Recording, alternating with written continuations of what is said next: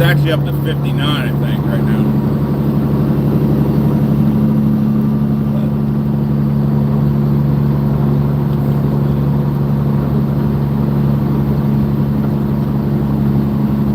Be driving up here in a regular rig sucks.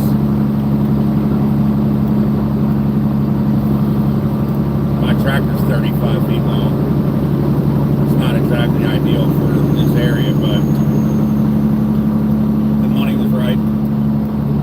We loaded out of Gonzales, Louisiana. And then I picked up a partial. That's got to go to Connecticut right after this. But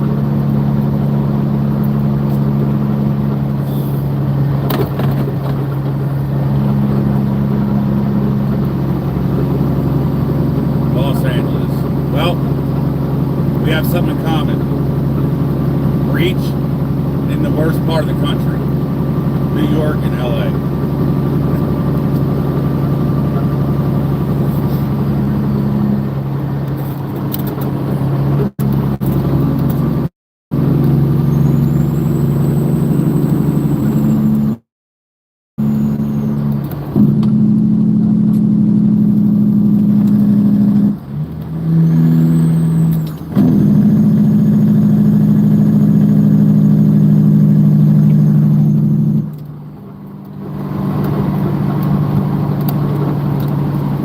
Not out here.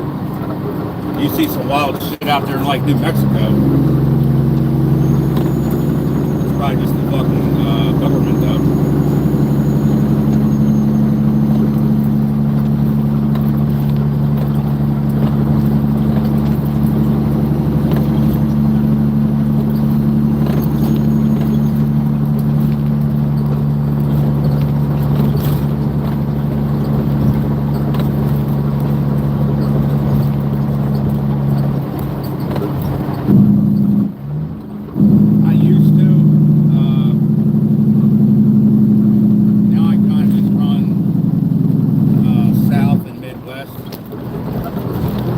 Try not to go anything further than I-35 west, and I try to stay out of this area unless the money's right.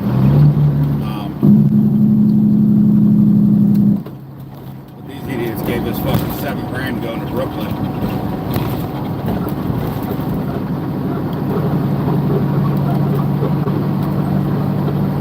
For it was like 1,350 miles. So then we found that parcel for another $2,000.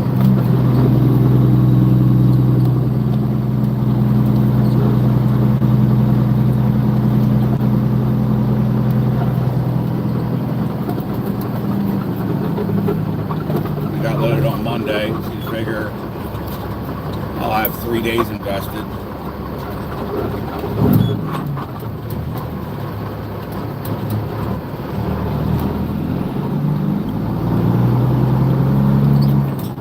$3,000 a day, I'll take it.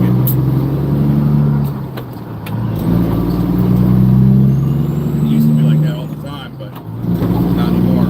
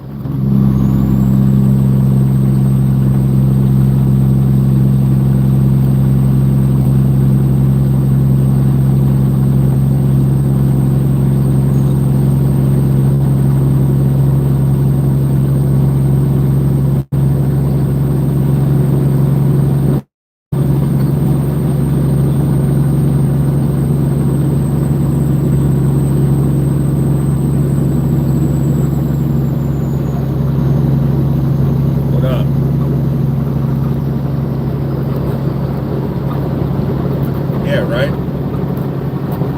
I'm sure a bunch of people jump off this motherfucker.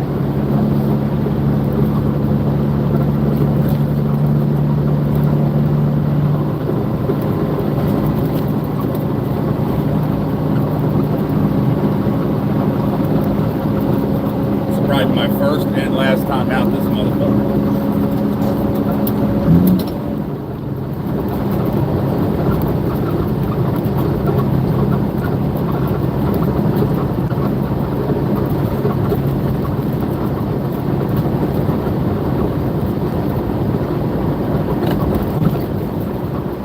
Sweet, I'm at 45 on the track. 65.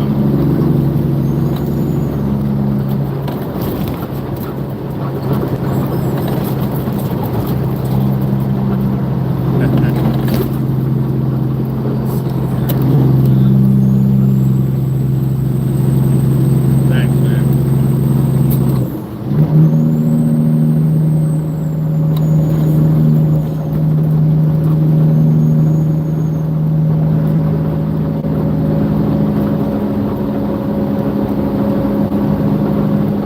Goal is to get in and out of here as fast as fucking possible.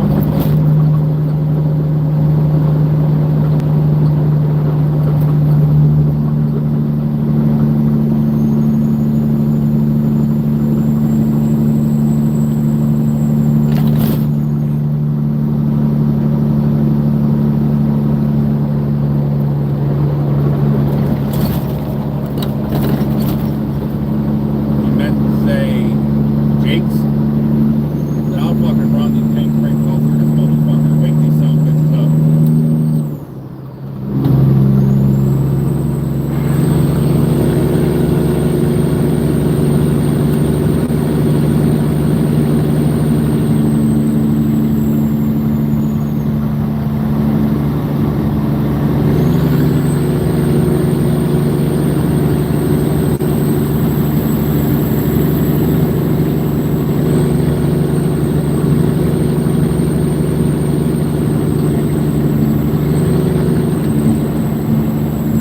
Fucking car full of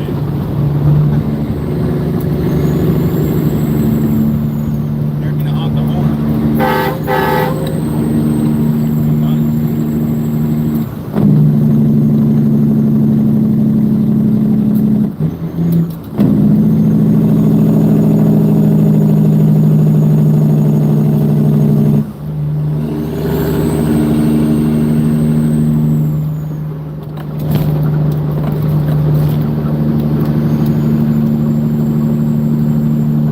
See that sign? It looks like the fucking bridge or road's closed up here, so we'll sit there fucking pumping around.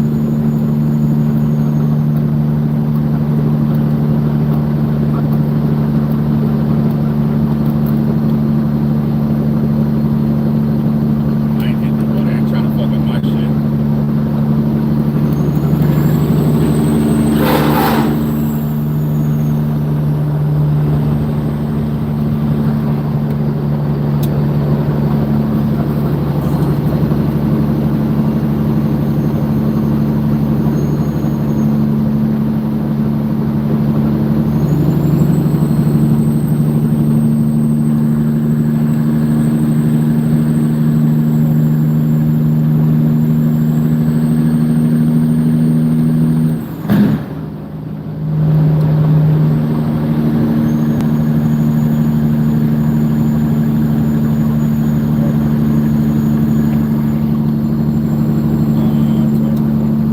The load to Brooklyn's no tarp. The little partial go to Connecticut. I need a tarp. It's only 8 foot by 8 foot, about 6 inches tall.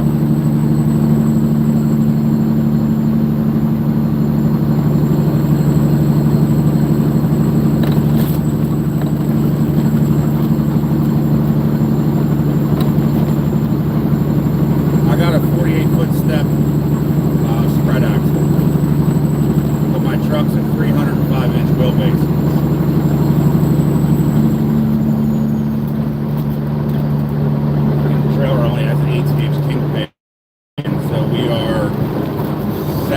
feet long.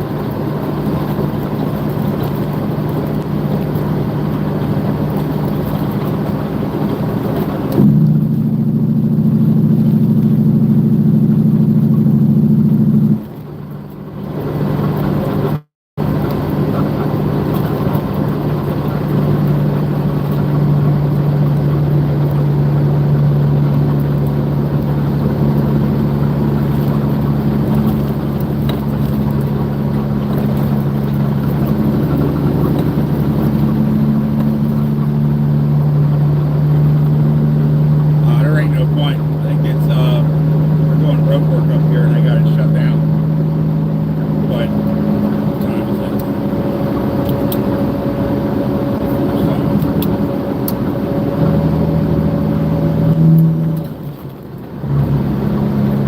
Usually that shit's open up by 4:35.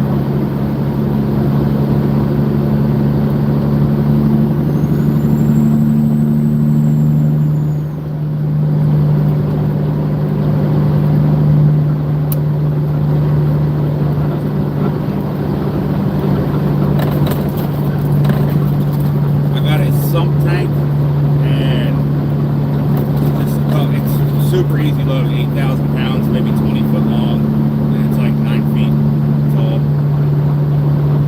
for a water treatment plant.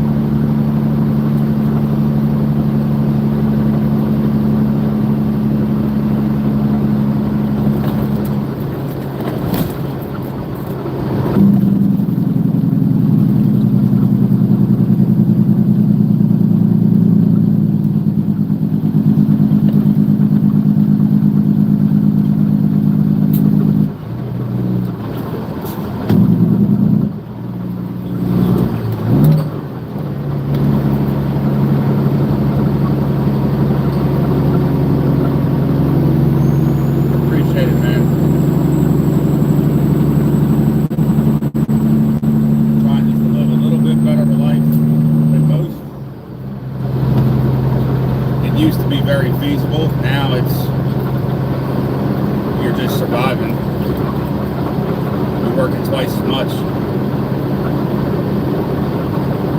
for the same money. Where's the flip-flop? Flip-flop. I don't know, probably little drivers out here. They ain't got fucking flip-flops.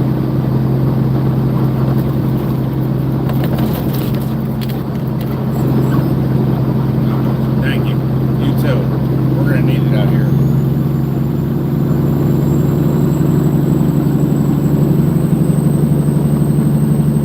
Alright, so I think it's like Staten Island and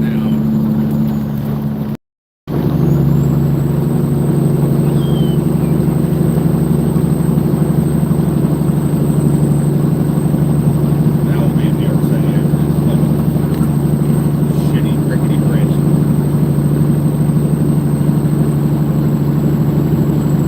Peterbilt.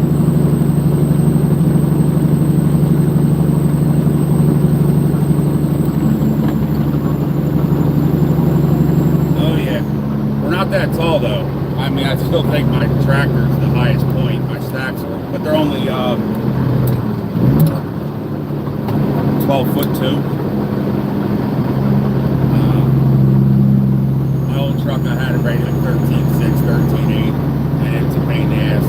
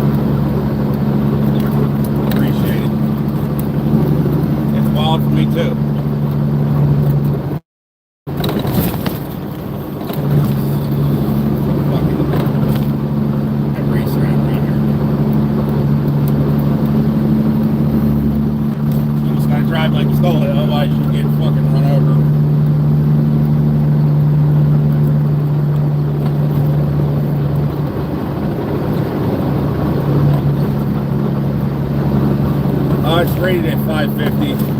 I think it did 568 on the dyno.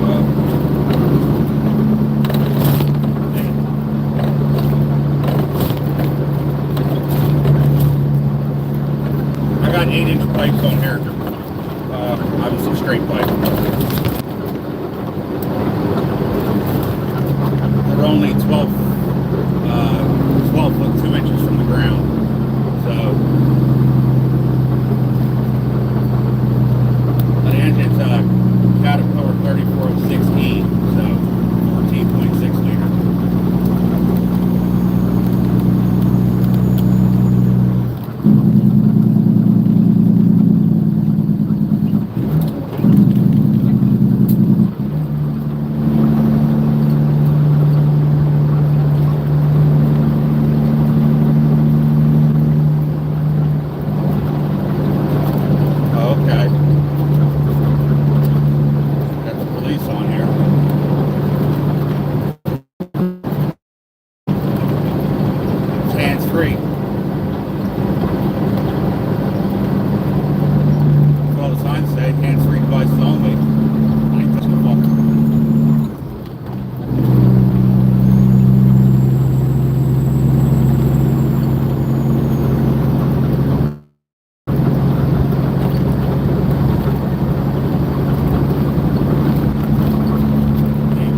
Sorry about this fucking mountain. These roads are fucking shit.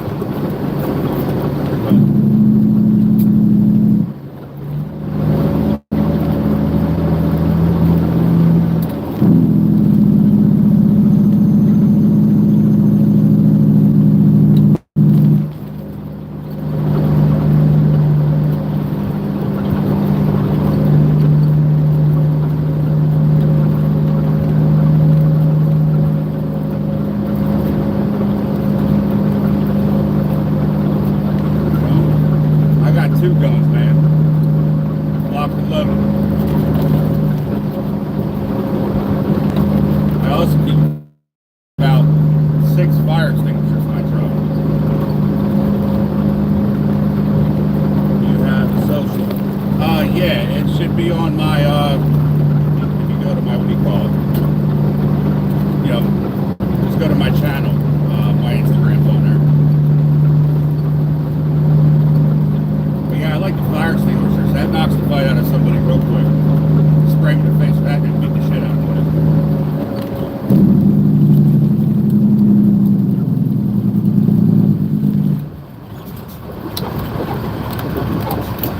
Jesus fucking Christ. It's fucking tight.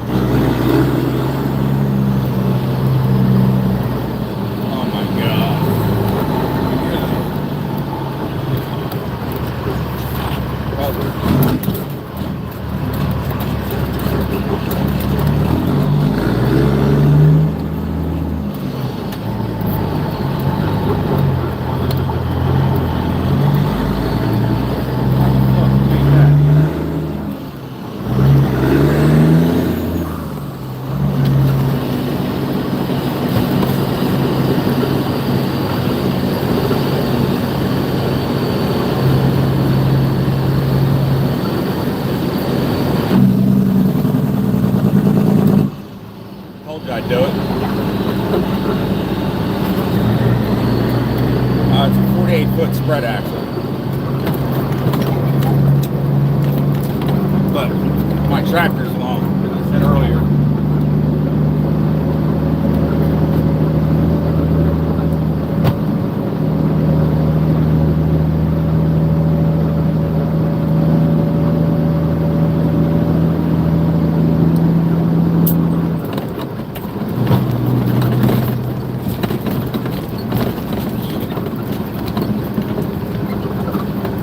What a shithole.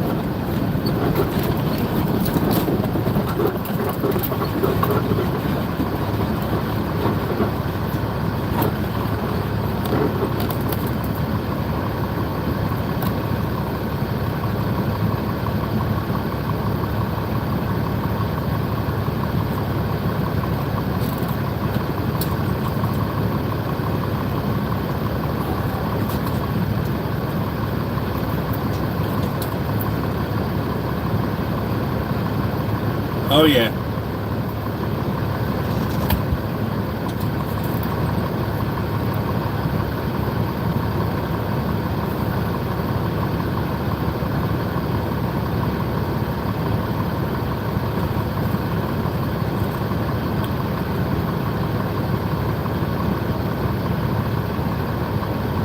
And this right here is not even the worst of it.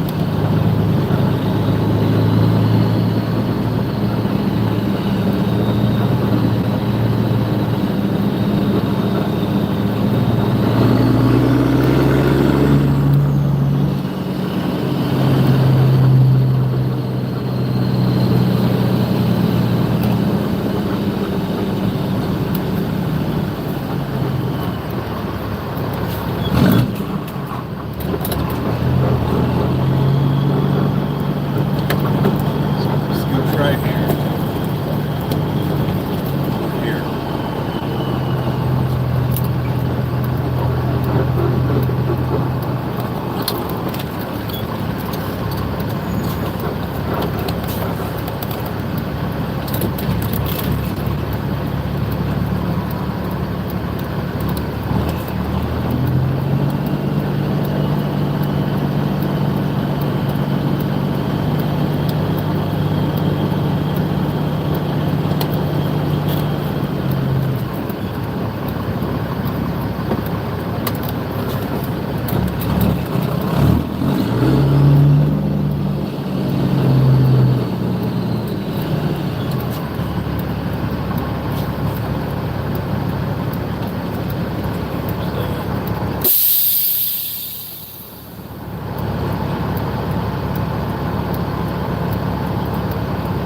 You'll see that out west.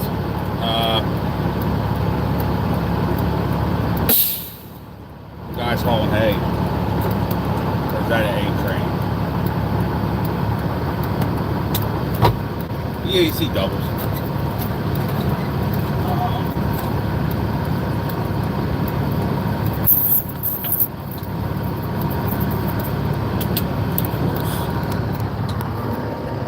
You're fucking worthless, bro.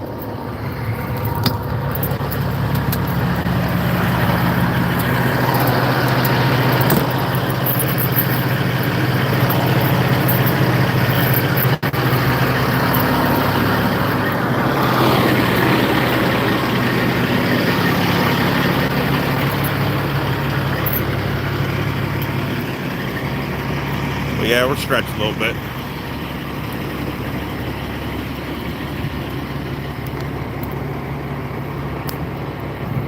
That tank's going here, that crate, and them 2 couplers.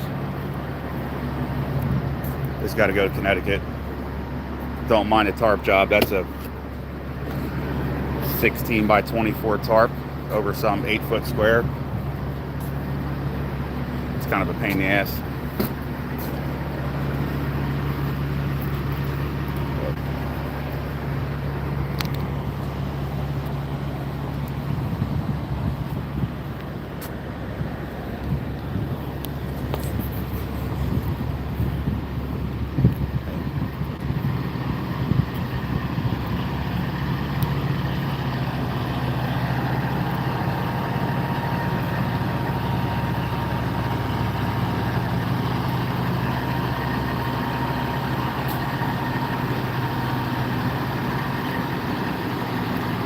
447. Me too.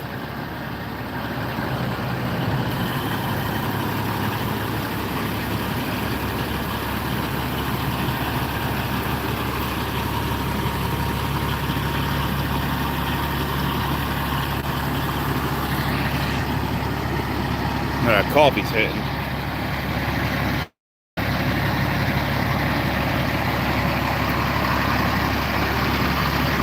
No, I think they're 120s. That's right, he does.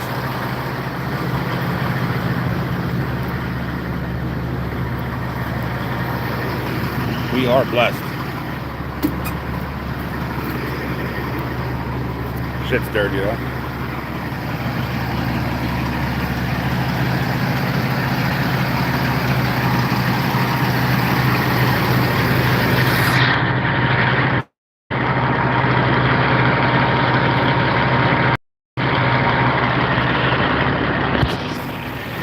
Yes, sir.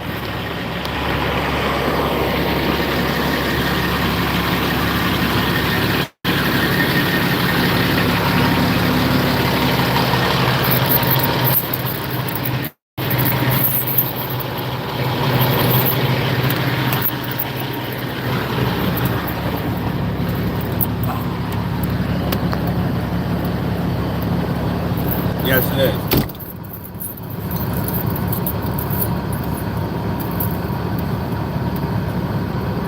Thank you.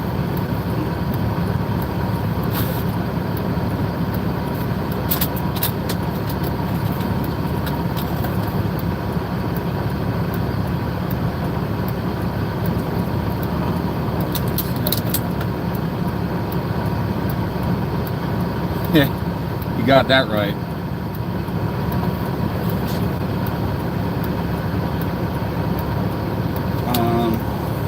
Inside of my truck is probably trash.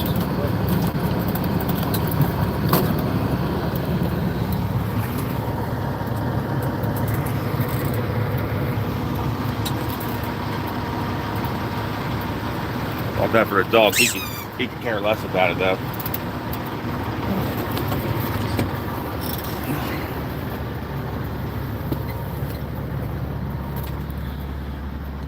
Got to keep a shit ton of, I keep fucking all kinds of parts in here.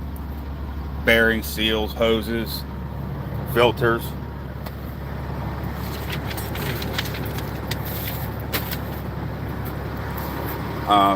Another nifty idea. Anyone out there that has, I think either a 63 will work or a 72-inch sleeper, these chrome shops will try to sell you that filing cabinet, like that fits in the closet right here.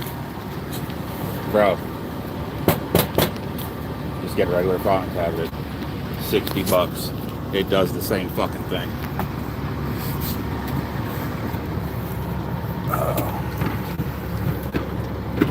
Our fridge is looking like dog shit right now. Yes, I am. When you buy these fridges though, spend the money, get the high efficient ones. We actually have a freezer.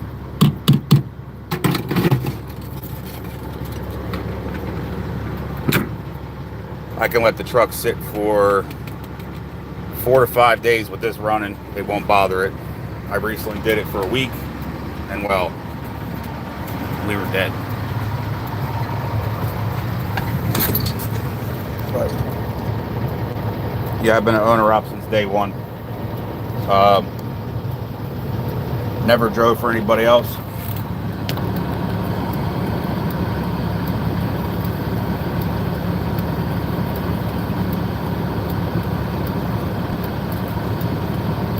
Working a BS job, saved every penny, researched everything I could, and acquired equipment. You know, did all the registrations and all that BS you got to do with trucking. And I just did a little bit at a time. And then, yeah, okay, Hoss. Yeah, and I got a better one for you. I started this company when I was on parole. Had to be home every single day by a certain time. I beat the system.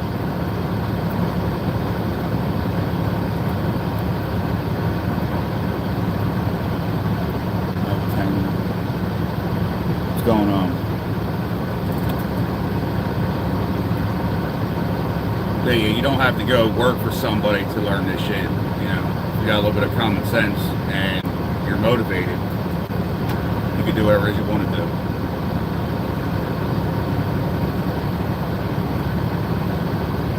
All right, so when you first start, the insurance is a lot of money, and here was my situation when I first started. I needed almost $5,000 for a down payment, and like I said, I was working a bullshit job. So to come up with $5,000, I mean, that was hard to do at the time. And honest to God, I was scrolling on Craigslist, I found the 2000 something Subaru WRX. People were moving. The thing was perfect condition, and I got the car for $1,600. I flipped the car, and that gave me the money for the insurance. My first day working, I had $500 to my name.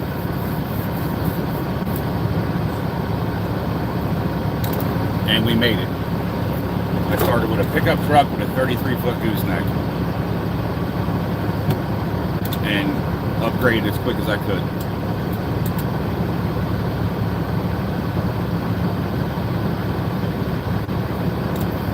Oh yeah, it is relentless. You can't, a few times I thought I was going to hang it up, but I'm like, you can't. You have too much time and money invested. But I tell you what, I'm on my 5th year, and I've finally seen a relief with insurance.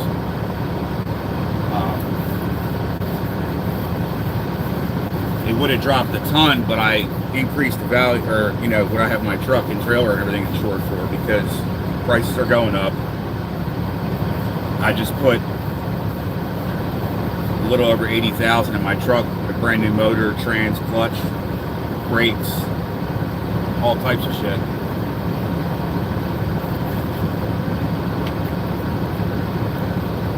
Thank you, sir.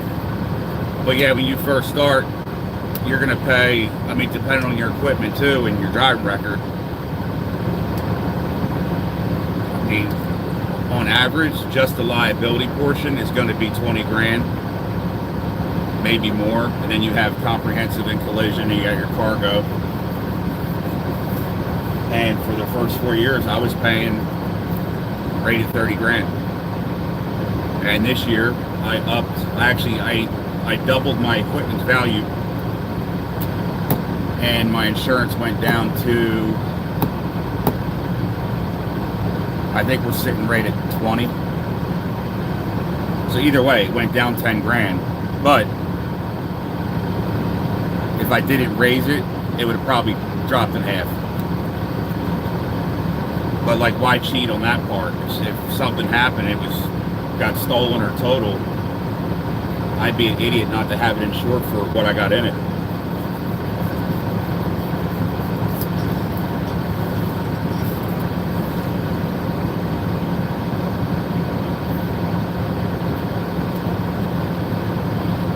The key to survive with trucking is, as hard as it is to do, live like you're broke. Act like you ain't got shit.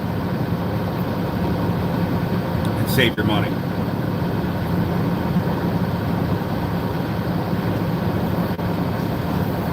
Well, we're all guilty of it. You get making good money, you go out and you go get yourself a Hellcat and,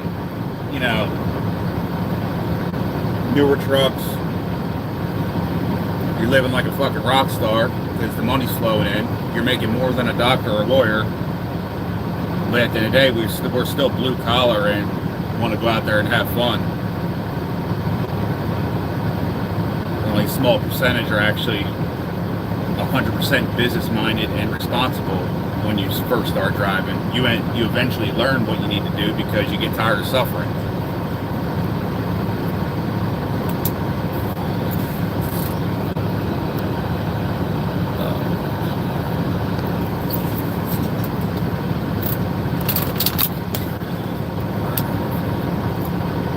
Oh yeah, I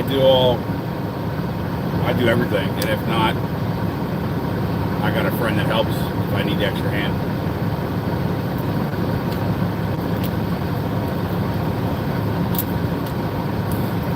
I put my motor in with a backhoe in the dirt. New Year's Eve.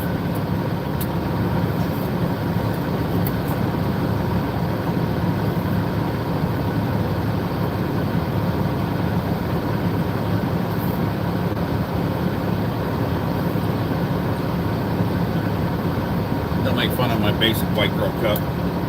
Borrowed it from my wife, and she's like, "Don't destroy it. It's limited edition." It's like OD green.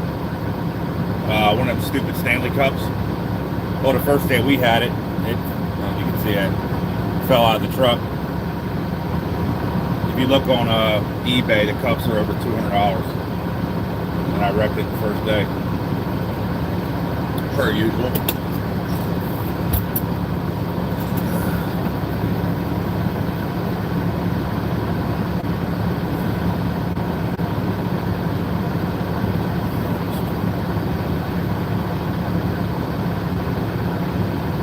Yeah, we made it here all right.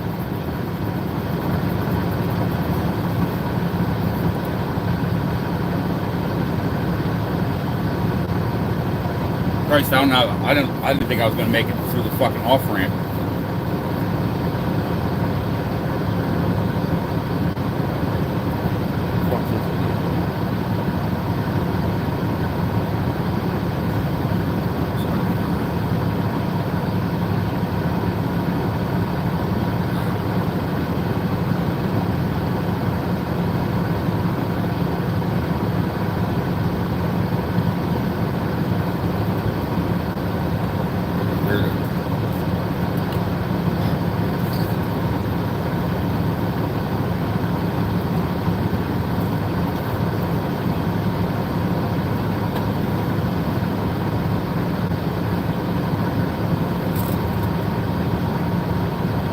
Yeah, me too at first. I'm like, oh fuck. I did a double take because I'm supposed to be on 39th Street, and that was 38th. I had to jump over one. Louisville. I love Louisville.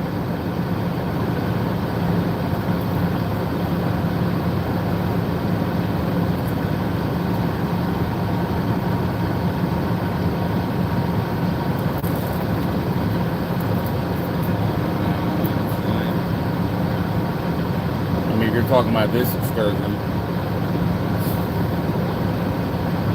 Definitely interesting.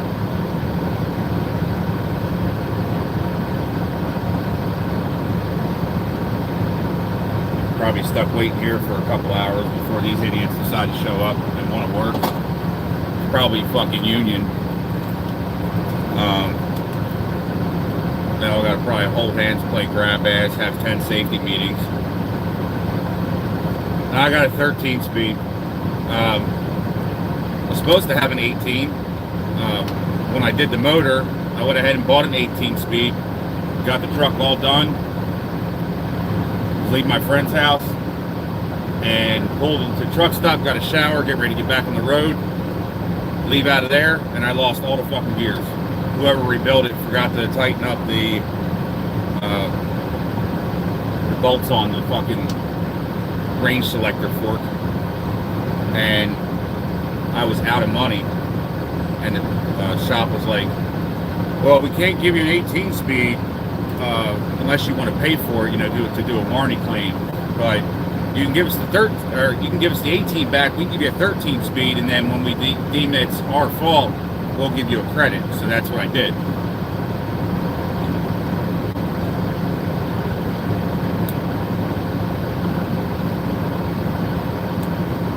The funny part was, my old transmission, it worked fine.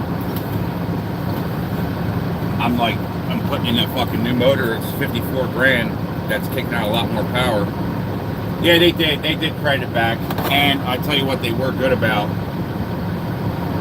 Like I said, I had a friend helping me, and we just got done doing that whole motor swap through Christmas and New Year's, and now it breaks down. I got to get towed back to his place.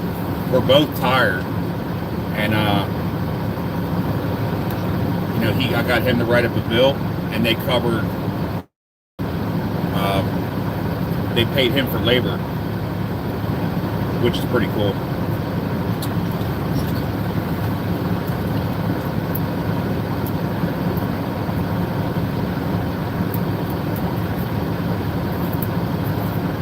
Yeah, a lot now is all fucking, in regards to truck stops, it's all service plazas with the same shit.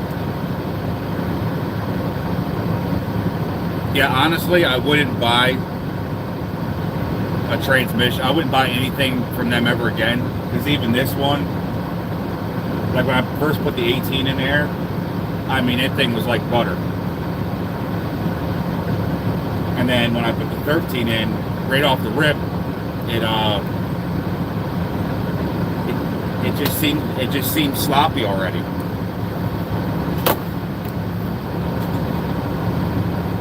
How about it? No, they didn't do no fucking downtime. I mean, we had it out that night, and then I ran straight to,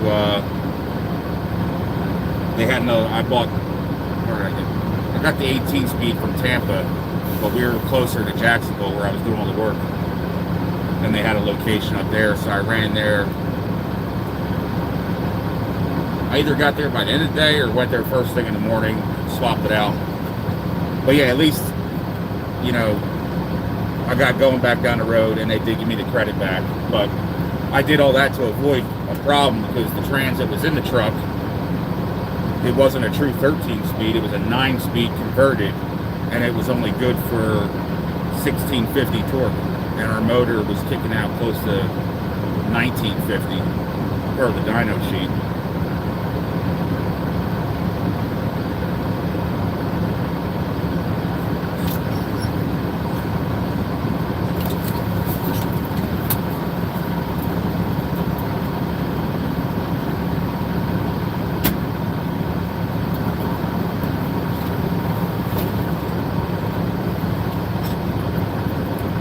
That's right.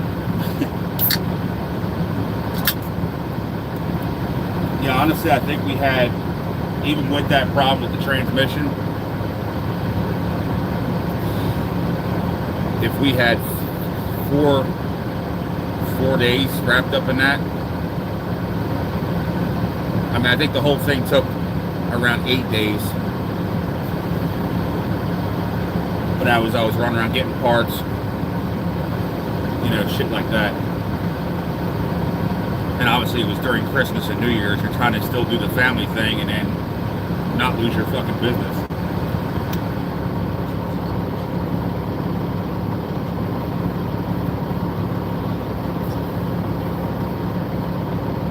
But yeah, we were working on the truck. That was 4 hours from my house. So I was driving up there in the morning, working on the truck all day, driving the fuck home.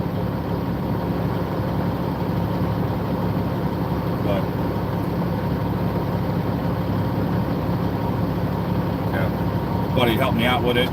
We were friends a long ass time. And when he heard, I told him I was broke down, he's like, dude, just get it here. We'll figure it the fuck out. How long at a time? It depends. It all depends how the money flows.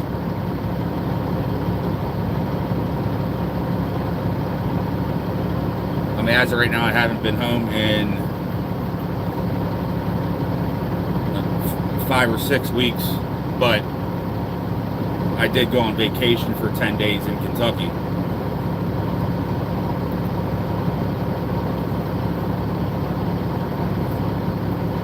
Cool part about this job, you can kind of, as long as you're in the country somewhere, you can just meet your family out there and go right back to work.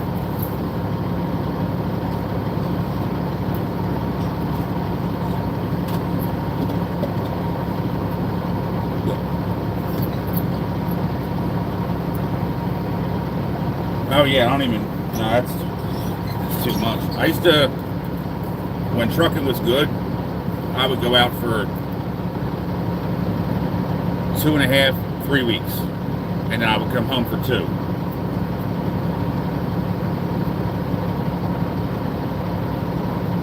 But that's when the money was good.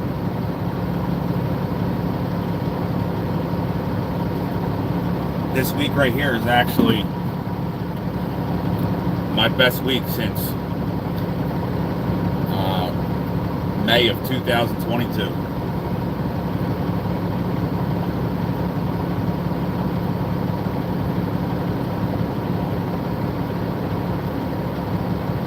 Anybody that's watching that drives, they know it was like 4th of July 22 is when it first nosedived. I mean, right before that, I was having weeks where you did 17, 20 grand, and I was just running flatbed free. I couldn't imagine guys that run like double drops or RGN what kind of money they were fucking making.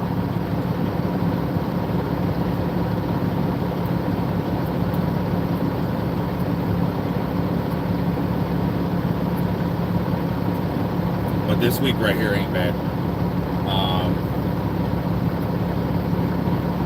After I drop off Connecticut, alright, so I loaded, here, start from last Saturday.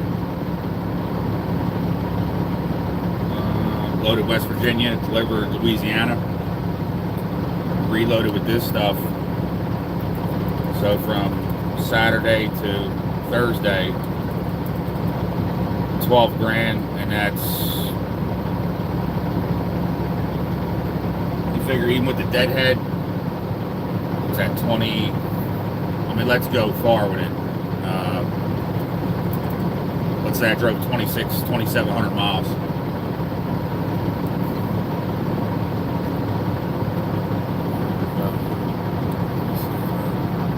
Hello, Maggie.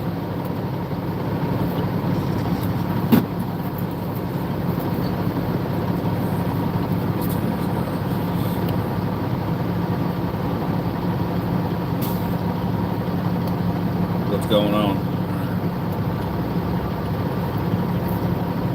And also, anybody out there that's watching that, I mean,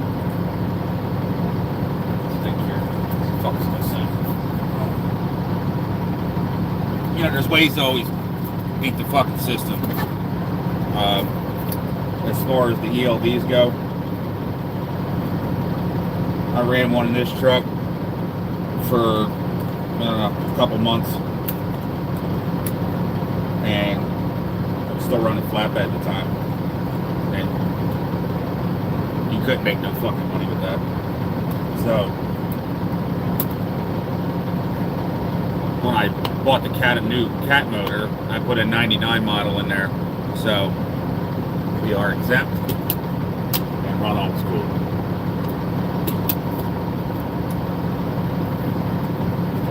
I wanted to do a 6NZ model cat, but finding a 99 or mid 2000 is next to impossible. And at the end of this year, they passed a new rule or law. If your motor is 2000 or newer, you need electronic logs, regardless if the truck's a glider, rebuilt. You know, that used to be the loophole. If it was a kit truck, you could put whatever the fuck you want in there, and it was legal. And that's not the case anymore at the end of this year. So all them guys that spent 300 grand, 350,000 on a 2016 Peterbilt with an old school cat in there, if that motor is newer than 2000, their truck's going to drop in value, and that sucks.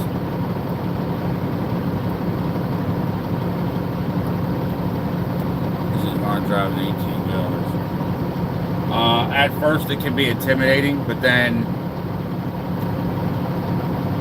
anymore it's just like driving a fucking car.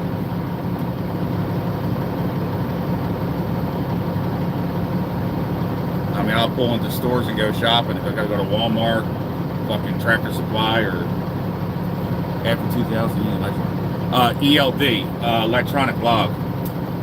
So it automatically tracks your driving, and it would plug into, and I'll show you.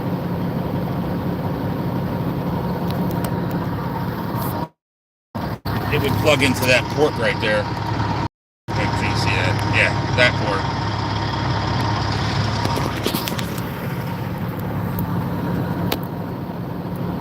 you go to CL school? Nope.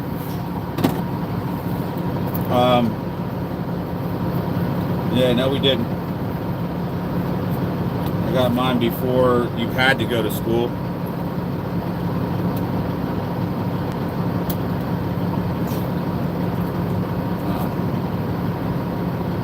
My dad taught me how to drive these trucks, like gave me the basics on it, and then I started, like I said, I started off in a pickup doing that hotshot bullshit. So I had a CDL, but it had restrictions.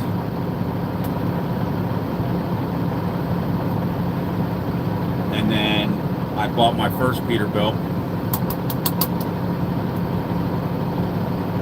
got it all legal, and took it over the road, and I paid my dad to ride with me the first couple months, and I drove. I mean, I'm not condoning it, but that's how I learned how to drive. I mean, like I said, I had a CDL, but I had restrictions for air brakes and manual transmission.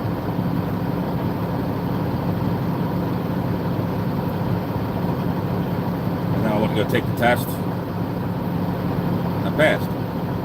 I've been driving it.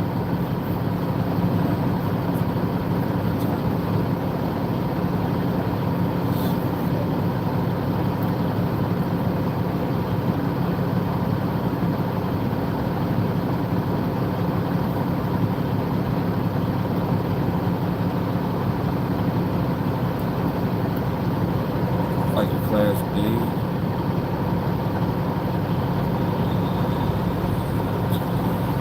Good night, man. No, I had a Class A. You just have, like if you take an automatic, you're going to have restriction for manual trans. And then you could potentially have restriction for a fifth wheel and the air brakes.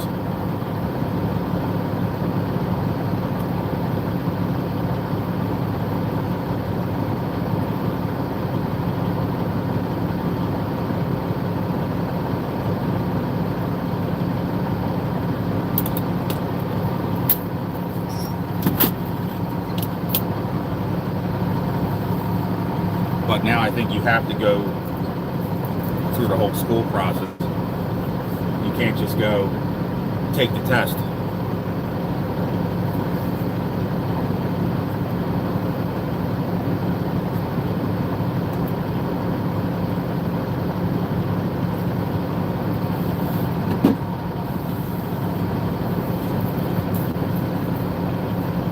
What up?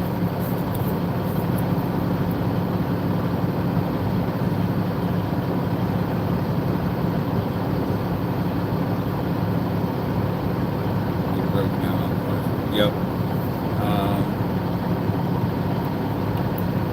Yeah, drop trailer, step deck.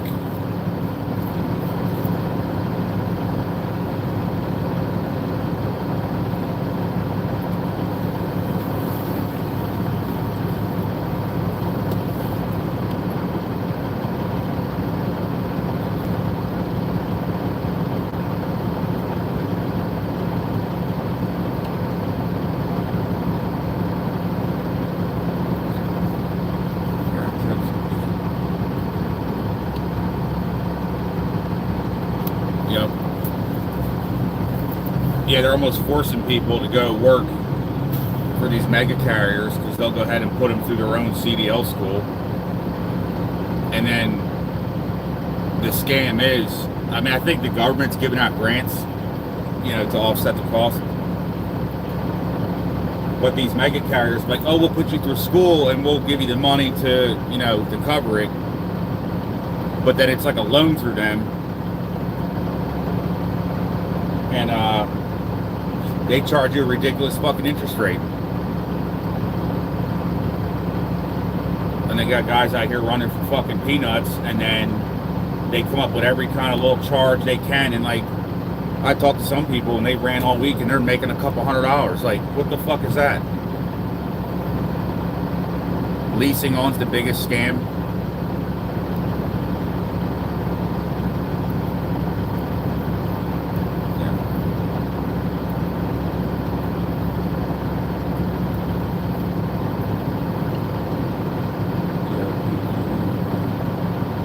I don't have a PTO on this.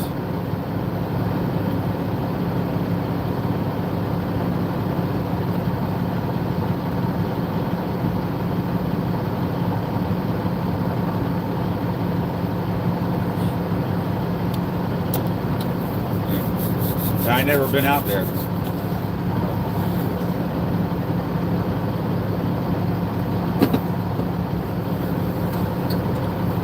But I appreciate it.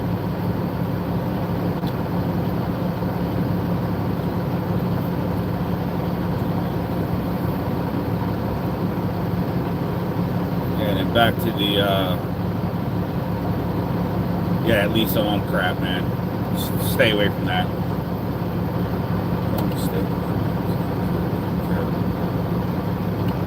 Nice.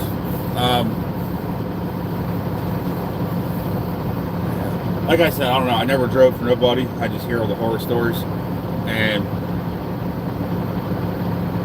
I can speak on the leasing on process. I know what it takes to be an owner-operator, and you know, to be able to pay for a truck, your maintenance, whatever the fuck. I know I couldn't afford to give someone 25-30% of my money. I mean, you could, but then you're never going to fuck home. And what they're doing is they're leasing you a truck. They get you to pay for it, maintain it, drive it. Meanwhile, you're running their freight, making them all this money, and you're running the truck into the ground.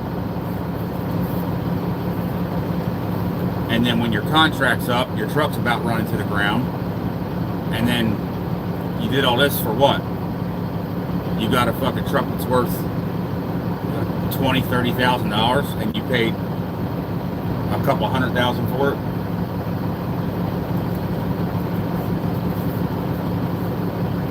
Like, you're better off if you can, I'm gonna say this, if you could work on the trucks, or you know someone that old, yep, yeah, that's right. If you have someone that can help you work on the truck, try to find something good. You like save your money, go buy something used, cash.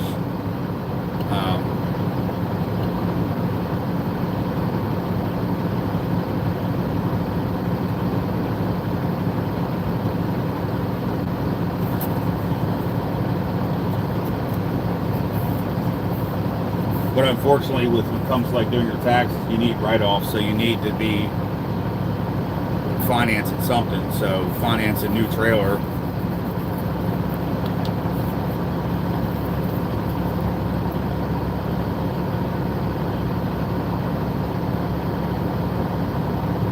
A lot of things to do, a lot of loopholes. Like my equipment, you know, the truck and trailer, I both did. It's structured as a lease, but the last payment, it's mine. And it just structured that way so I can write off 100% of whatever down payment I gave and 100% of the payment. Versus if I was just buying it outright, I can only write off the interest, depreciate it, and yeah, that's it. Whereas I can depreciate my truck, depreciate the trailer, and write off every penny that I kick out. So the loans usually have a little bit more, the interest rate's a little bit higher, but you save a shit ton on the on taxes.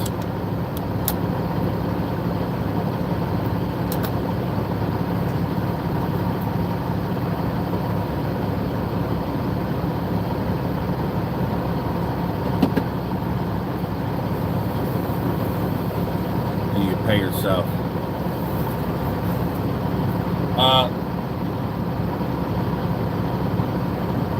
I mean, yeah.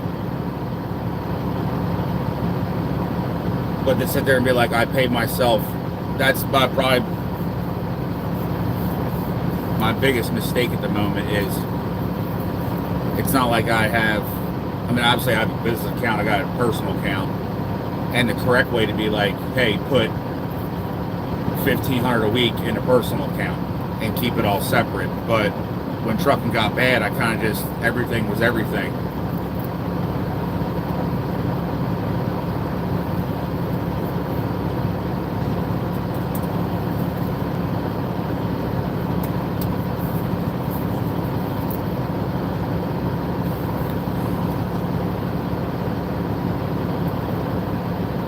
like right now, obviously I got, let's see.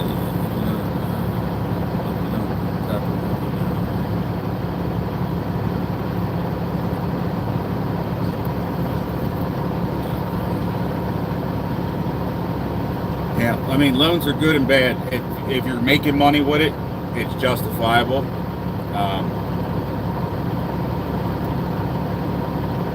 But to go out and be buying like new cars and trucks, like for personal shit, I think it's retarded anymore. No, step deck.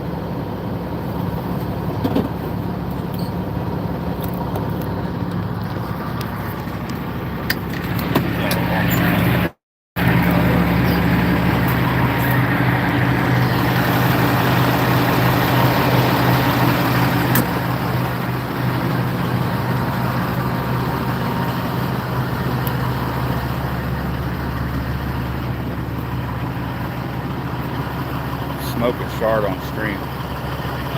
We don't smoke shards.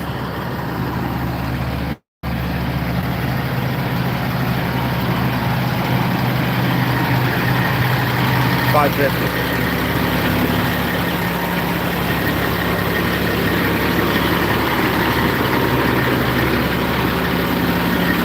Yep.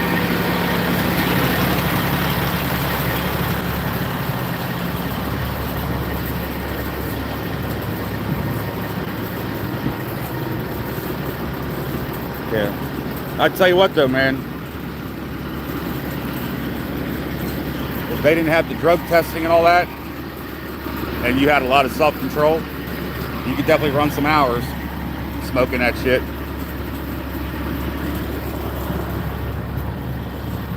You can see through that fence is fucking me up, but city.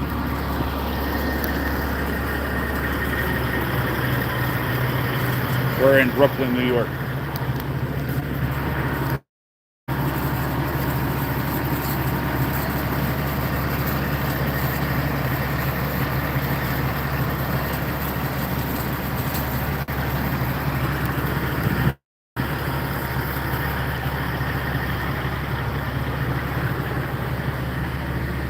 I'm assuming we're dropping right down here where we got this crane set up.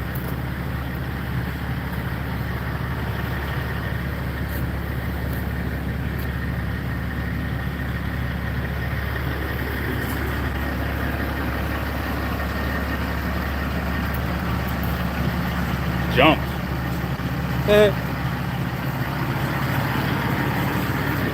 Let him come get it.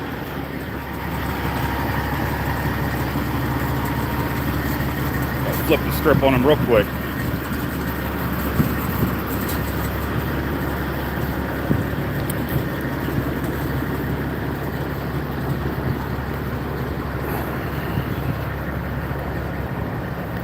Nothing would make me happier than to get my hands on some unemployed that thinks he deserves to have my shit more than I do when I work for it.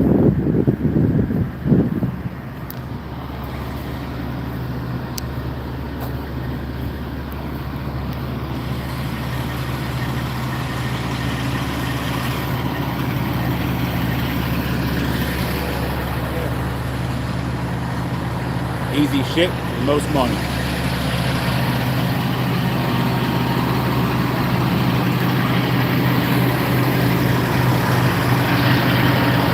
That's the problem. When people think they're bad, I mean, that'll get you fucking jammed up right there. Never underestimate anybody.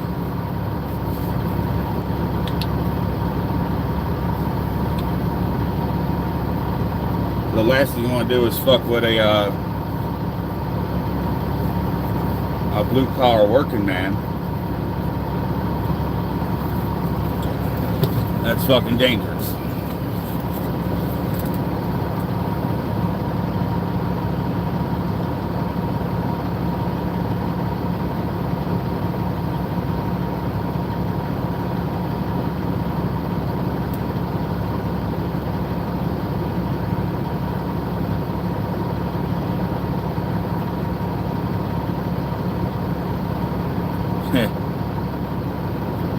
And I wouldn't even let my dog out. I wouldn't want something to happen to him.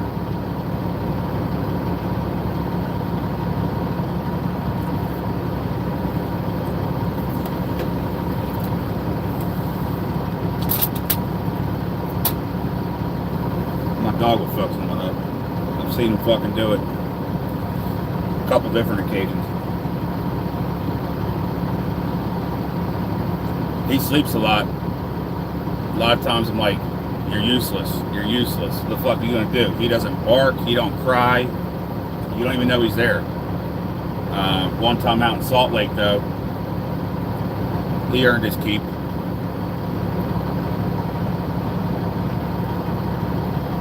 A weapon. Huh. The fuck you think? I got a Pez dispenser?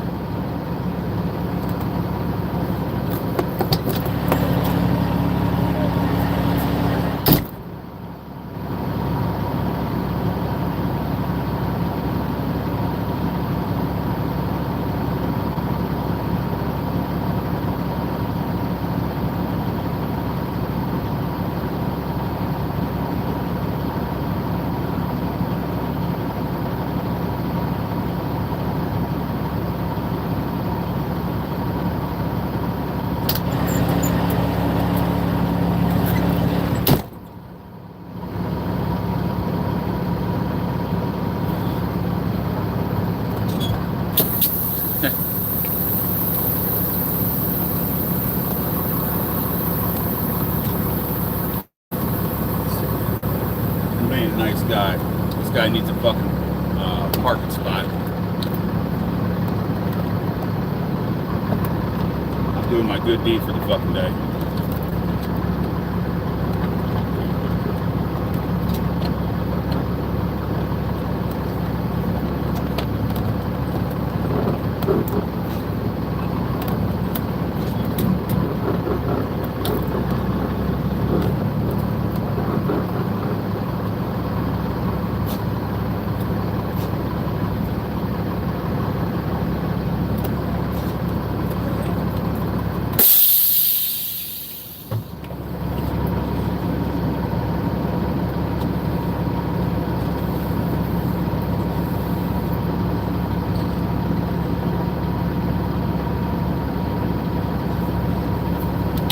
Tire thumper. Yeah, that'll do it.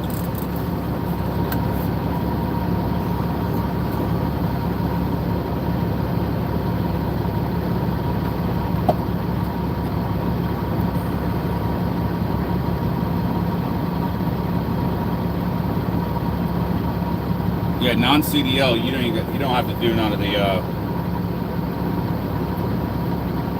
the drug tests and stuff.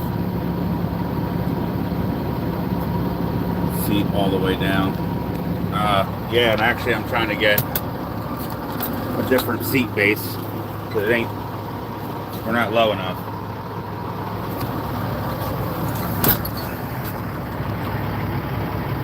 Trying to be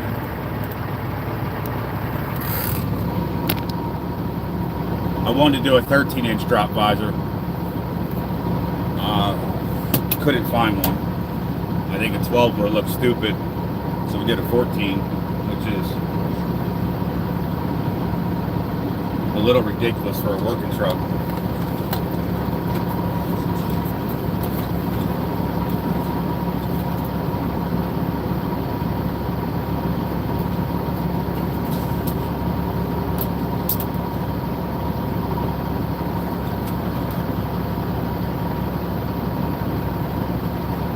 Well, there's a lot of shit going on with these trucks. You gotta know what's going on.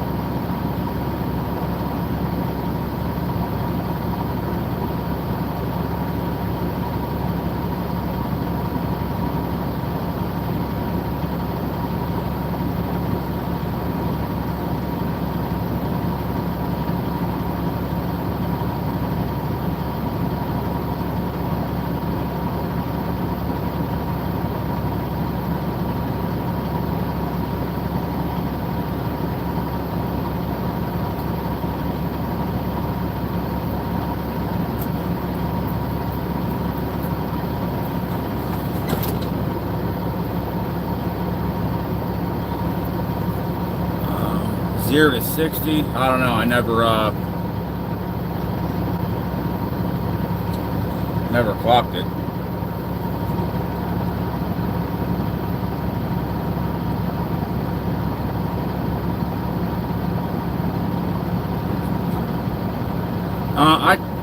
I checked 75 chrome and grannies.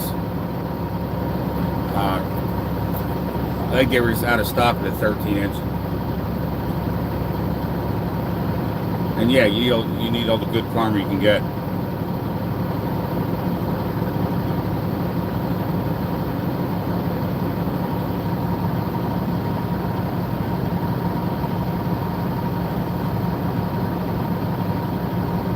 $105,000.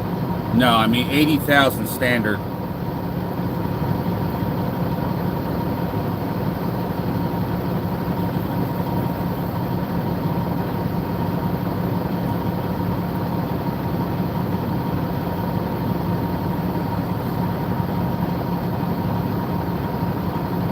No, we're faster than a minute.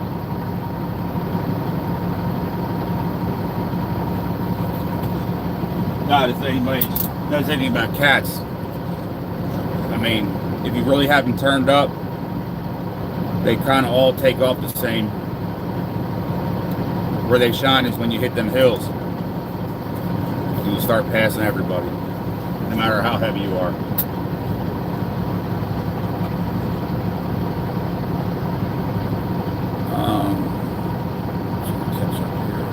How many miles here for this run? This, I think this is rated 1,400, and then our partial's got to go to Connecticut, so the whole trip's 1,500 miles.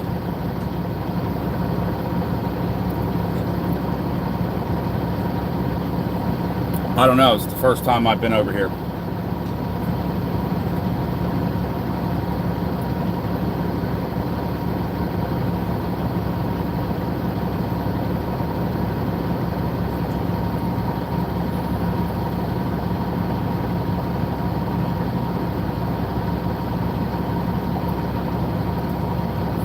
Good night, man.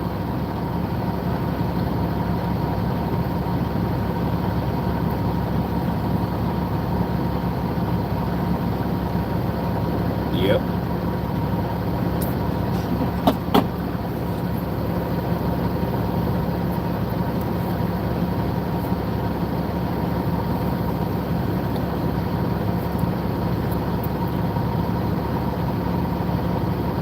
Yeah, we have 1,500 loaded miles.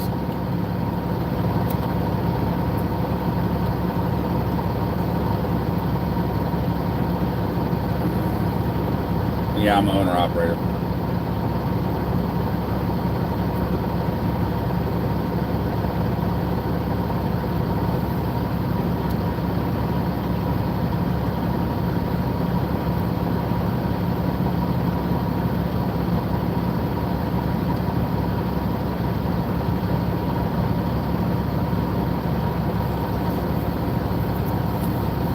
The 90s, that was the, from what I hear, that was the fucking glory years of trucking.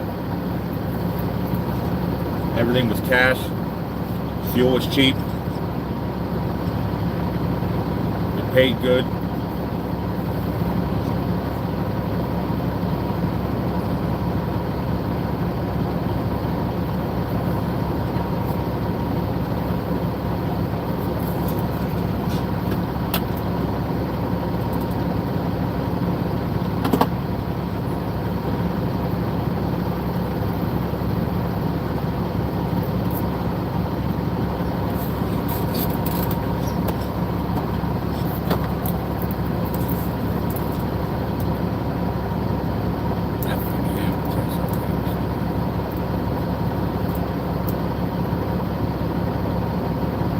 Nice. It's fucking hot as hell in Texarkana right now, just to let you know.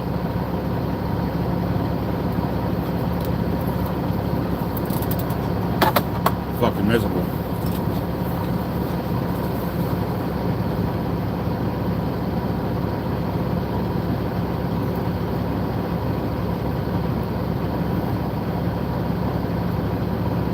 Thanks.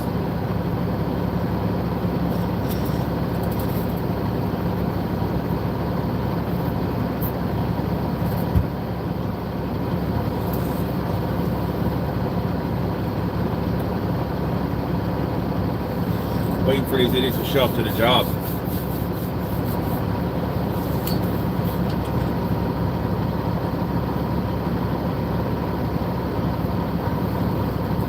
I mean, trucking's trucking right now.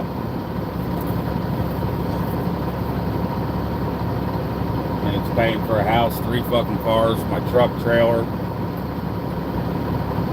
Tell us a joke. I got one for you.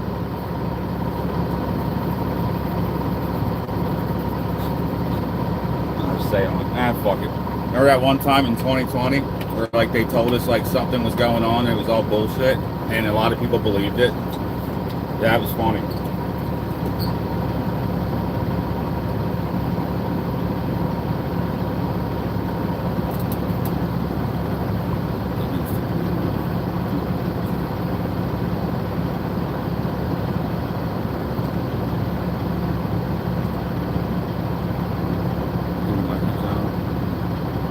I used to enjoy the fuck out of it.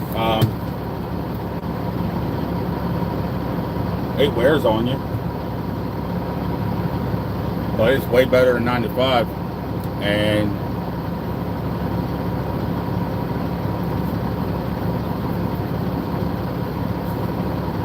I got nice shit. So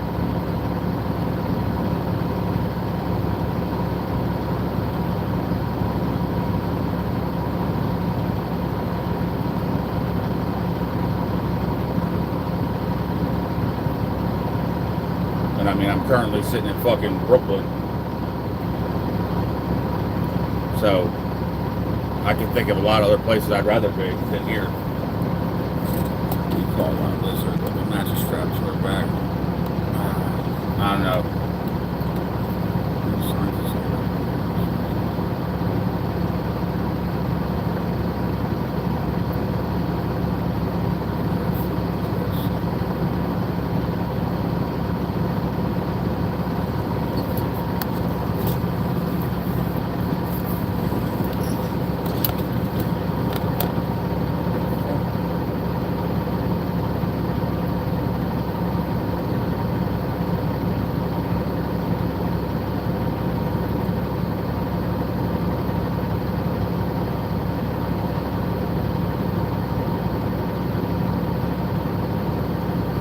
Yeah, that's right. All right, here's a better joke. They shut down the pipeline and don't let us fucking drill our own stuff and then blame another country why our fuel prices are higher when they just have all their money invested in certain areas to where the politicians just make all the fucking money.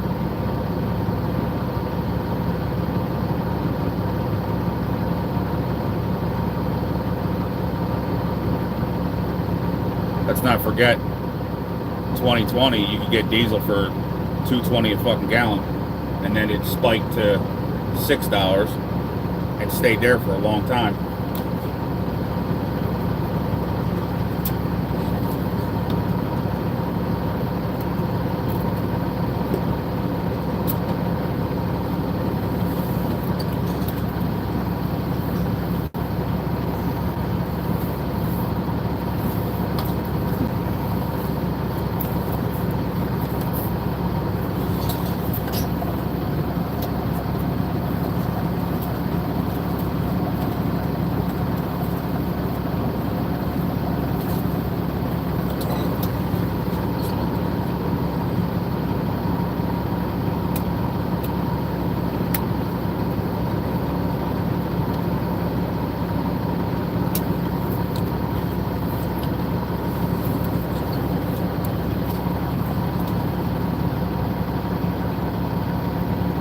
We've been driving for 5 years.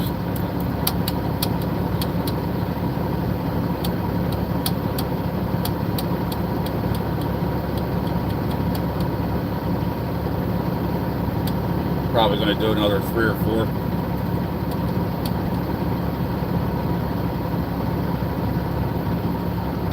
How long was that gravy train? Quite a while.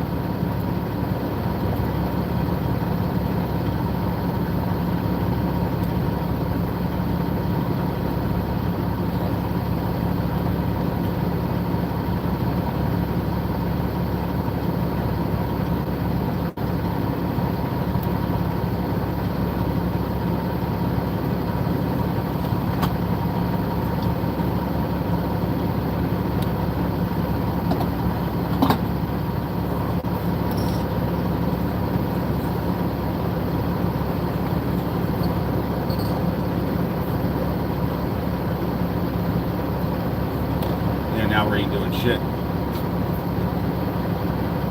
It's just crazy too. Election year, and the fuel prices went down. What are the odds?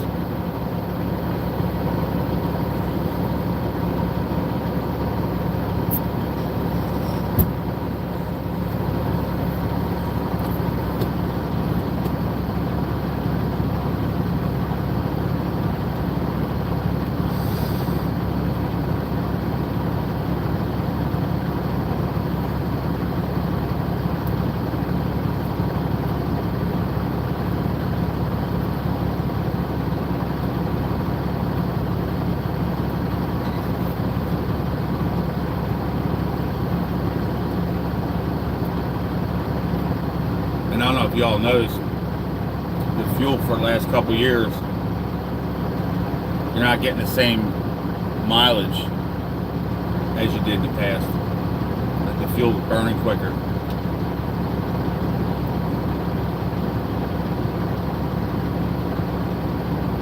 Yeah, I'm hoping.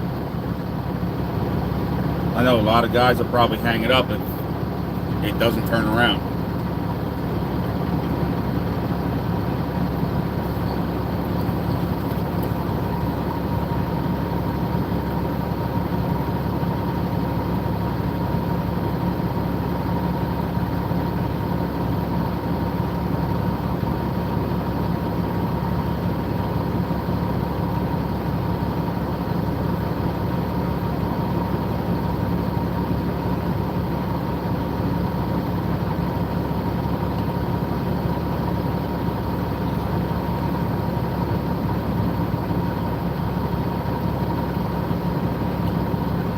Probably stuck here for a minute. Even when they do show up, there's two other trucks in front of us.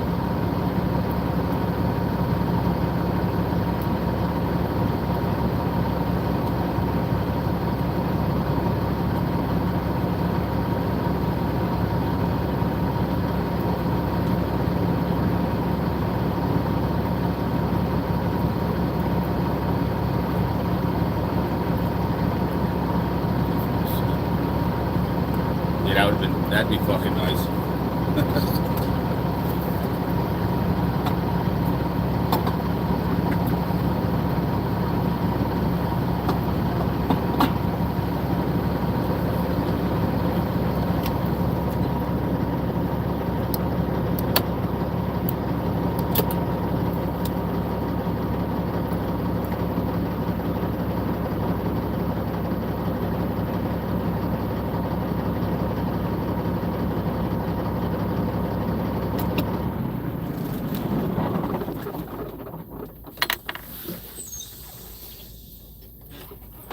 Give the fucking truck a break. But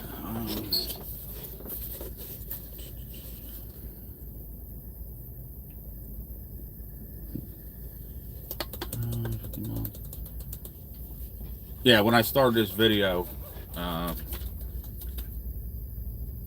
was like 30 miles from Brooklyn.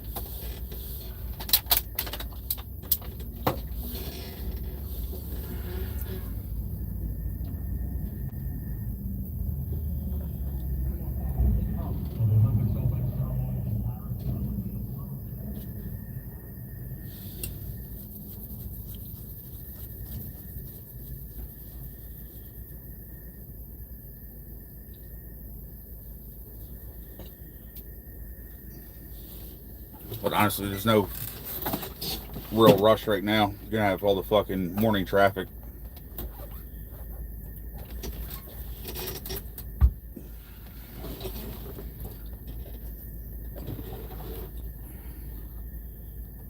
Cascadias. I mean,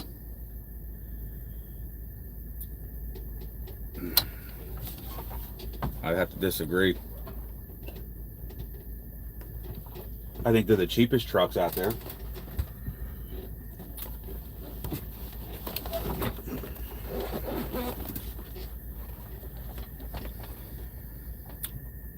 Well, if that's the case, then we're gay as hell over here. But only people that don't have a Peterbilt say that type of shit. They can't afford them.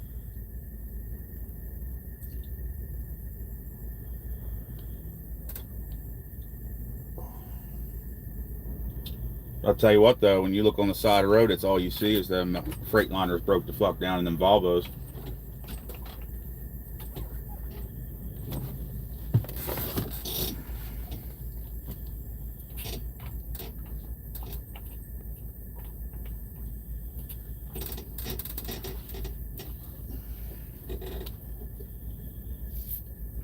I bet you do.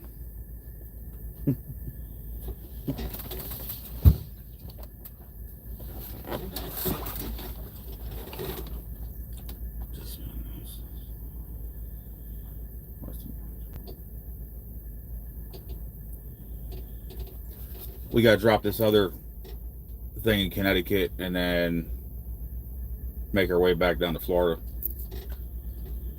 Go home for a couple weeks.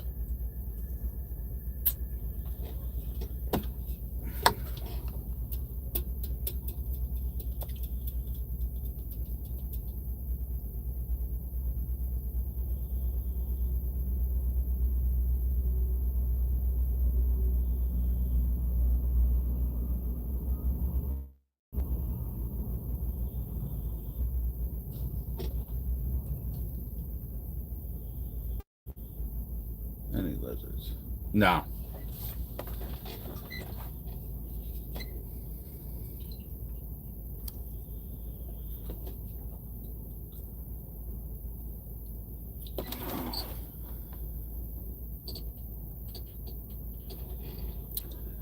You won't get the full East Coast. I refuse to drive through Georgia, so I go around every time, down through Virginia, Tennessee, and Alabama.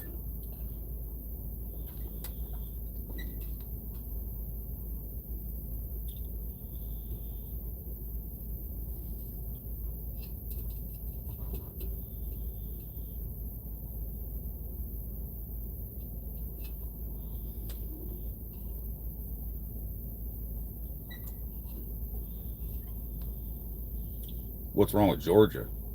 What are you kidding me?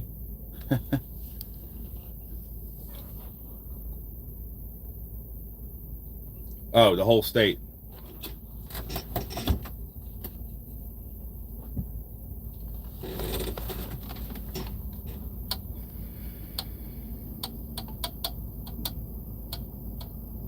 Just, it's not even fucking worth it. I mean, as soon as you cross into Georgia, they're lined up like they're fucking hunting deer. Itching to give you tickets.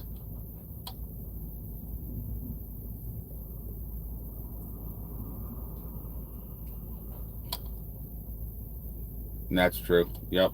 The fucking... I give them that. They are nuts. They'll run your fucking ass down.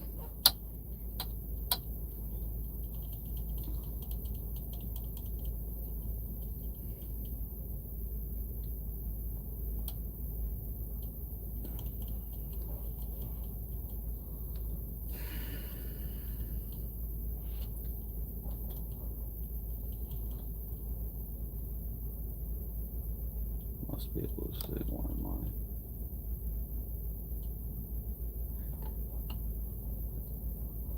Oh yeah, plus they pulled that. I mean, Georgia's just, they're corrupt as fuck down there.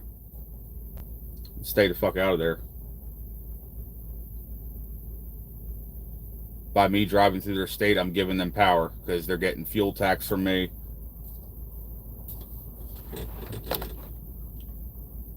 What the fuck is wrong with you guys? Holy shit.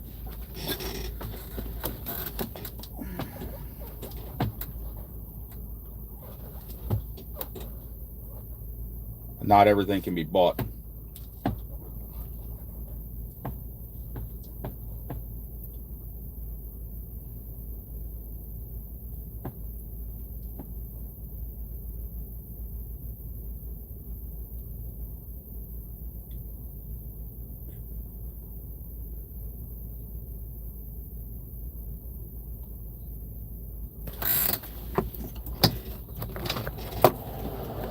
What's going on, man? Are you, that's part of the clarifier? I guess from Louisiana. Yeah, Louisiana. Yep. You got a panel on this truck by chance in that crate maybe? I'm not sure. I didn't see what they put in there. Do you think we could check real quick? If you don't mind? Yep. Thanks.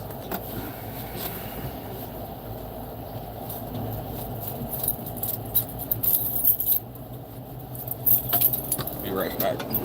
I hate to have you do it, but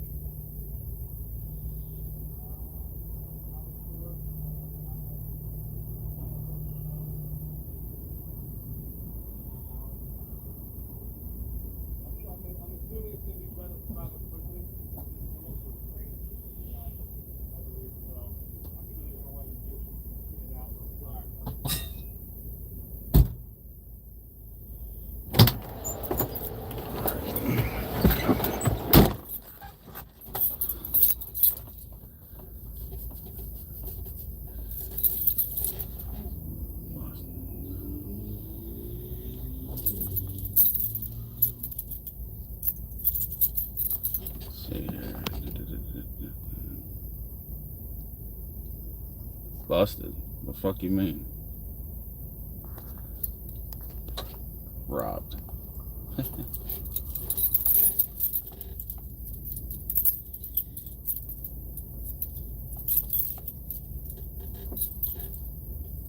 No, he was looking for a like an electrical sub panel.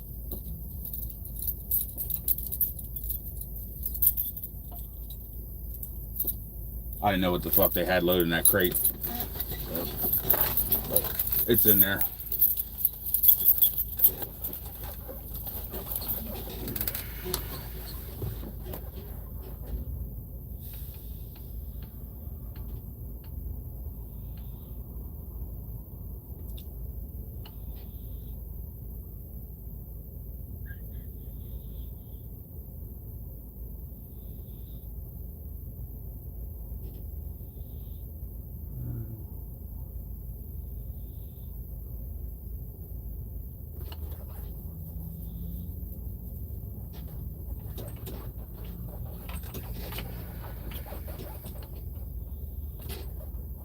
Temperature full blow.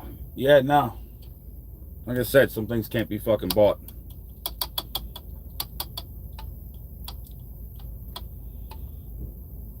I don't give a fuck. Someone's like, you got $10 million. Fucking take this over here.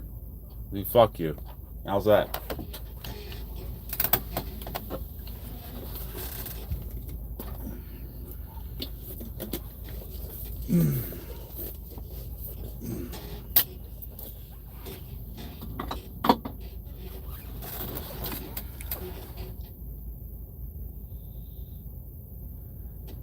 Try to. She's looking rough right now. Every day it's been fucking rain and bullshit, so it's kind of stupid to spend money on truck washes and all that. When I go home, I'll go ahead and just clean it and polish everything. That's right. I agree with that. Plus, the times we're living in right now is a huge test. You know, a lot of people are falling victim to, oh, I can make easy money doing this, and they're giving up their morals. It's a shame.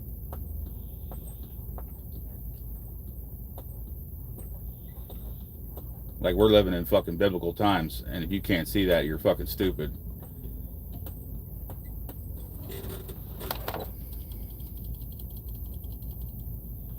I appreciate it, man. Have a good one out there.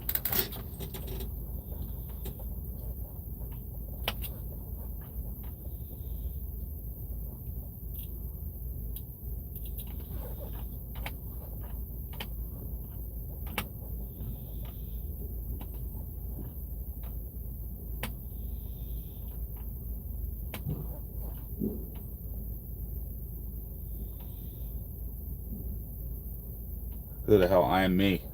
That's who I am.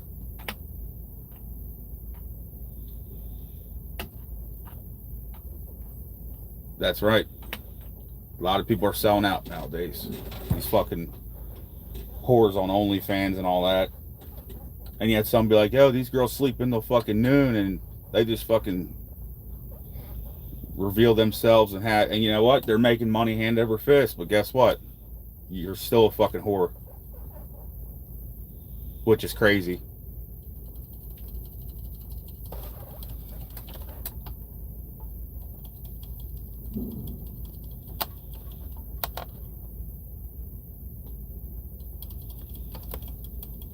Oh yeah. Yeah, no, we don't fuck with that. Automatic.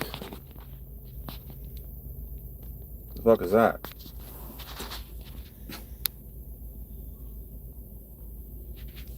That should tell you if it's a 13 or 18, if you know what you're looking at.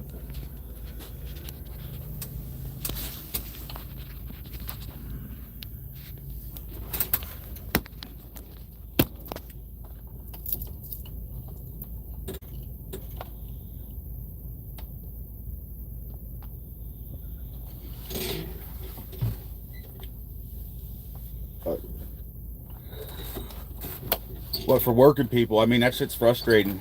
I mean, you see these people selling drugs or fucking doing the online shit, and you're like, motherfucker, I'm working 60, 70 hours a week, and these people are living the fucking high life, but they're fucking selling their souls. So you can't even compare yourself to them fuckers.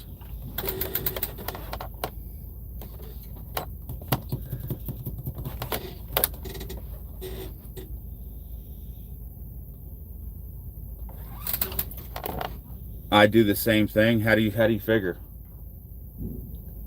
I'd love to know that one.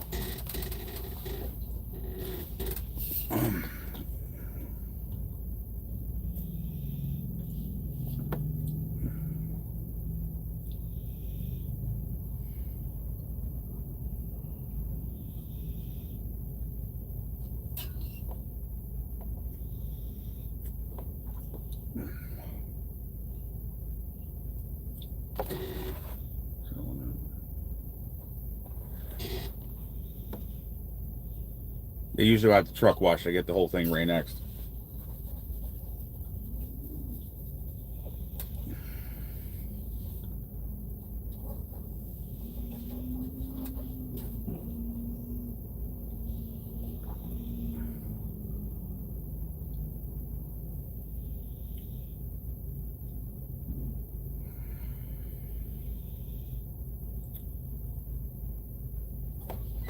I kind of want the other person here to, whoever's Vargas, you do the same thing in a different way. I'd like to know how that is.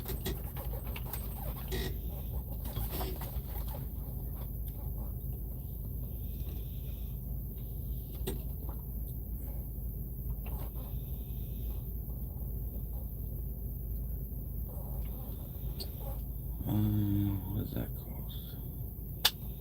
What does what cost?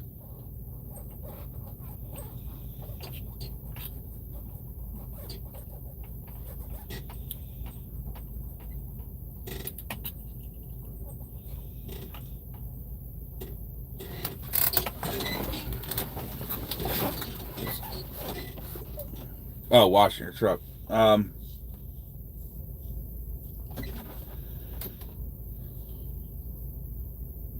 If it's like a mom and pop's place, truck and trailer is usually $100, 110. These chain places like Blue Beacon, closer to 140, 150.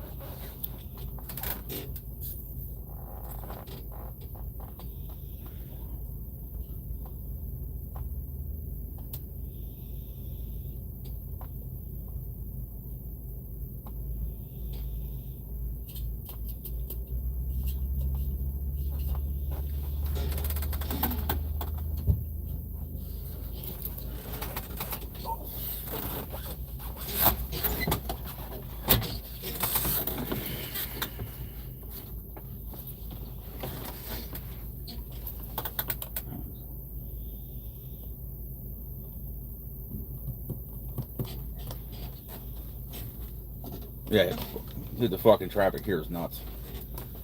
Not only can't people can't drive, they just don't give a fuck.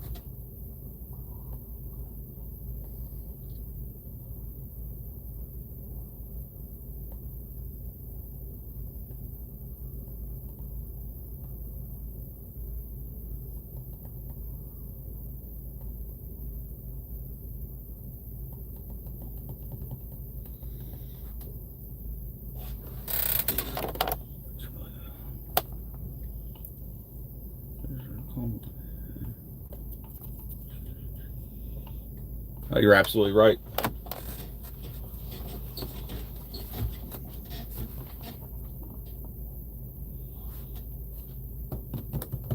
It's being destroyed right now. It's only going to get worse.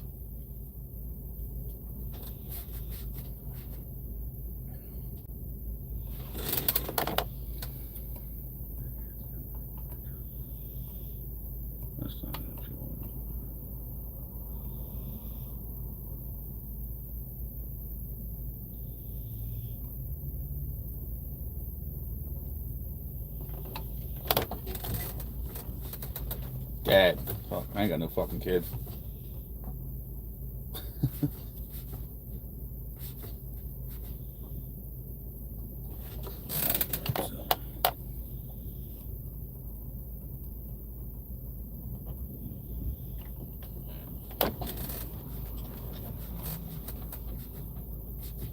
So.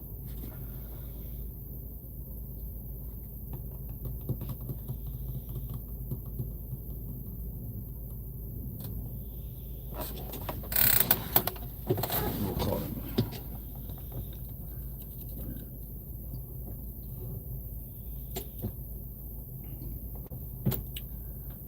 Oh yeah, it's all fucking disinformation. They gain nothing by telling you the fucking truth. So they spread whatever narrative or whatever it is they're trying to. It's not in your favor.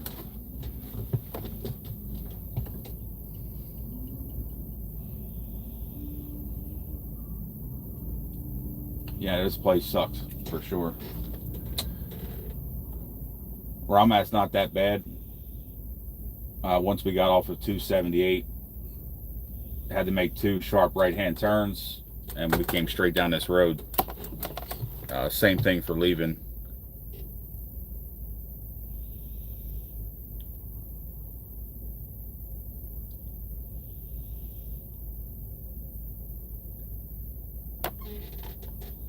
Yeah, it's kind of all over the fucking place.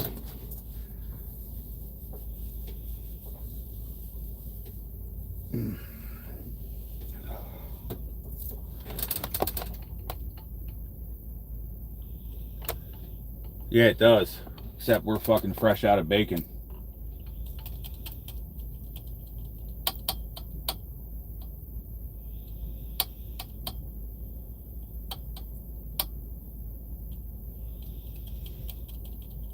We gotta go fucking food shopping. Out of everything.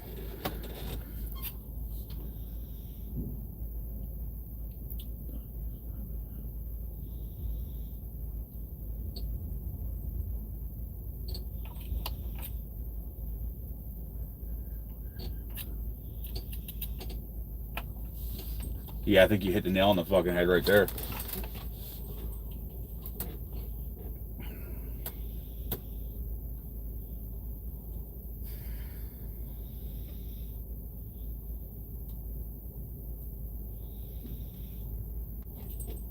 I mean, we're running on. I got 3 hours of sleep. Hit a lot of weather yesterday. There's a bunch of accidents coming up 81. Slowed us down. And I didn't want to try to get into the city during the daylight.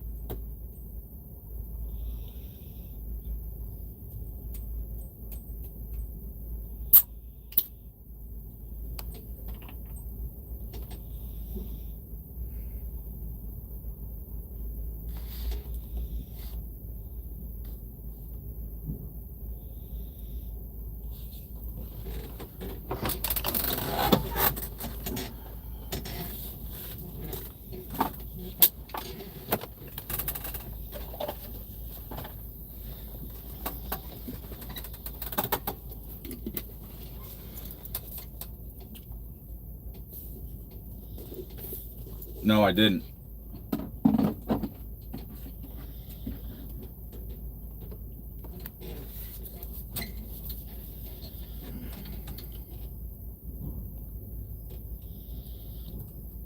I tell you what, though, driving these trucks, you can see in everyone's car, and everybody is on the fucking phone looking down.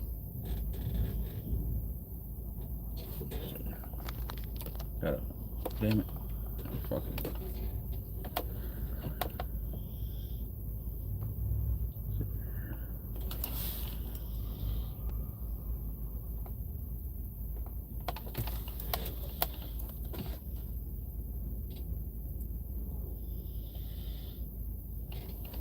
What's your...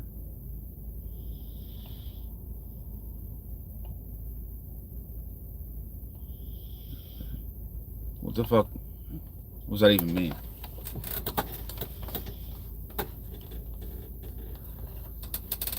Oh. Favorite state travel site.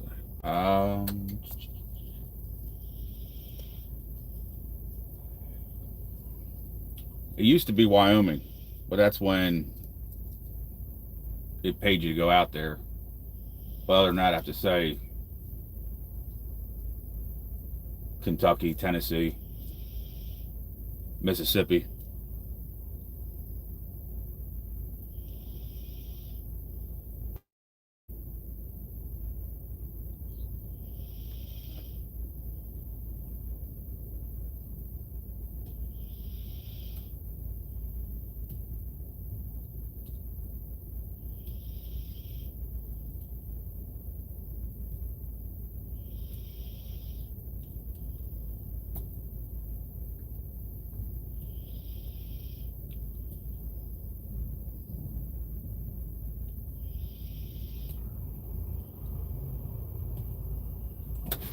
Um, 40, let's see here,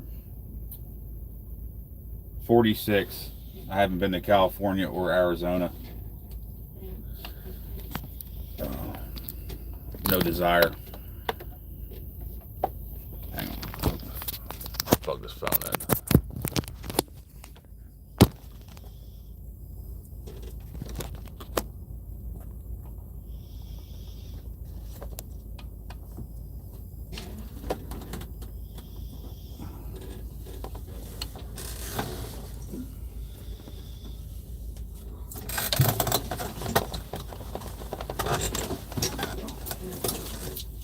Why don't you oil this up?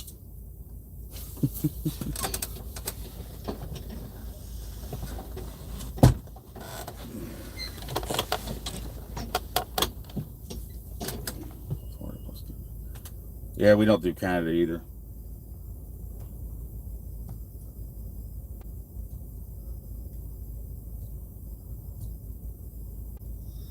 It doesn't pay to run all 48.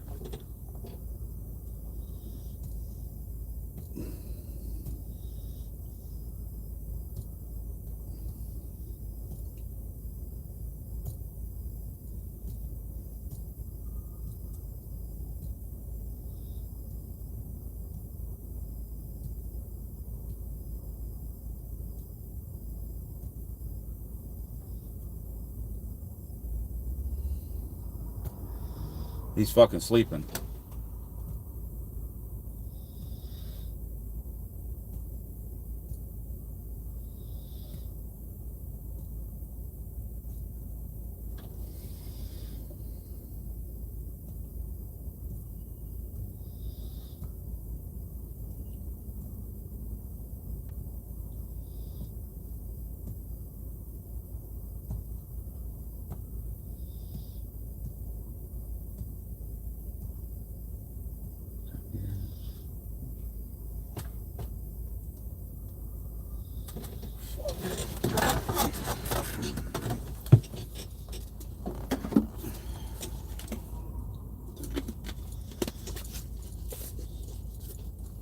biggest downside of this job.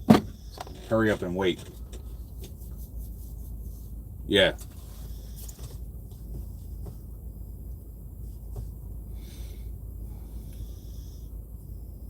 Fuck these idiots doing.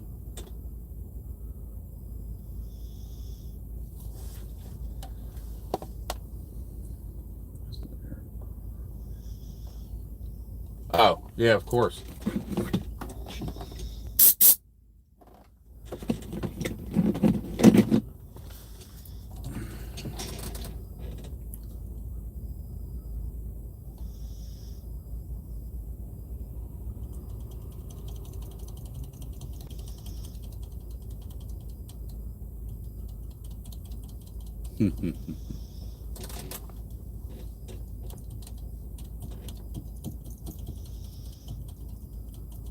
Not anymore.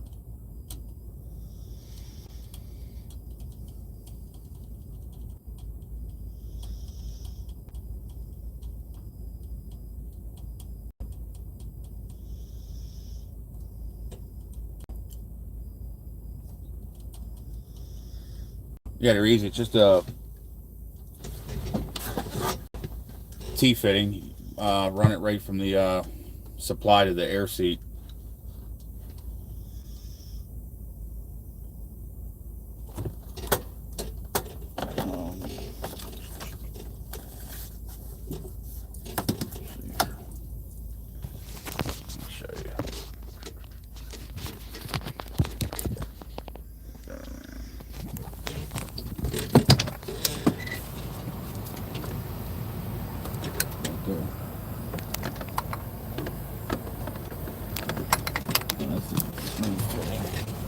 Right. T-fitting right there for the train horns.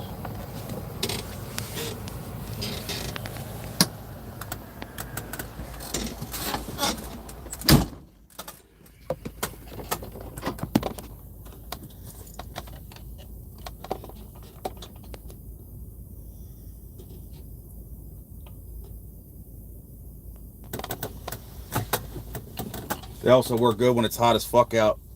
You're pouring sweat, use that to fucking cool off and dry yourself off.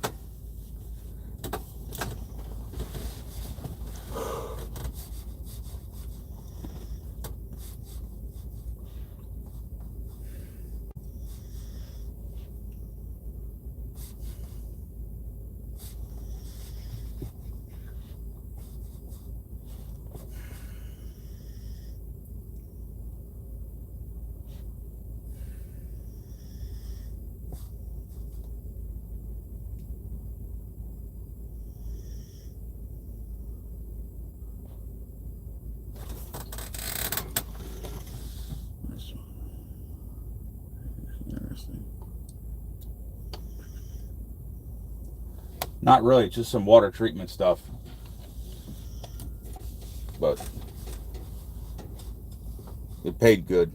That's all that matters.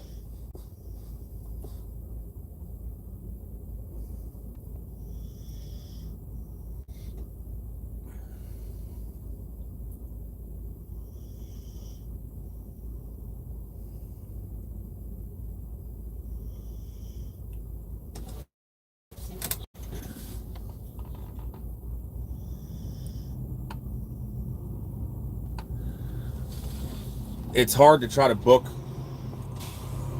a lot of work far in advance because anything could happen. I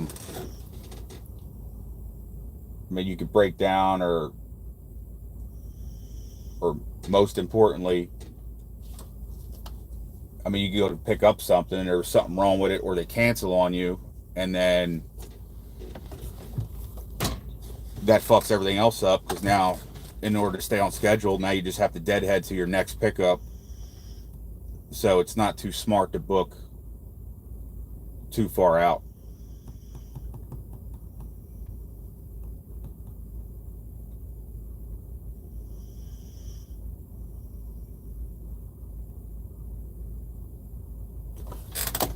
Just 150 to open.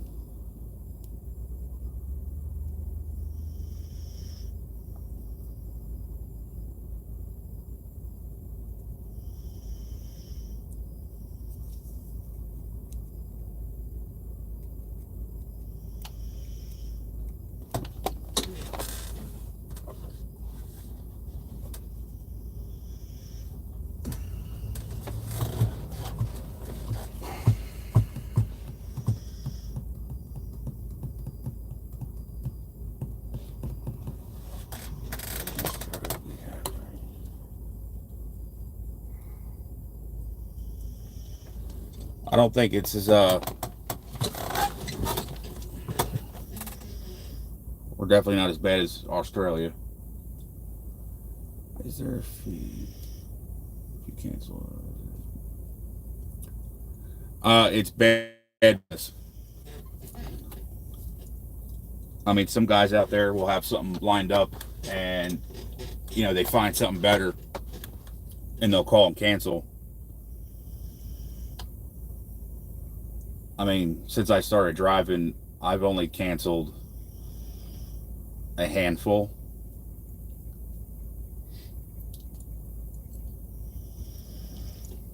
Thank you, I appreciate it.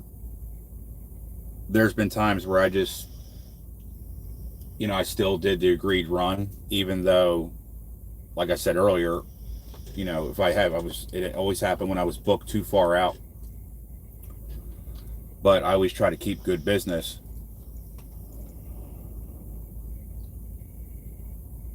You could do 1,000 things right, and the one time you're like, no, I can't do the run, you know, you can get fucking blacklisted.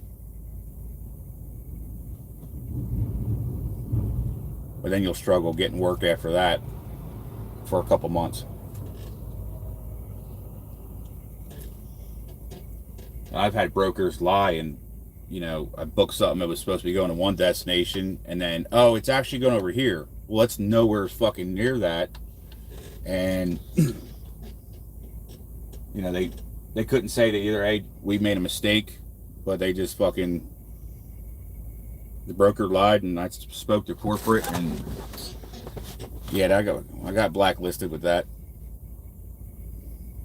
and did nothing wrong. And I was already loaded with the freight, and I went and returned it. I was supposed to go to Massachusetts from Baltimore, and they're like, oh, it's got to go to fucking Ohio, almost to Indiana. And we were going, like I said, nowhere near there. The truck was, it was just a partial run. Did you work for? I was waiting for that. Nice. Do you work for? Mainly brokers. I've had my share of direct customers. I used to have awesome local work out of Florida, but I had to give that up.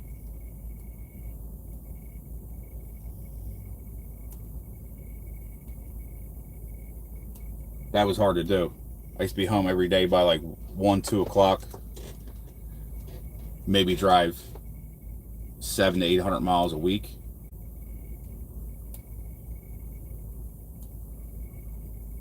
From anywhere from like 5,000 to 8,000 a week. It was fucking nice. But second day after I bought this truck, they ran into it with a forklift and refused to fix it. I got what I needed. Everything's closed up. I don't know how you want your straps. That's the only thing you gotta. I'm probably just gonna leave it like that. Oh, all right. Yeah. I just want to let you know everything's buttoned up. I just didn't strap it down for you. I All don't know right. how you want it. All right, I appreciate it, man. No problem. Thanks.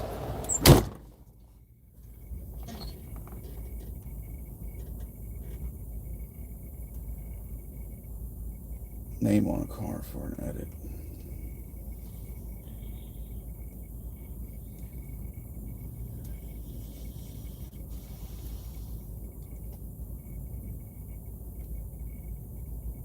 What do you mean for an edit?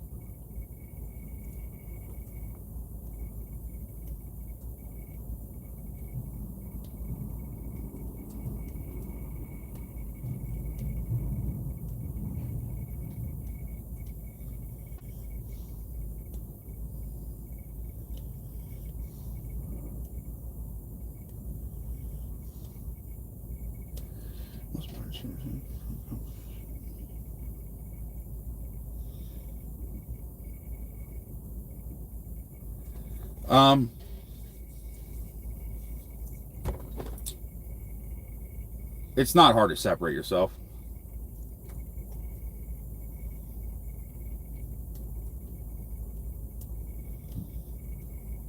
I mean, definitely appearance goes a long way. Don't show up in shorts and fucking flip-flops.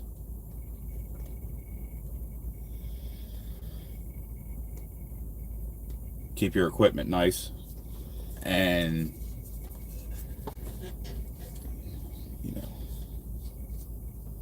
I'm not saying go, I mean, just give a shit about what you're doing. Take some pride in what you're doing. Like last week I hauled up some engine parts from Louisiana to West Virginia, and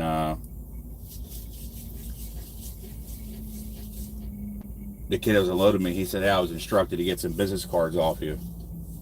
I didn't know at the time, but the guys loading me is who the parts belong to. They were disassembling these big diesel engines for, it was like a power plant substation.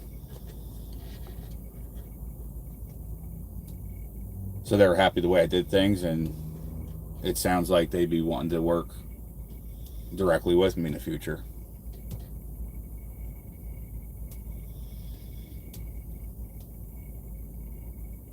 Before that run, I ran a loader down from Pennsylvania to Arkansas. Same thing. They asked for cards, like, can we work with you direct? Absolutely.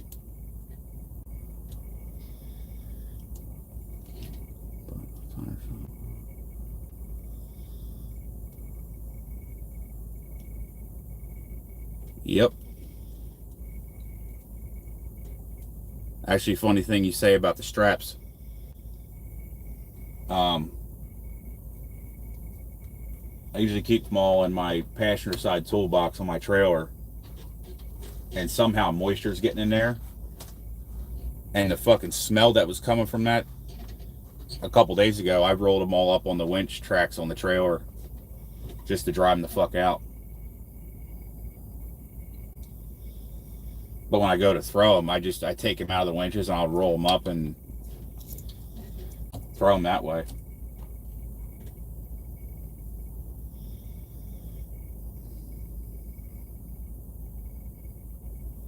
But you see guys just pull them out, throw the fucking hook, wherever it goes, it goes.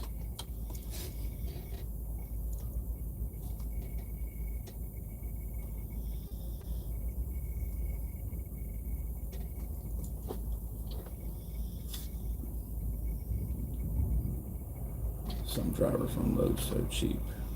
You didn't sue the company to hit your truck. All right, so back to the truck incident.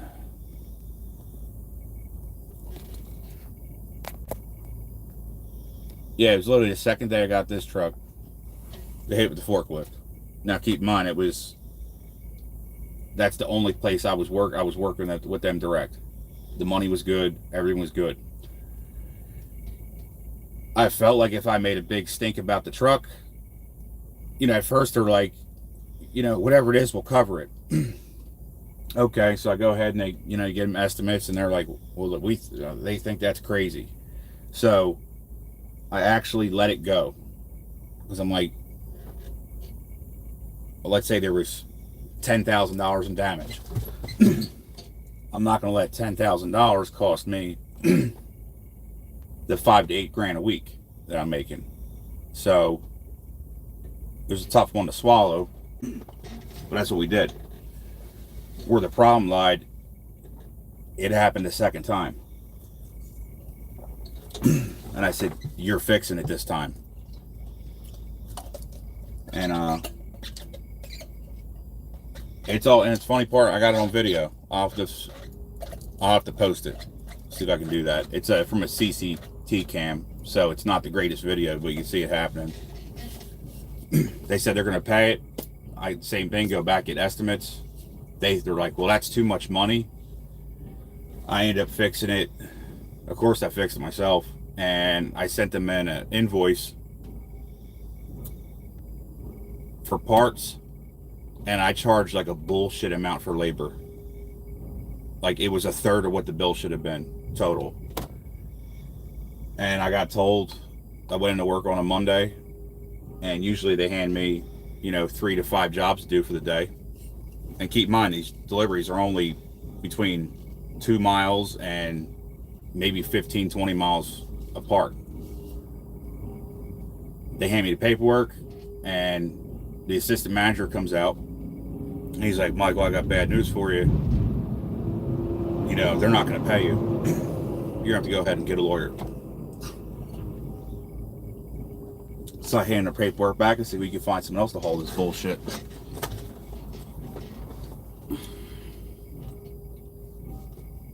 And then shortly after that, I mean, karma got them, and their business really slowed up.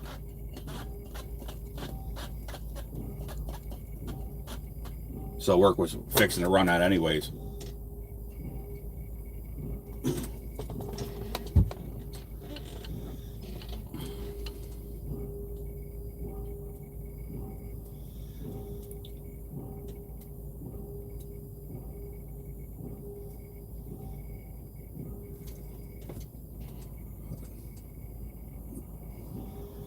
I still could probably sue them. That's just not my MO.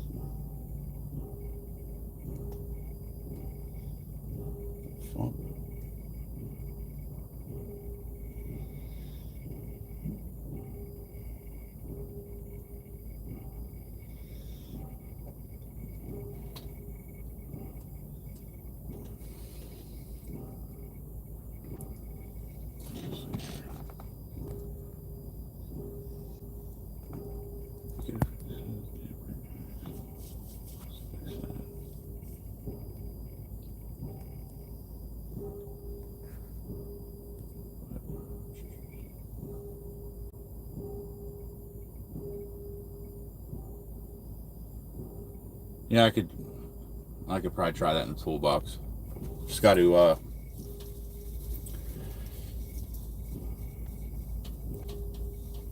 got to figure out where the hell it's getting moisture in there.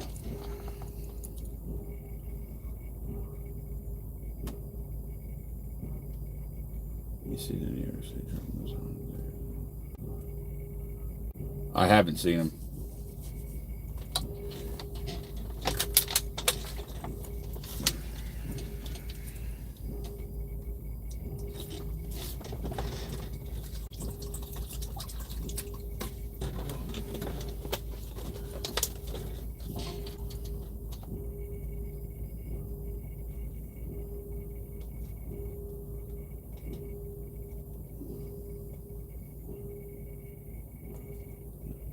This is the part that sucked, but when I was working for that company down there,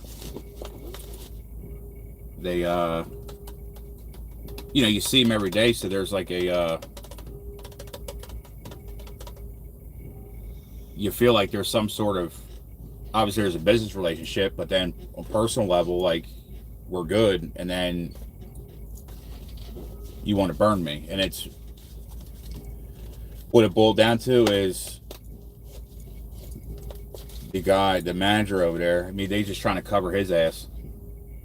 That's all it is.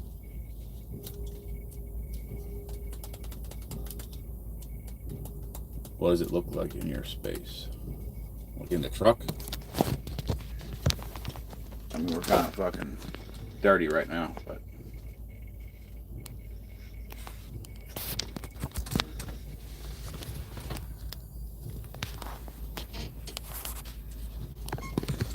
Oh, Rosa Parks or Aunt Jemima?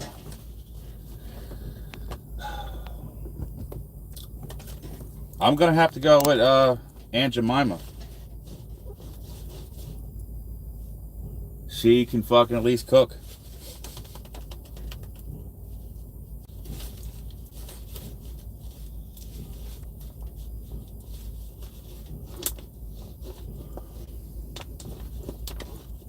Pocket pussy. The fuck you need that for?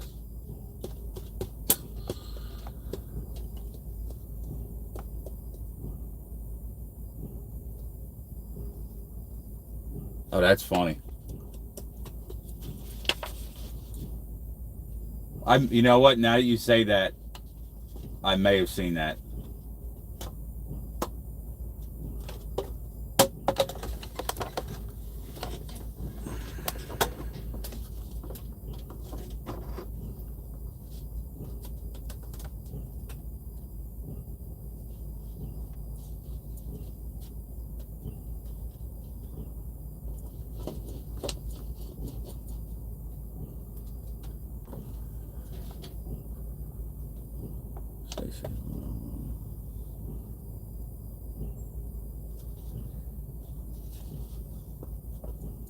Yeah, I hear that.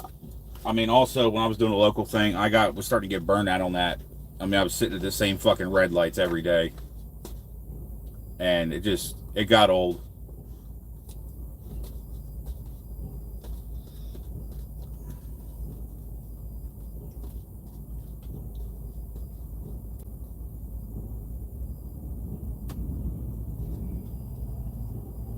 Right now, I'm kind of forced to do the over the road stuff because you gotta, I need so much revenue coming in, and you can only do so much local. That's the problem. I've taken a lot of financial hits recently, and got to be able to pay all that shit off.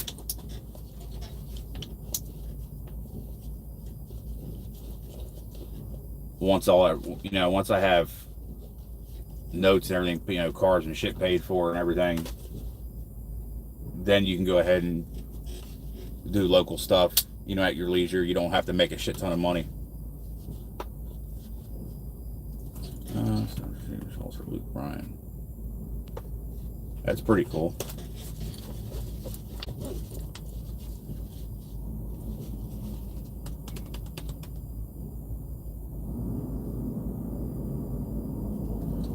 I can't handle a day cab in NYC.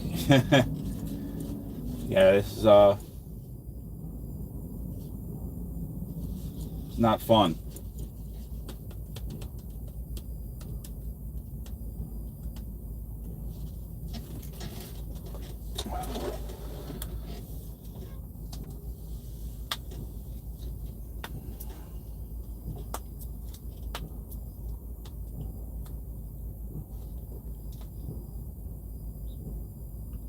When I first started driving the stretch truck, I thought it was a little intimidated at first, but then you get used to it, and I wouldn't want to drive nothing else.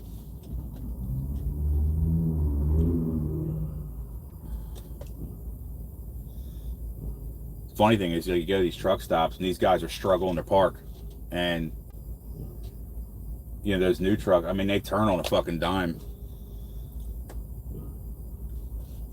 And they're fucking struggling.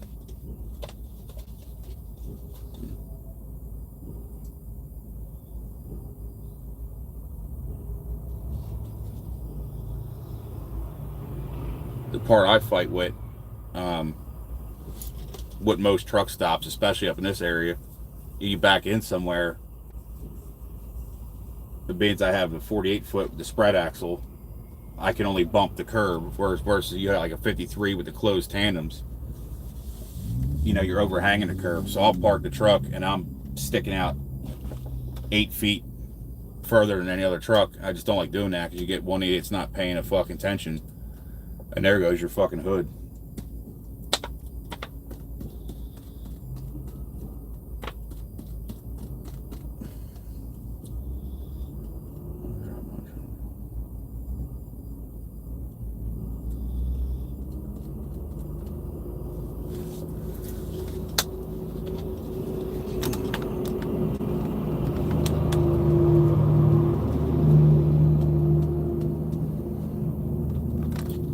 Oh no, you're absolutely right. It's one of the worst places.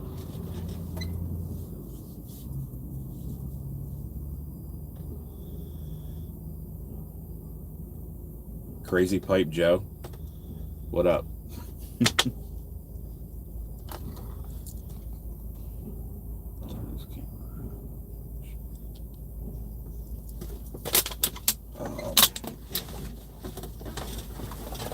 Fucking bad dog doing?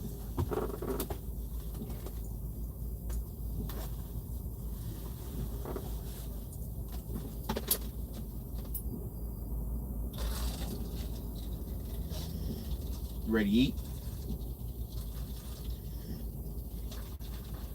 Hmm?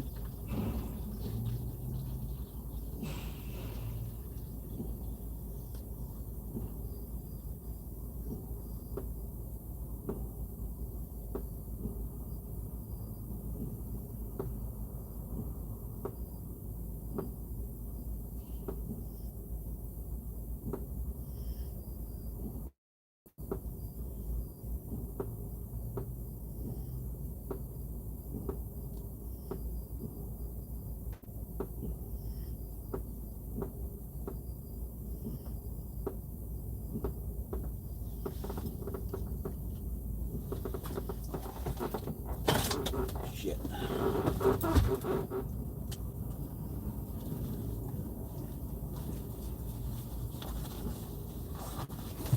So, appreciate it. 38.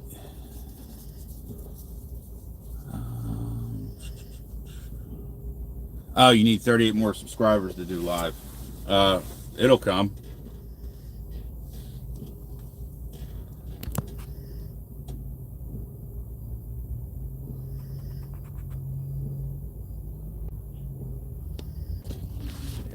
Shows the cab. Said we're dirty. Got our possum friend for the children. Dog man. Bum ass pit bull. We're running hard, so we're a little it's not as organized. I like it. Got TV, all that fun shit. Fridge.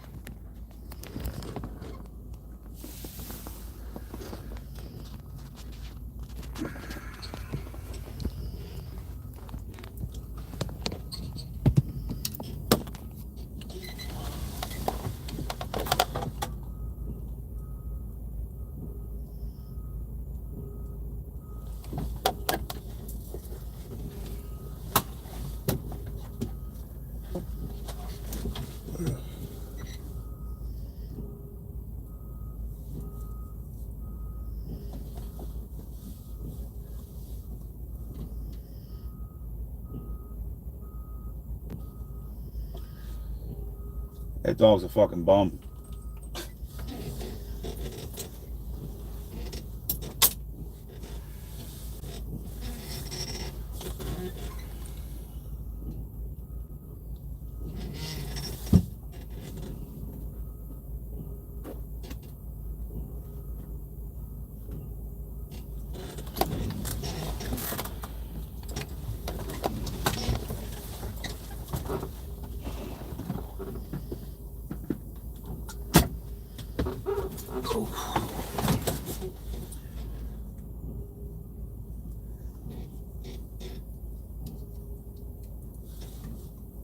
And when I'm driving, he's usually right next to me.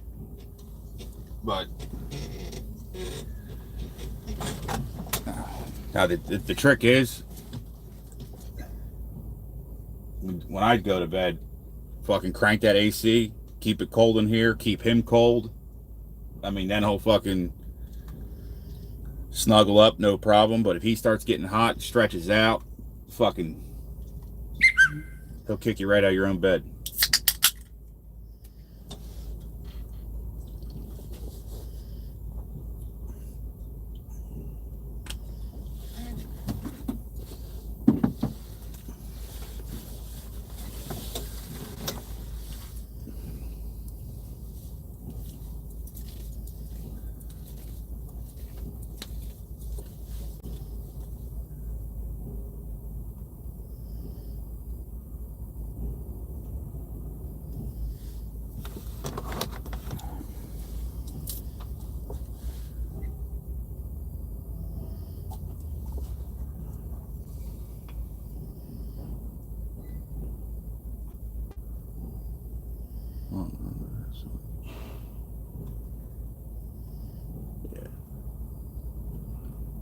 I mean,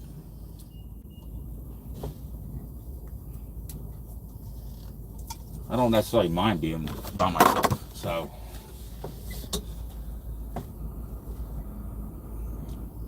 just getting it gets boring here and there, that's for sure. Like even driving up here making good money, like just fucking bored with it because you're not excited about where you're going. You know it's going to be some shit you got to deal with.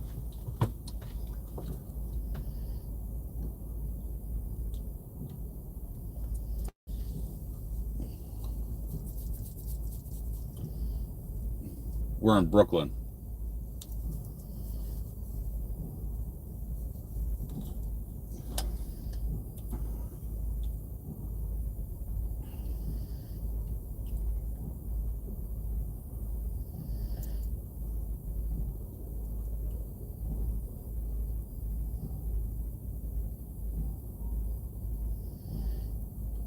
Shut your ass up, though.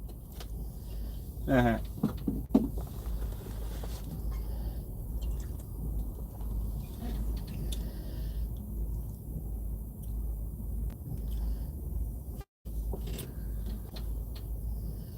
Yeah, it's some sort of office trailer. I don't know if it's for this job site or.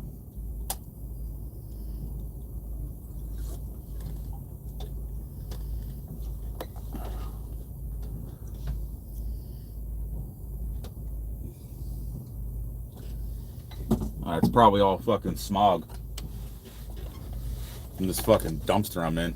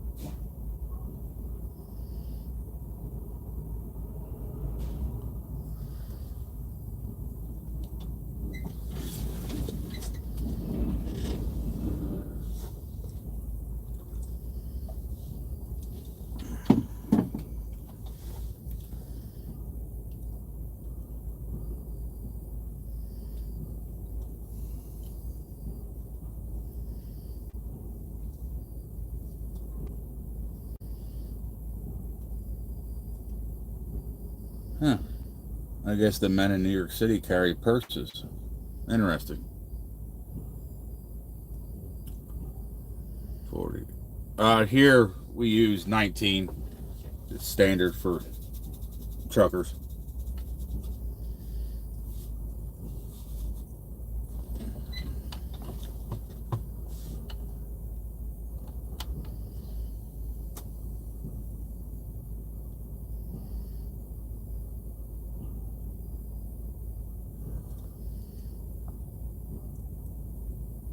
Piss bottles. No, I just throw them at fucking Democrats when I see a Biden Harris sticker on the back of their car.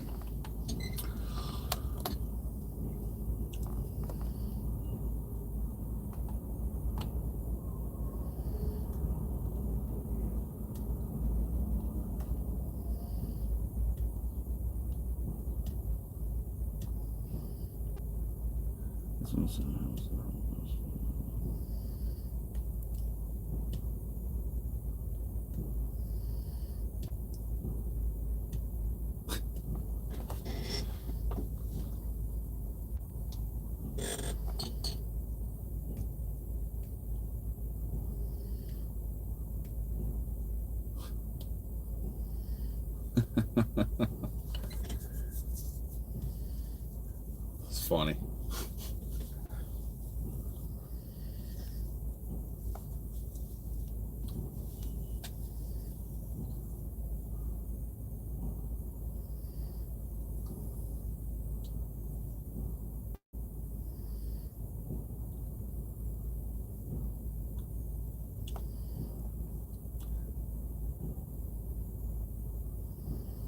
haul anything that pays money, that's legit, that is.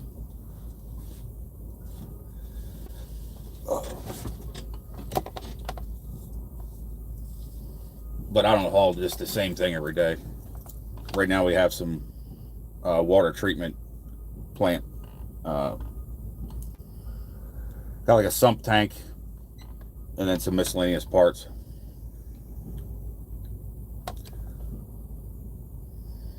Oh no, we're step deck.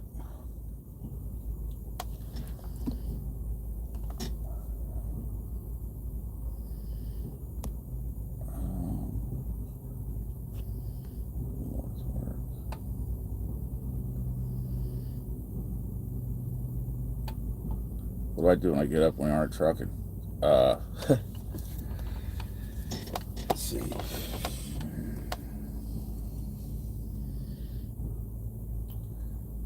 When I first get home, I mean, usually the next day I get up and I fucking work on the stupid truck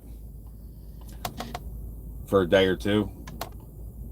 Make sure it's good for the road again, and then do whatever.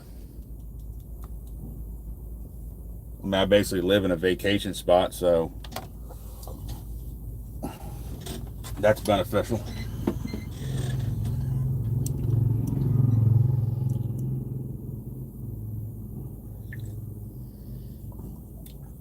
Oh, who has the worst drivers? I mean, New York is at the top of the list.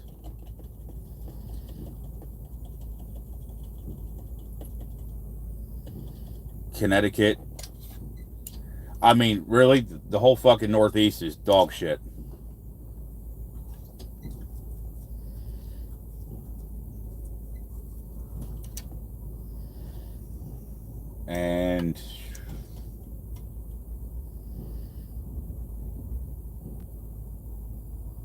And I have to say, I mean, I hate to talk shit about Tennessee or anything, but Nashville has got some shitty drivers.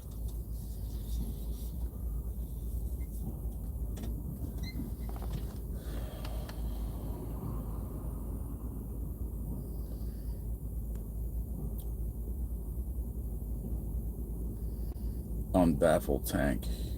No, I haven't.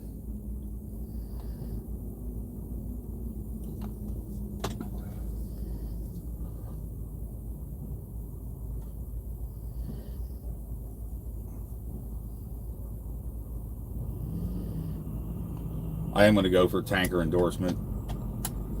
Even though I run step deck, there's still things that do pay good that require tanker. It's just good to have.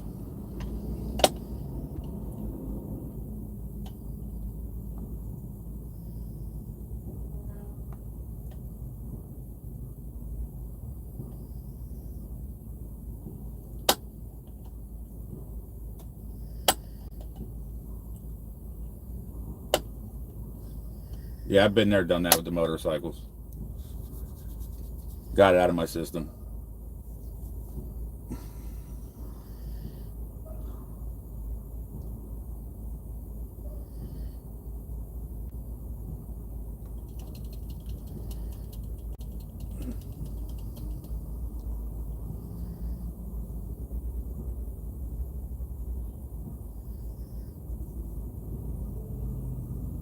So, it probably is. Them fucking horses are no fucking joke.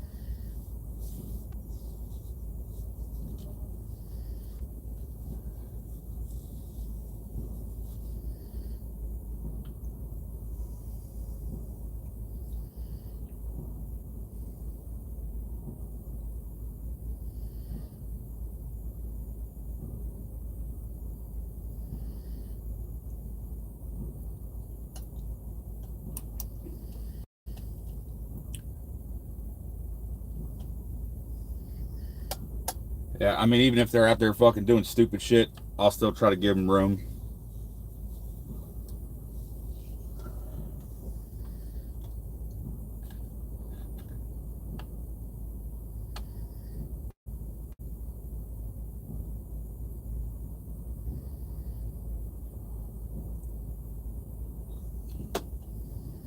Last thing you want to do is fucking hit someone in a fucking truck like this that's on a bike.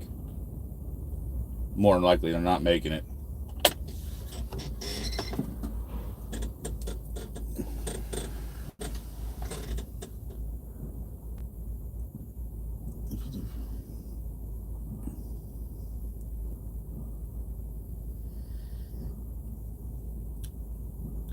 Yeah, I was considering running like a fuel tanker around.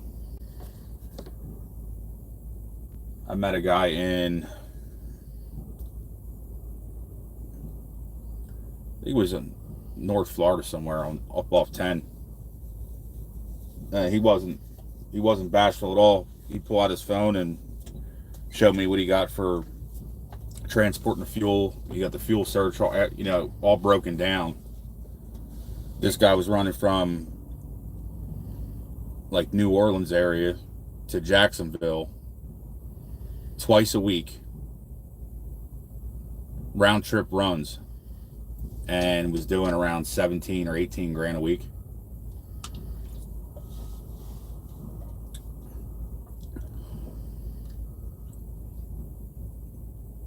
And it was, I mean, obviously it's their trailer. He just had his truck.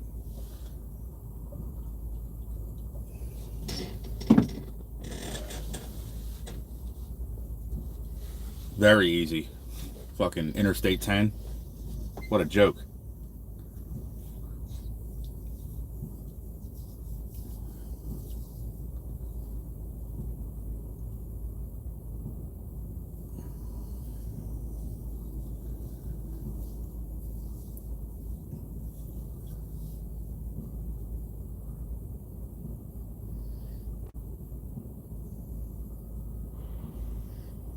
My best week when I was still running flatbed, but this was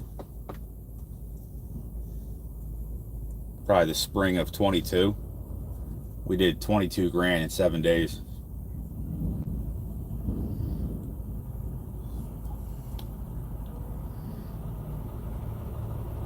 It'll be a long time before that happens again.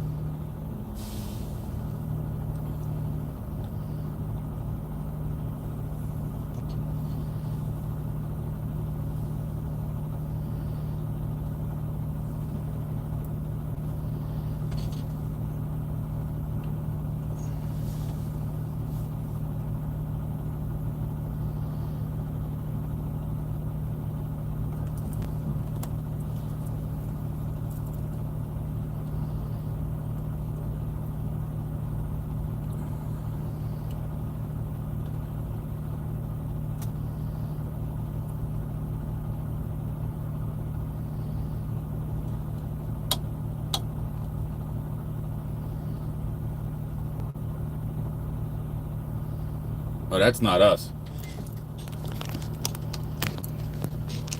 We're not even running right now. I don't know why. Actually, it looks like we're running, but there we go.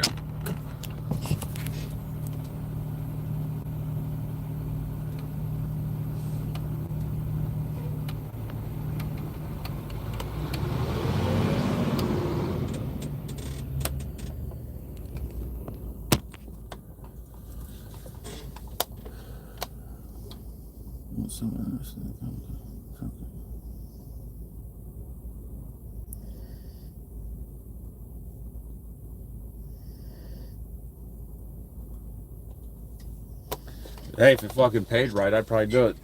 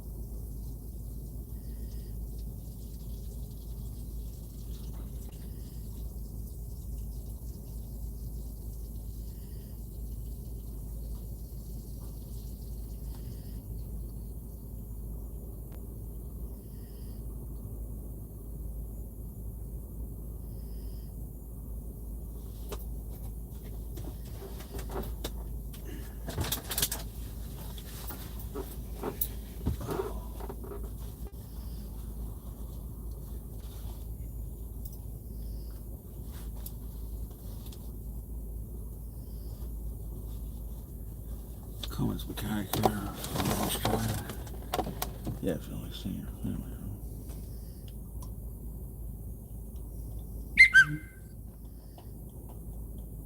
$125 drive for somebody. And that's not even that good with today's fucking times. Making 125 now is like making fucking 70,000 a few years ago.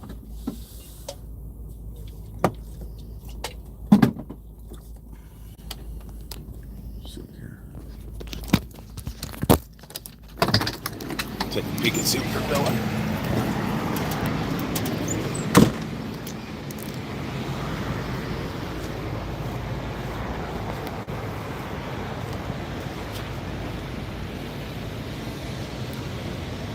Fucking slow as hell. I got loaded with that truck right there, the first one up there.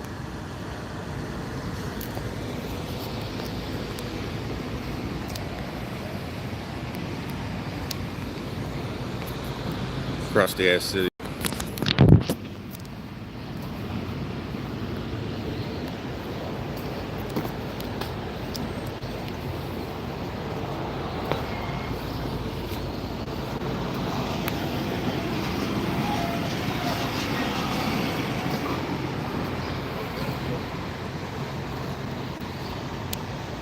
Old R model right there.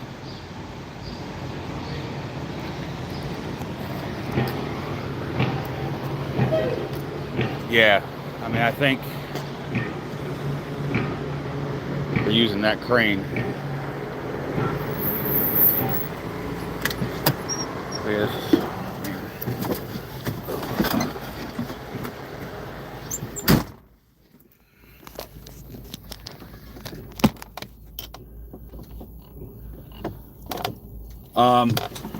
It varies. Usually,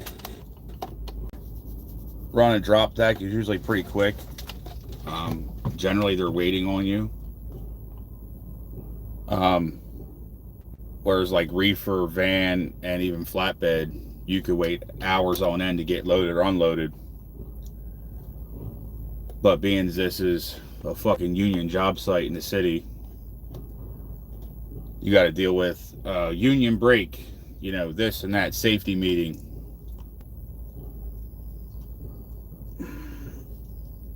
So this is probably going to take a while.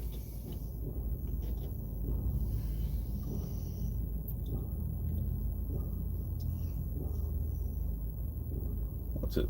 Just after 7.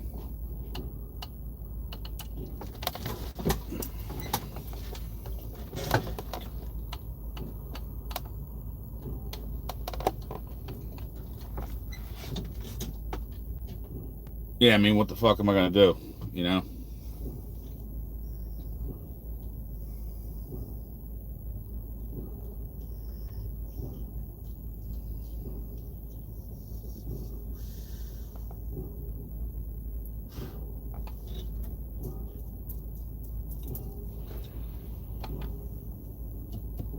If it goes, well, I mean, I could start, let's see. We got here early. So really the time started ticking at 7 o'clock.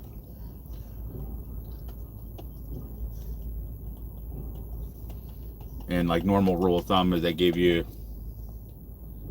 2-hour window to get loaded or unloaded. After that, I can start hitting them for truck detention.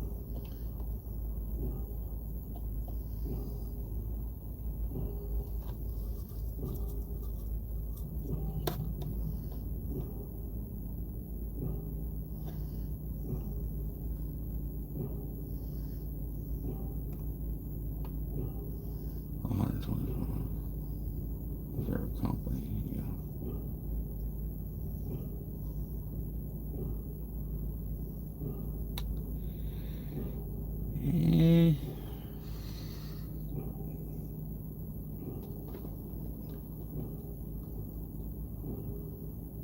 I don't know.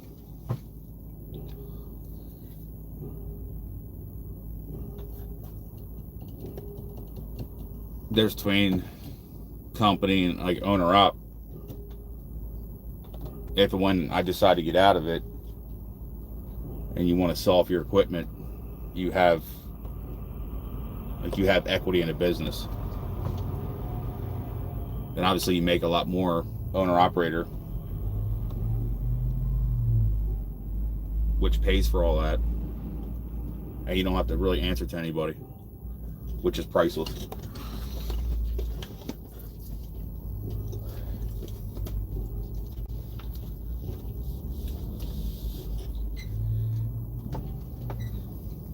Like, there are more headaches, but it's really not that bad to justify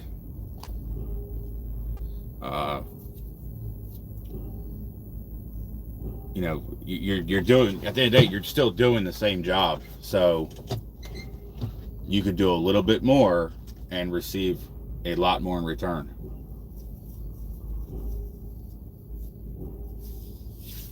I mean, really, there's companies that you can even pay to handle, you know, like all your filings and stuff like that, which are a pain in the ass. Like, I'll admit that. I do my own, but it's just once every quarter.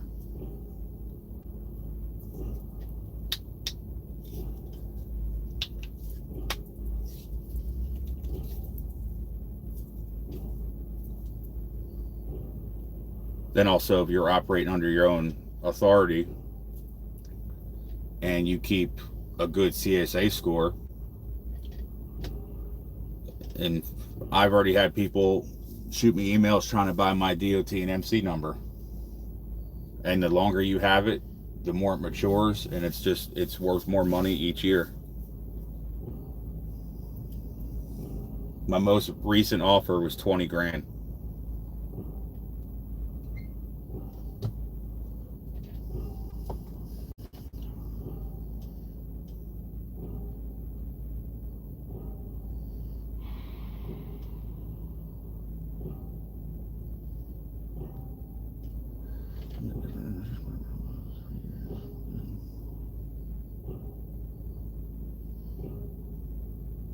No, motor carrier.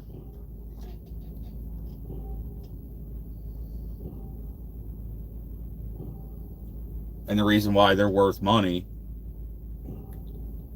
you know, when you get a number, it's brand new. That's how they base your insurance, is the age of that number.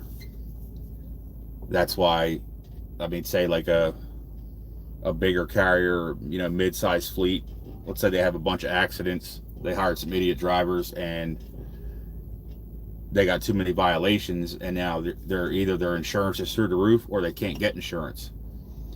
And if they went ahead and got a brand new number, they couldn't afford the insurance, so they would be out of business. So it's like a drop in the bucket to be like, oh, hey, I can give you 50 grand for your number, because they're going to save way more than that the first year.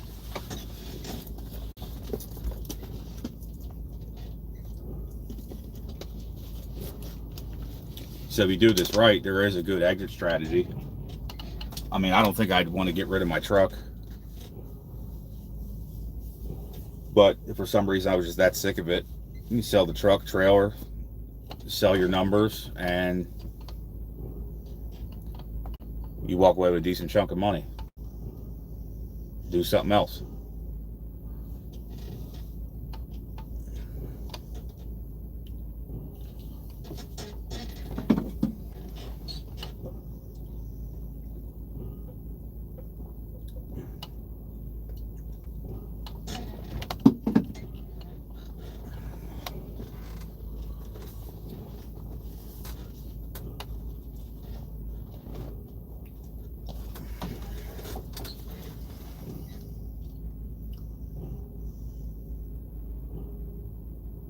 Electric, it won't happen. They struggle with truck parking right now, and fueling up is a problem. And you want to have trucks sitting there charging, it ain't gonna work. Or like in extreme cold weather, batteries suck. I don't care how good or big they are, they don't last.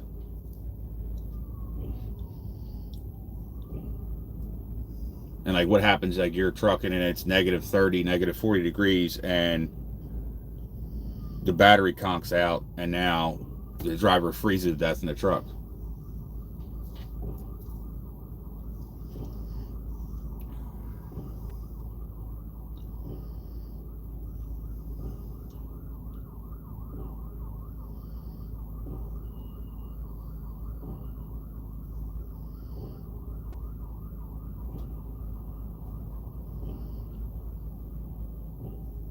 If they really push it, I know what I'll do. I'll fucking go out and I'll go buy a heavy duty wrecker, start towing them.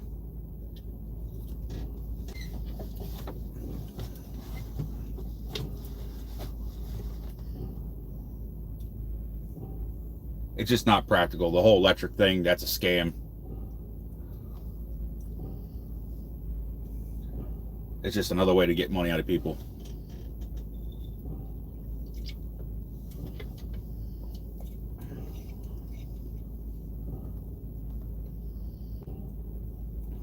But the whole electric thing is just not practical.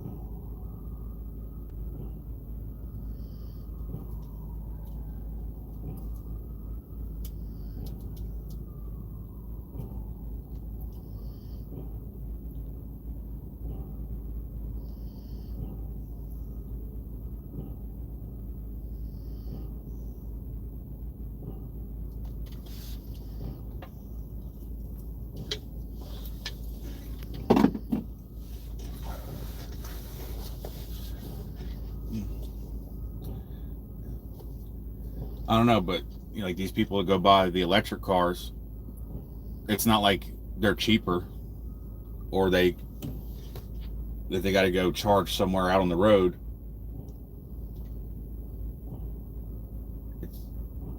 It's like, how are they charging that car? It's fucking running from a diesel generator somewhere, some sort of power plant.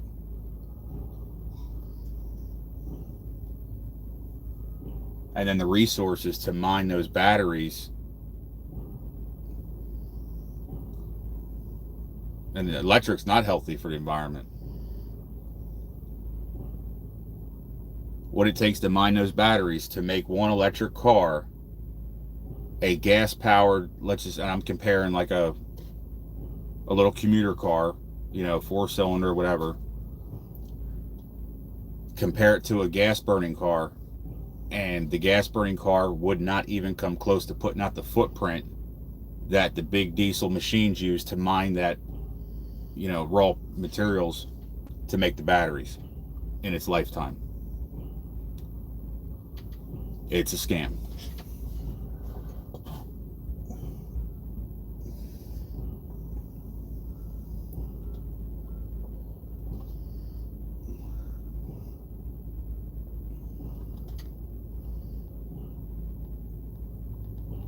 When you look at the weather, I look at the weather every day. And actually, I love comparing the weather to 15, 20 years ago when they say, oh, it's, you know, global warming, it's getting hotter.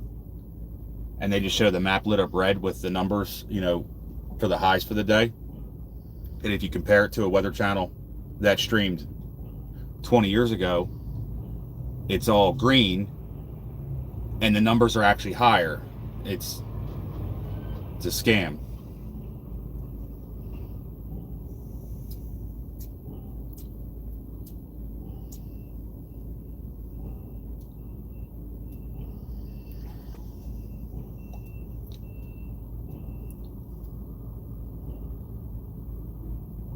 It was also way hotter than this 100 years ago. You know, weather has cycles.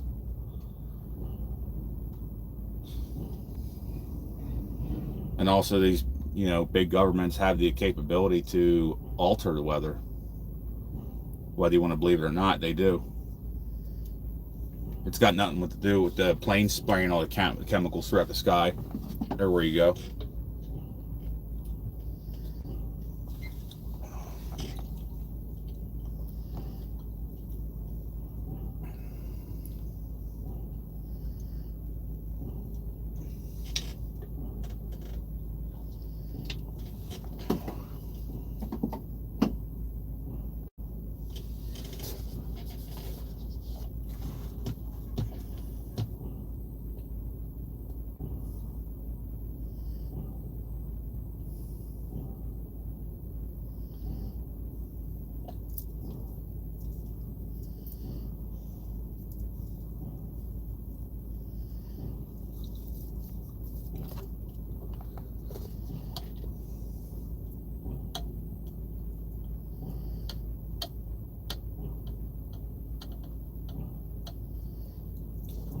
Plus, fossil fuels, the industry's too big for them to say we're just not going to use it no more.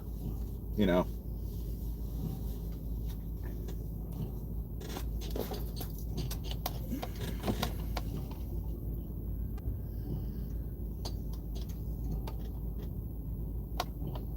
Now, I mean, I drink. I like instant coffee.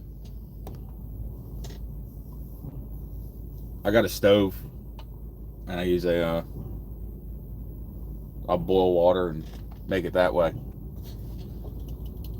But being it's hot out, I usually just make cold coffee.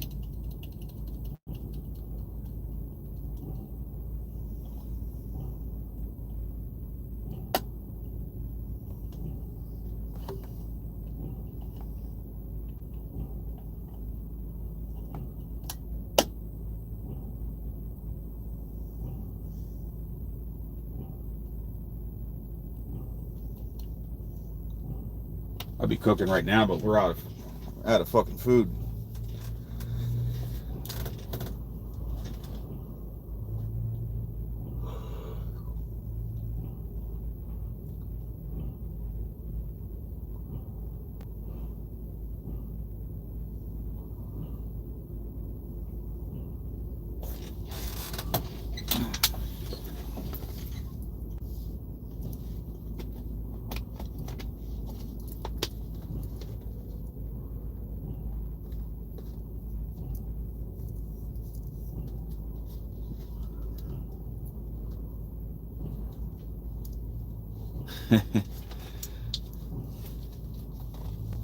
Oh, yeah, you can, because you figure big trucks get to grocery stores. I just pull around back as if I was making a delivery there. Park along the curb.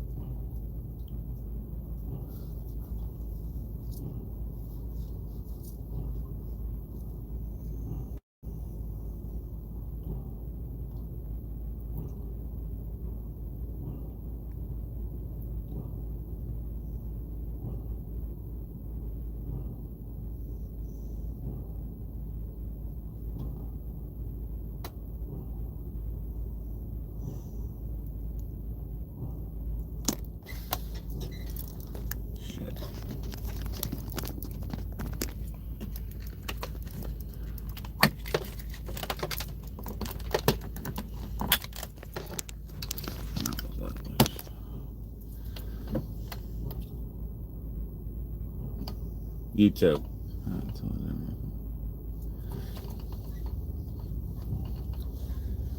Yeah, the local guys get all pissed off. What's he doing in my spot?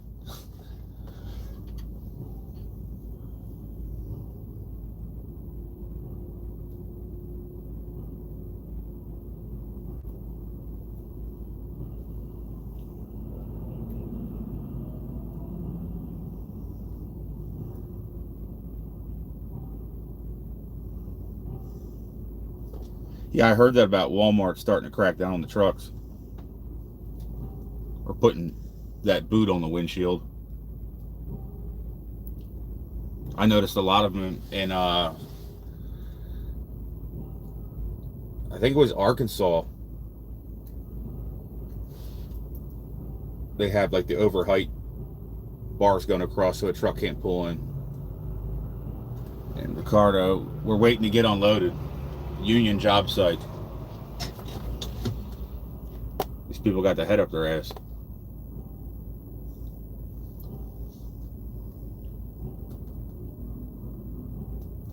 They'll probably come get me because they probably got to back me in somewhere.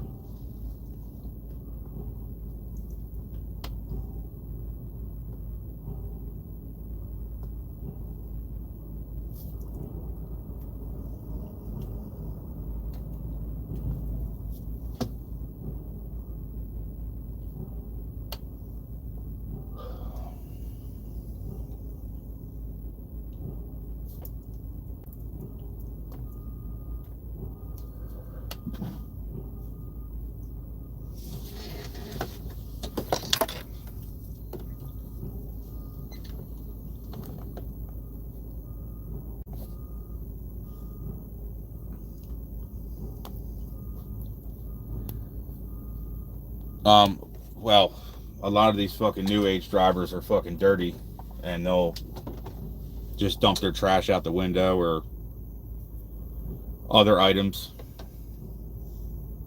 There's a lot of disgusting people out there.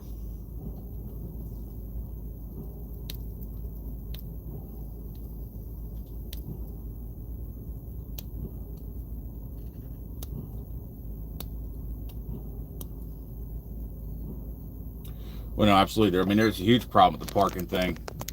And all it seems like they care about is imposing new regulations, but they don't want to do anything with truck parking.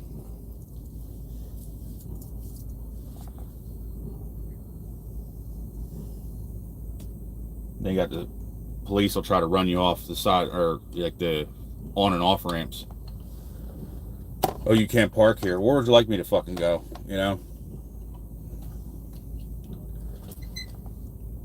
Favorite meal? Breakfast. Bacon, eggs.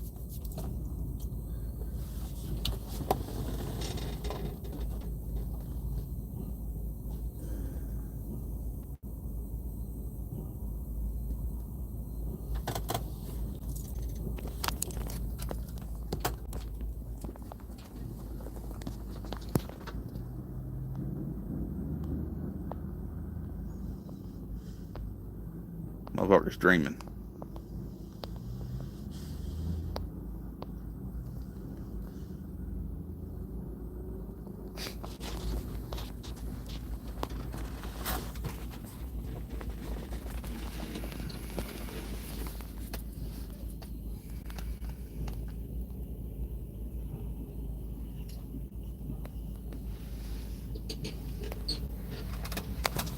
All right, here you go.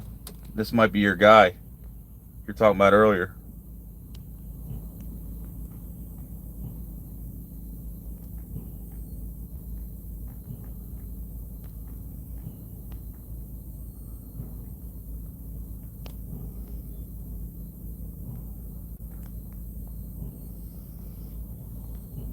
Oh, it keeps getting fucking blurry.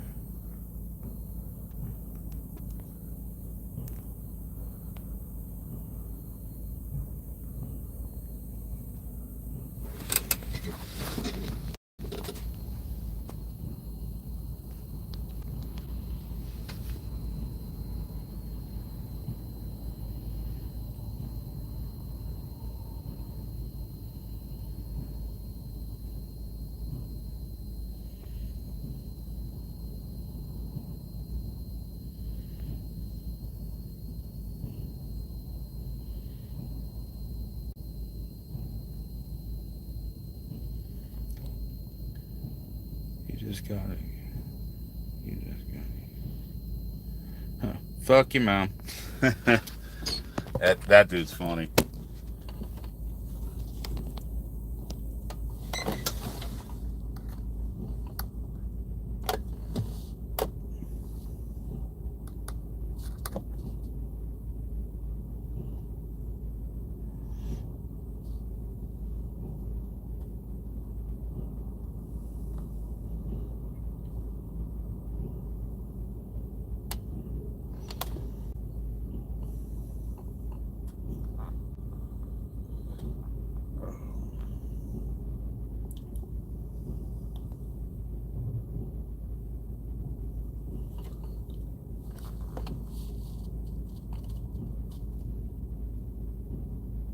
Shit, I just realized there's a fucking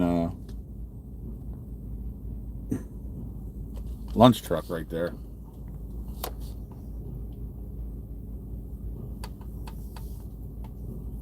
Yeah, he is.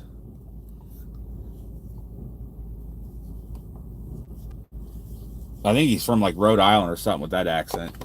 He ain't from North Carolina talking like that.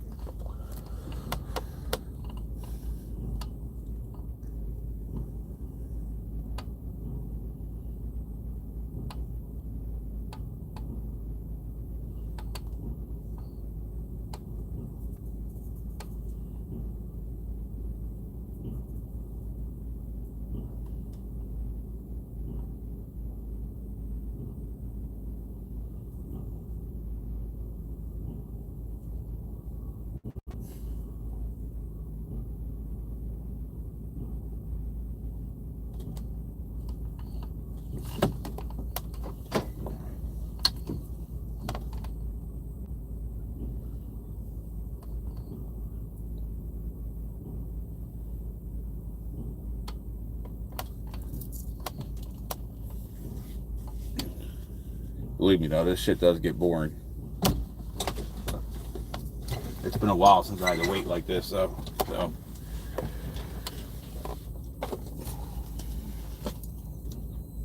Plus, I already had it in my mind that I was going to be sitting like this.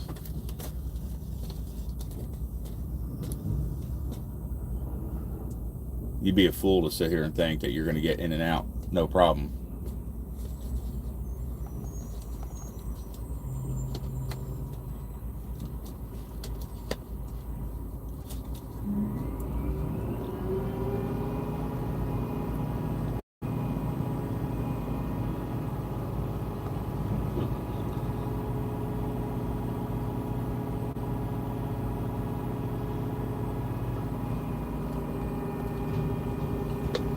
Definitely thinking about it.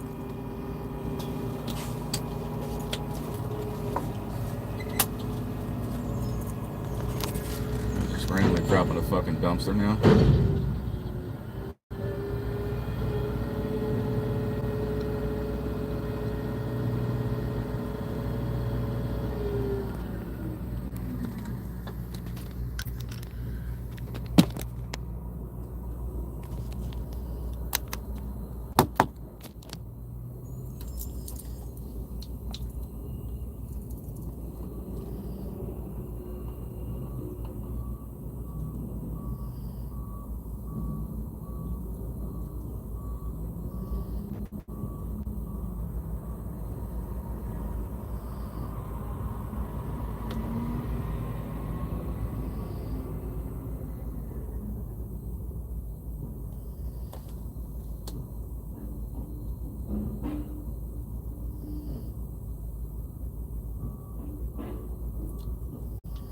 Who knows what the fuck they got?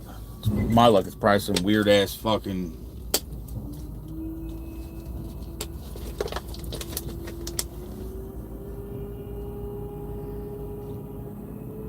Probably a fucking vegan card or some crap.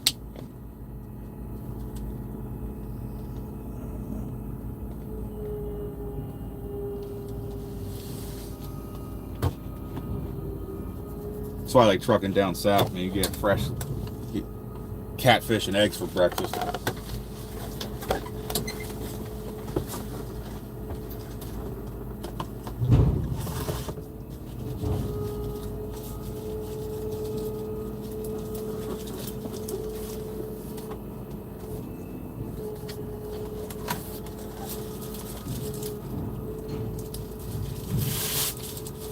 Yeah, this is the Northeast too. They don't have biscuits like that. They got muffins. English muffins.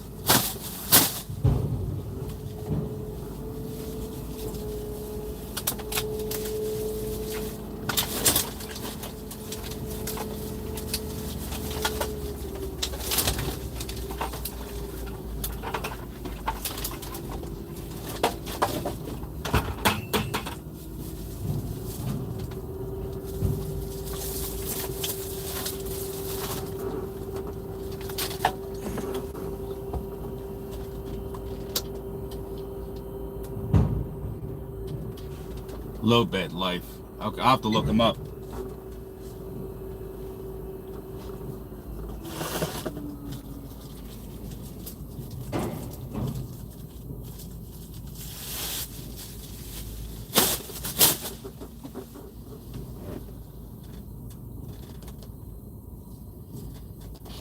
Yeah, man, it's the Northeast. English muffins.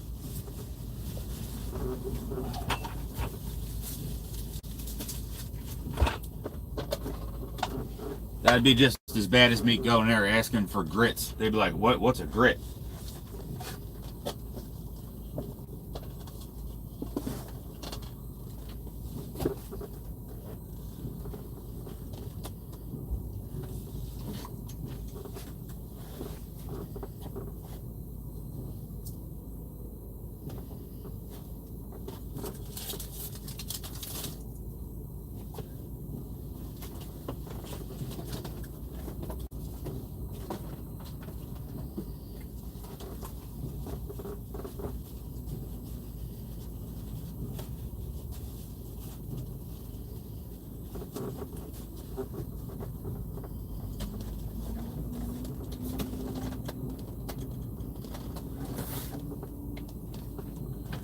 Just taking the time to straighten up the inside of this fucking pigsty.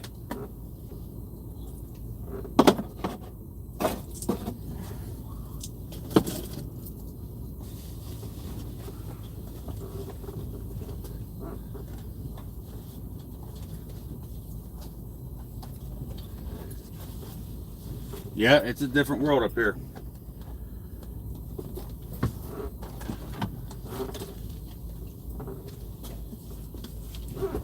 They eat like fucking cream of wheat.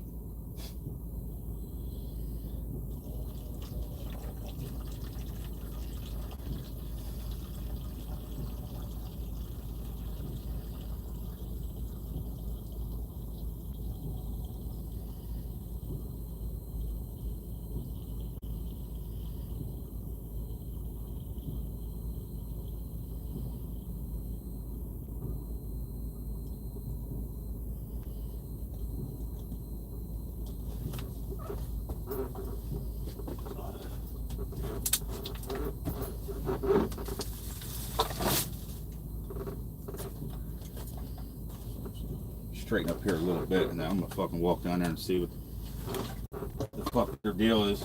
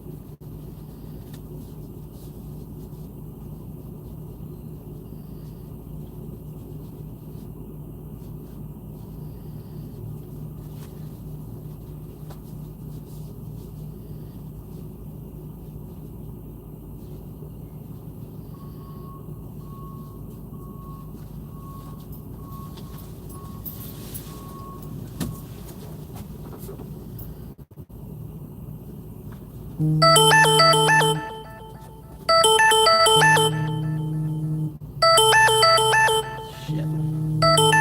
Hang on, I'll be right back. The broker's calling.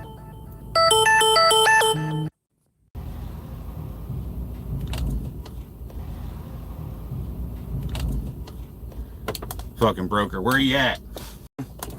Where I'm fucking supposed to be. He said he was gonna try to make some phone calls, get something moving.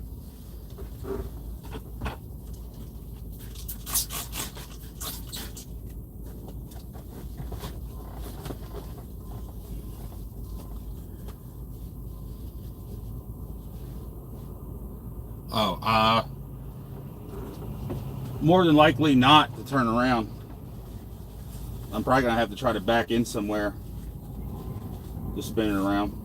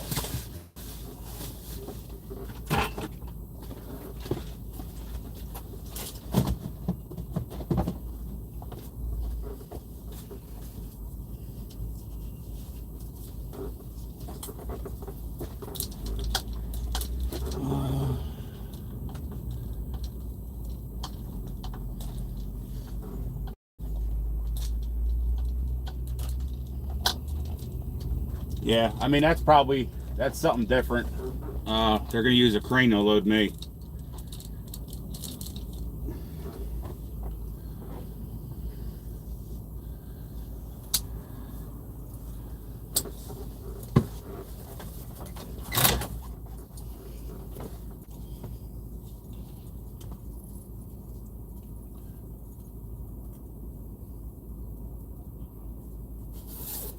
Trying to get some of this shit straightened up in here so I'm not living like a slob.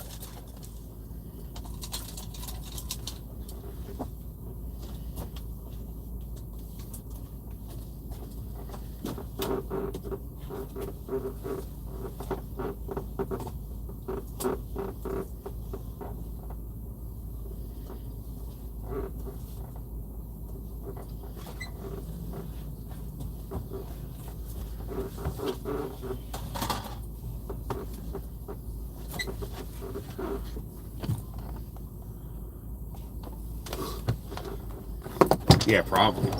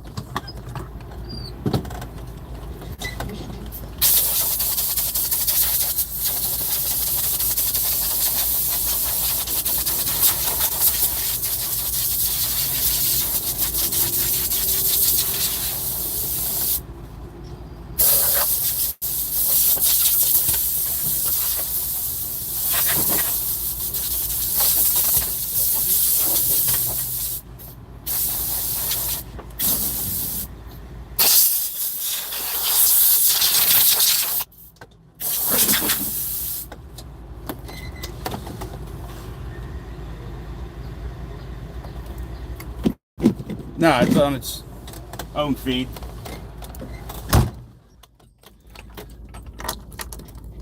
Yeah, starting to get fucking hot.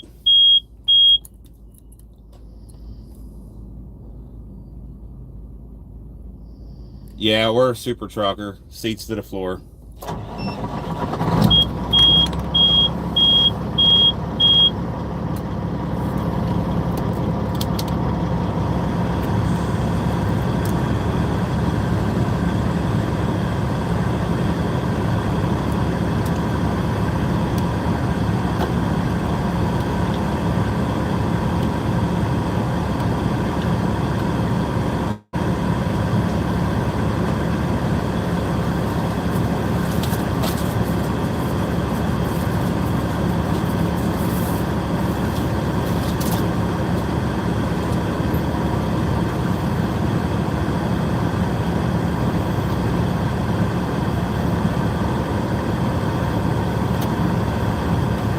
No, we're waiting to get offloaded. Just parked on the shoulder right here.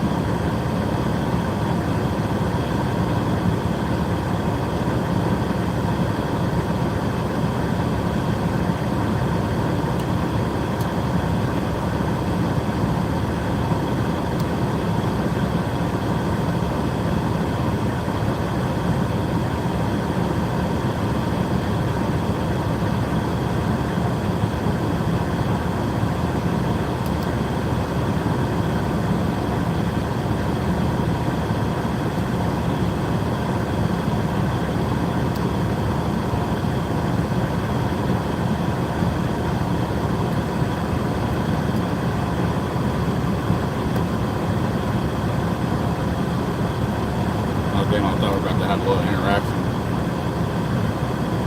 Fucking little security guy pulling next to me, but he's going over there for something.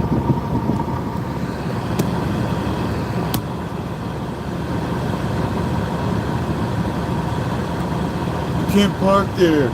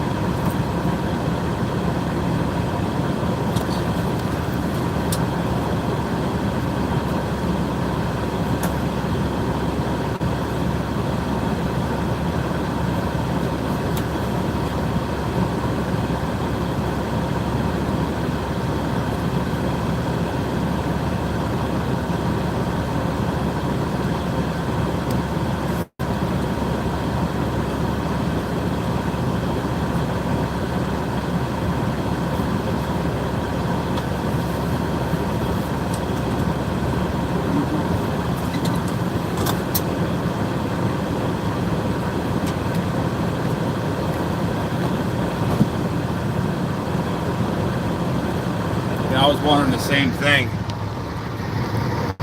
You look upstairs. Cars with lifts.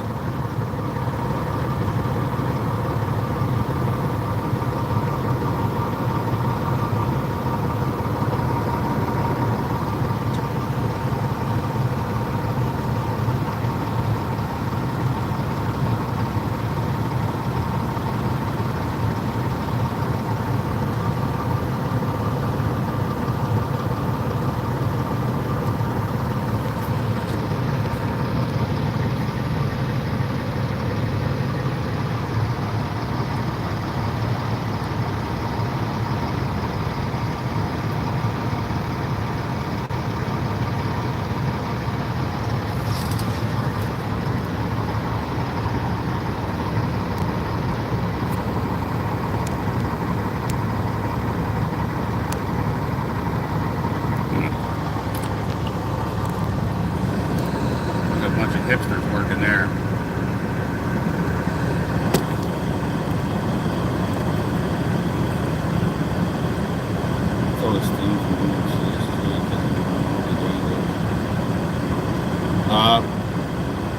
From like the subways or something. Oh my God, it's Warlock the Destroyer.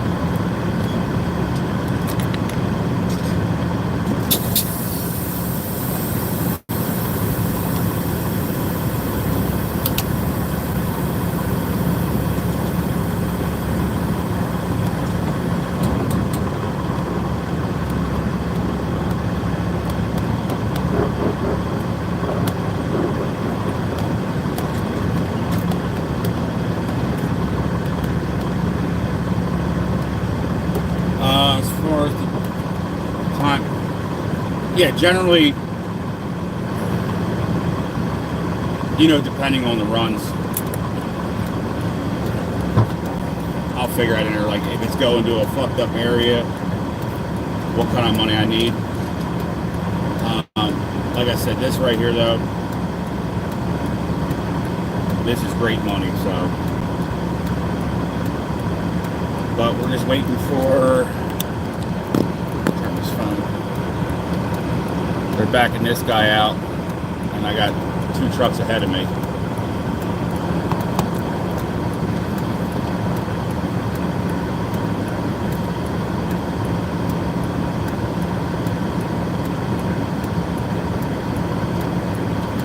Once he's out of here, I'm going to go ahead and scoot up to the next spot.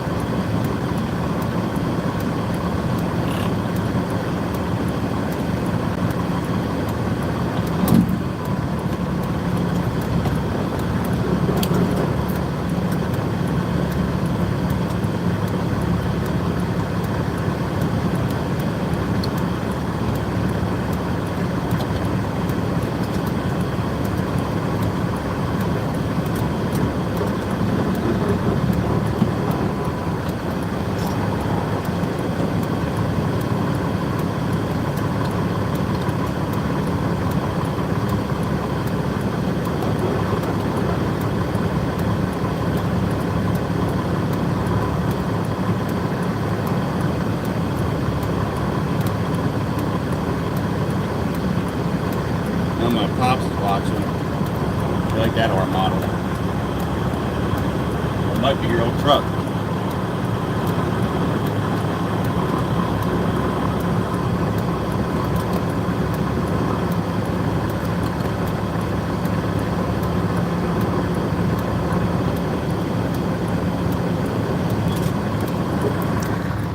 Yo, for as old as that thing is, check that out.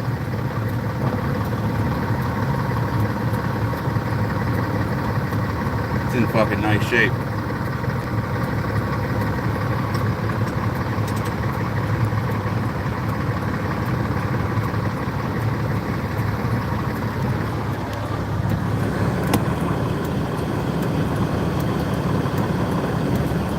Yeah, that first truck we got loaded with him.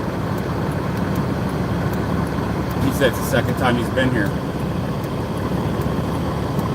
I guess he got here yesterday.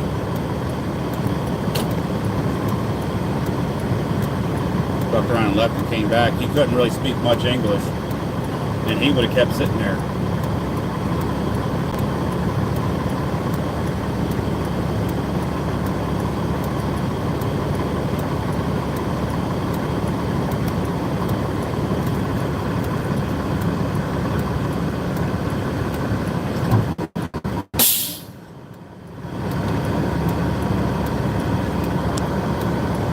Definitely a tight turn right there.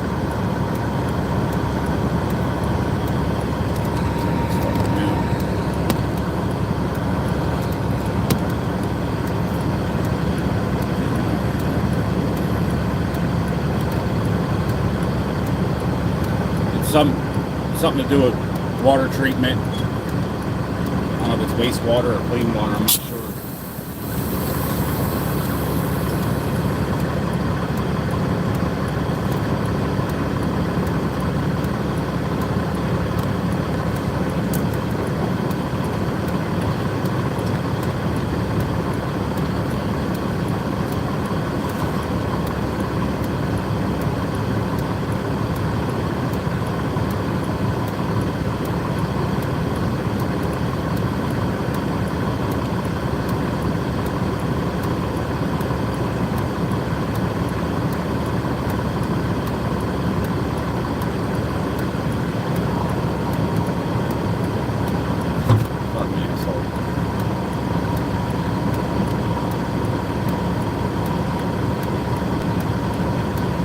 Yeah, it's some kind of sump tank.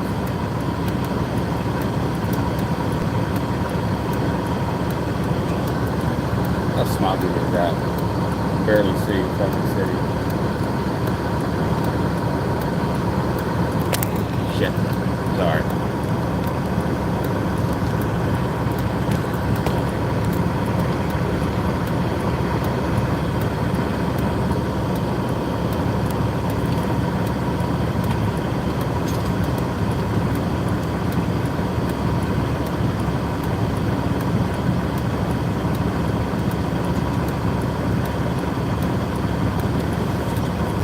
Puppy dog finally woke up.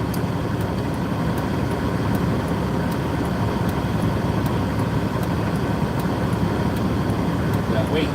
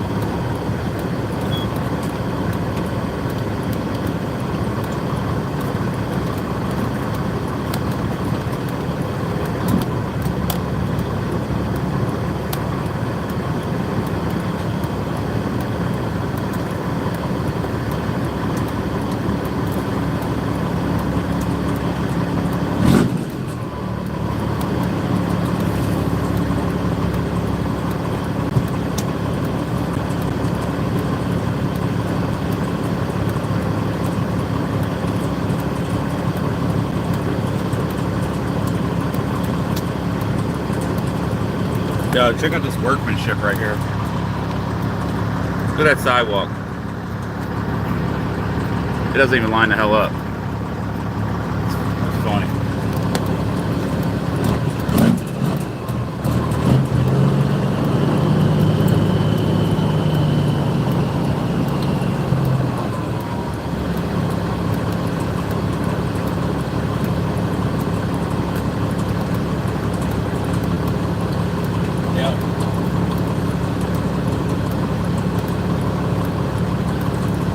We got enough room now.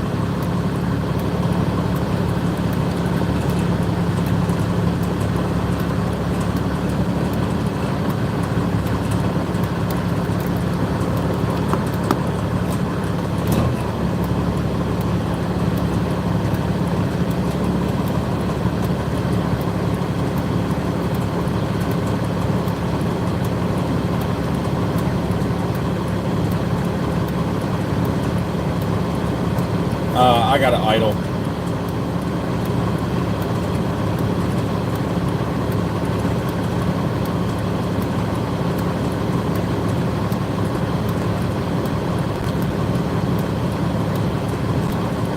I'm probably going to rig up something else.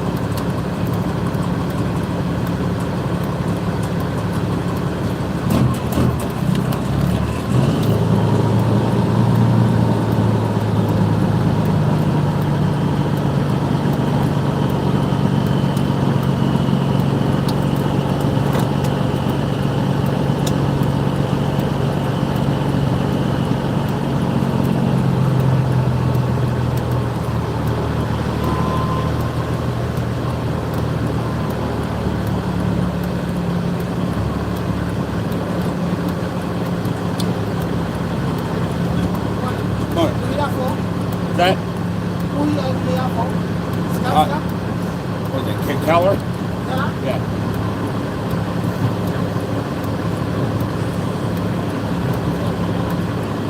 I think it's Keller. Or Separate Tech.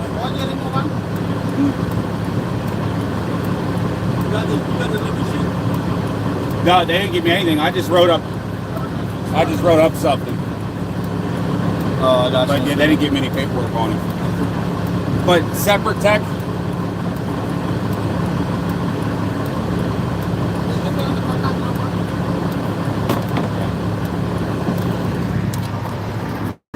Hang on, guys. I can't even understand these motherfuckers, man. And they're running security.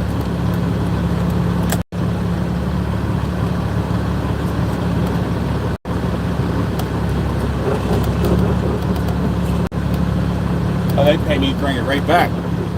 That's for sure. I'd gladly do that.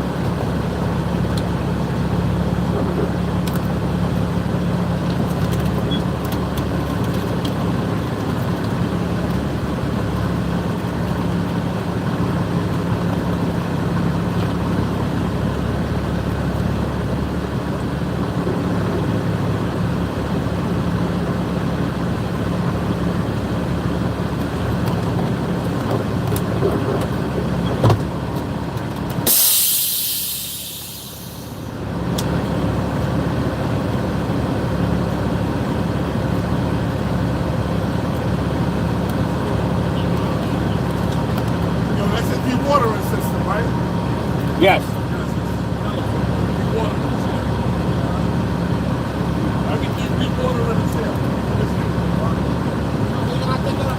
Okay. Michael.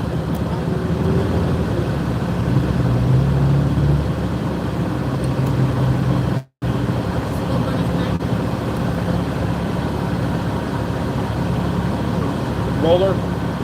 Yeah.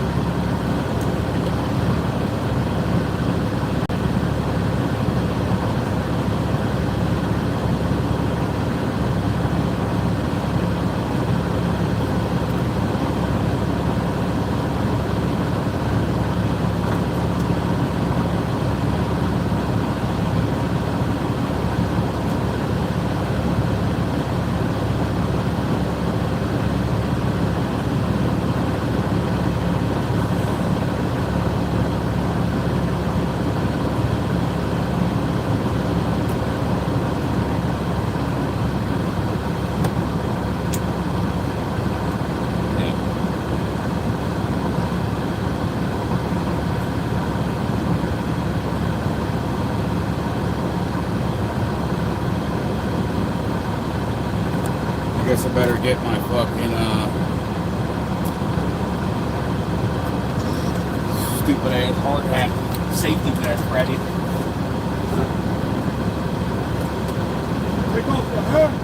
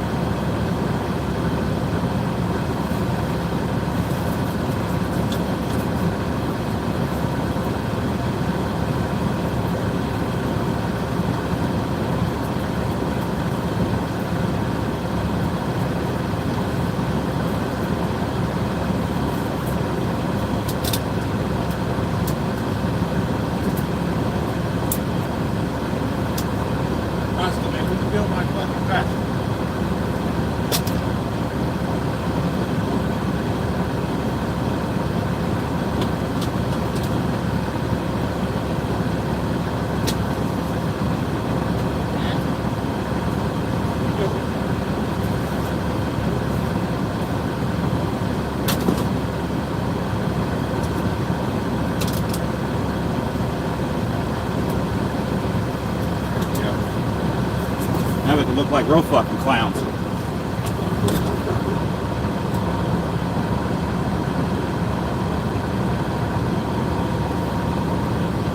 Safety first.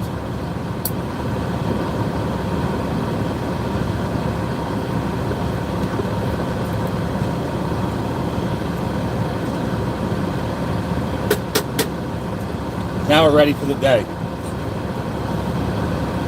Oscar, man, where's your fucking hard hat?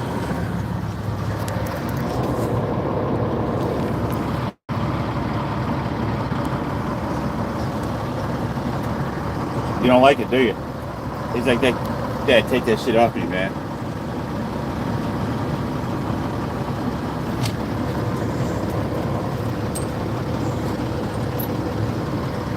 You gotta wait, puppy dog.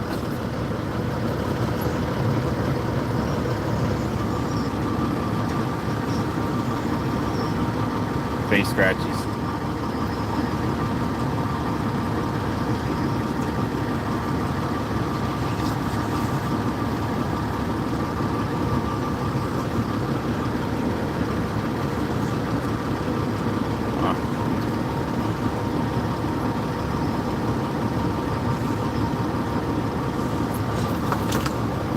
Good boy. That's it. Good boy. Good boy.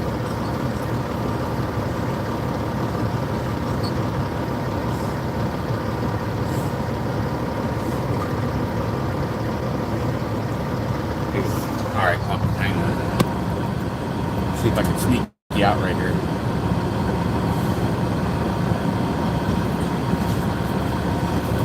Put a fucking stupid vest on.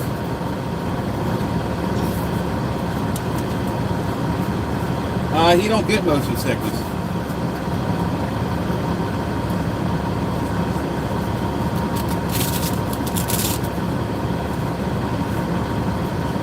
I tell you, that animal is no fucking trouble. No trouble.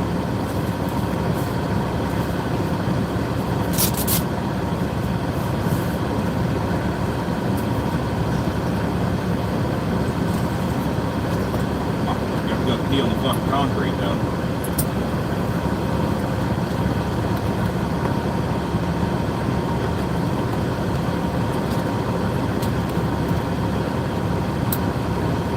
Gotta be quick. You can see it now. Get fucking kicked out of here. Let the dog take a piss.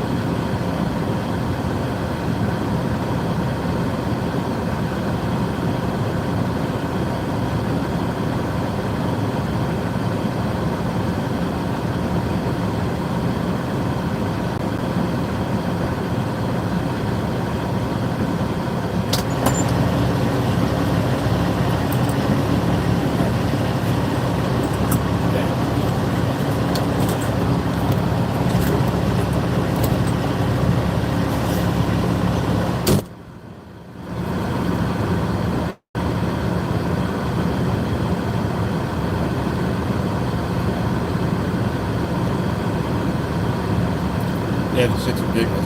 I've been at some shippers or job sites. They wanted you to have your hard hat on inside your truck. At which point I told them to go fuck themselves and left. Like, if something falls and I'm inside the truck, the hard hat's not doing anything if it's strong enough to cave in the roof.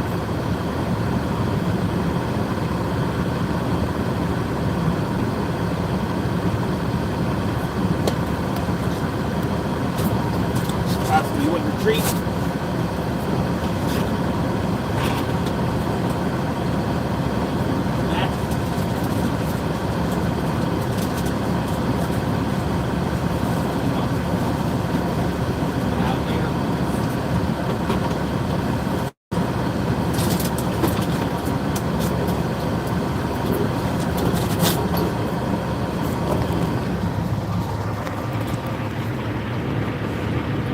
The little dental thing look like alligator.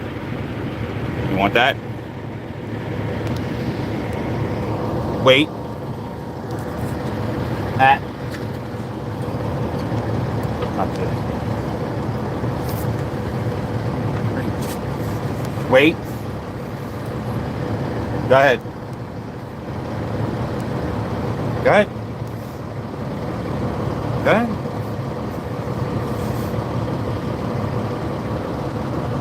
Go ahead. Let me hand it to you.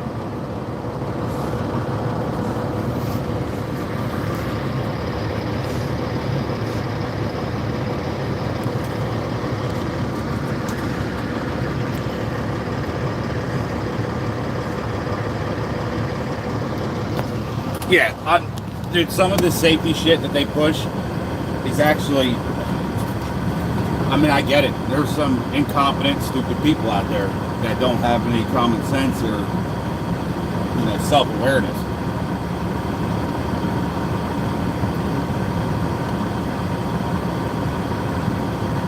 But it seems like some of the shit they do, it makes it more dangerous.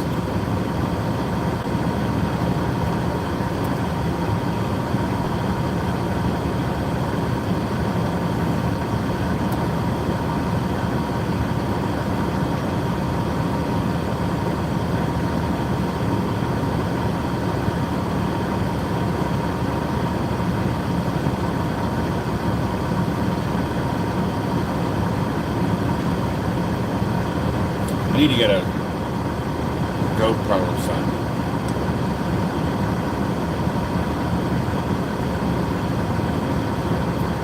I started doing this bullshit YouTube stuff when I think I started when I was doing the motor swap.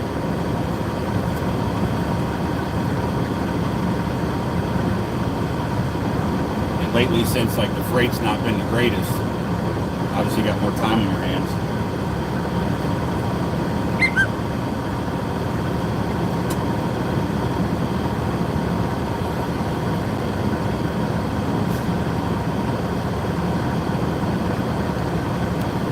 But I didn't think people would be watching like this. Just everyday shit.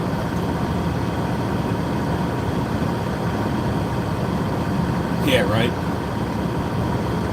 Well, I said it from I wish I would have done it since I first started.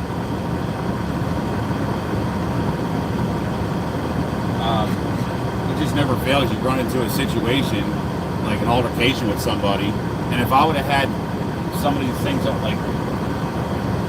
I had footage on it, oh my God, it would unbelievable. Of course, you'd be pissing yourself laughing. Especially during COVID, when they were, sorry, you need to have a mask on. I'm flatbed. I'm outside. I'm not wearing a mask. Well, then you can't be here. Okay, see you later. We're like, well, where you go with our freight? You just said I couldn't be here, so I'm leaving. And they're like, well, we need our stuff. Well, which is it? You want your shit, or you want me to, or am I gonna leave because the mask is more important? I prevailed every time except for once. I was getting loaded and the guy came out and said, oh, boss said you need to put a mask on. I said, ain't my fucking boss. I'm not putting a mask on. Well, then we're going to load you. I said, well, then hurry the fuck up then.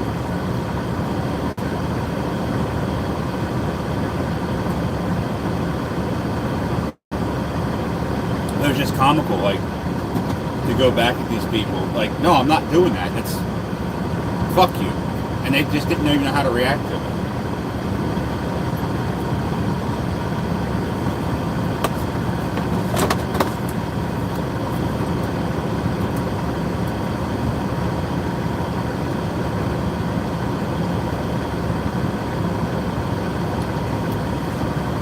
I drove all over during that shit. Never once did I get sick. Nothing.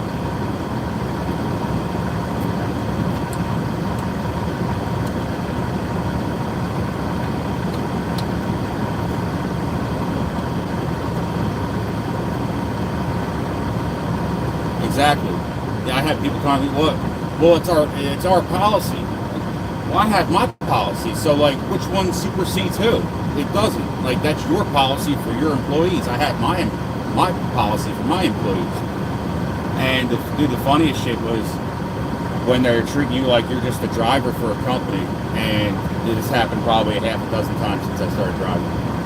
They're like, and after we had like some kind of pissing match, they're like, you are so unprofessional. I'm calling your boss. What's his number? I hand him a business card, right? And 5 out of 6 times they pulled their phone right out and called the fucking phone number on the business card, and my phone rings in my pocket. And I play along with it too. They're looking like, what? And I answer, I'm like, hello, how you doing? And they're like, you gotta be shitting me. I'm like, oh, excuse me, I'm on the phone. And dude, they would be fucking pissed off. Hang up with him and then talk to the guy right to his face like, what an asshole in the other line. They look at you like you're fucking crazy. Yeah.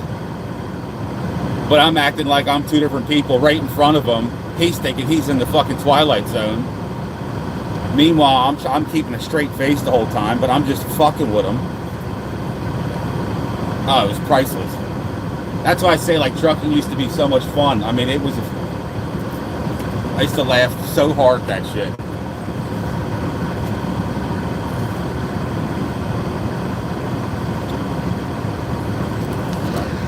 Yeah, we're down here. It's like, I guess it would be like the docks. Water out there. Some fucking Canadian geese.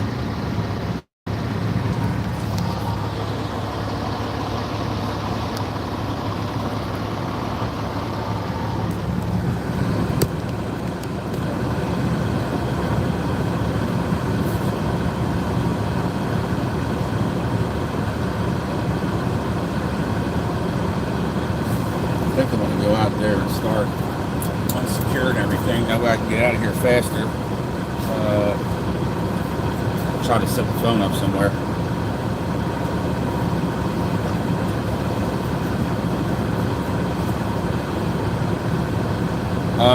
Yeah, it is a railway, but it's ain't nothing coming down it. They actually got, the wheels are chopped. So, we should be alright.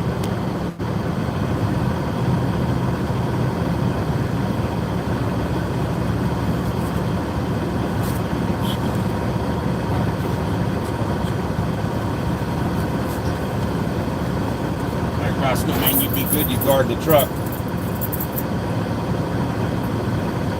We're gonna go play fucking construction worker with our safety shit on.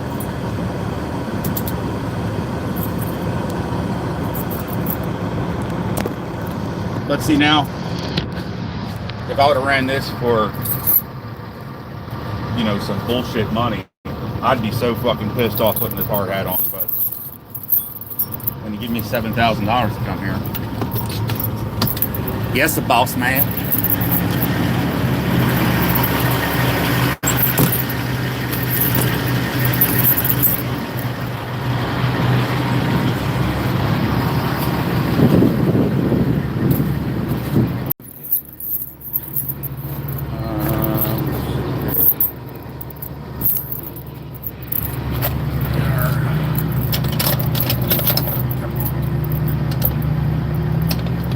Shame you gotta keep everything locked up, but you want your shit in the morning. Oh, come on, man.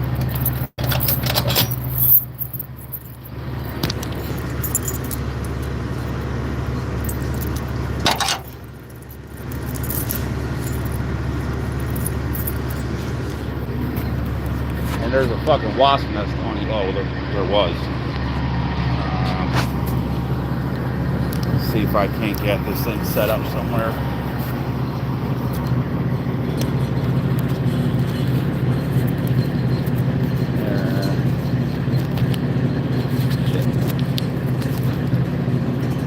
Trying here.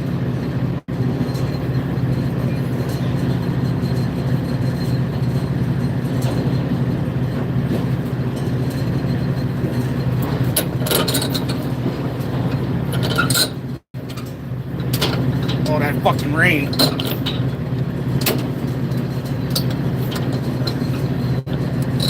Nope.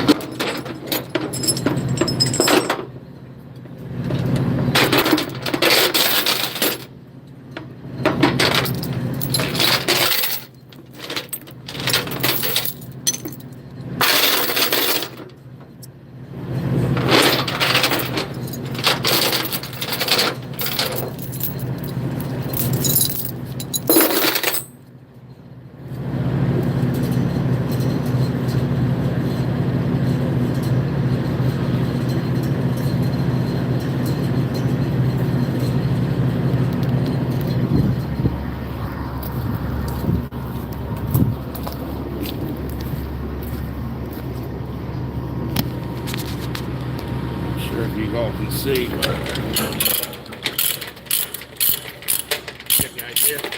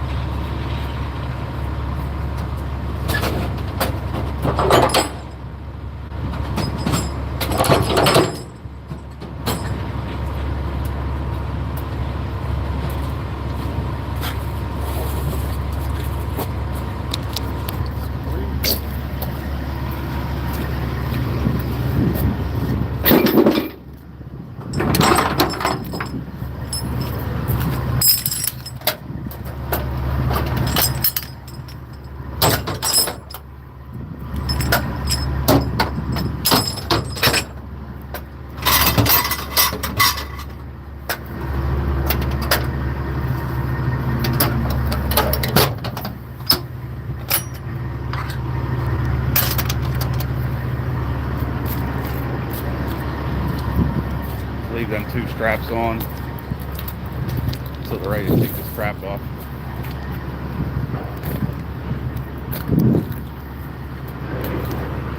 And the only thing we gotta do is get our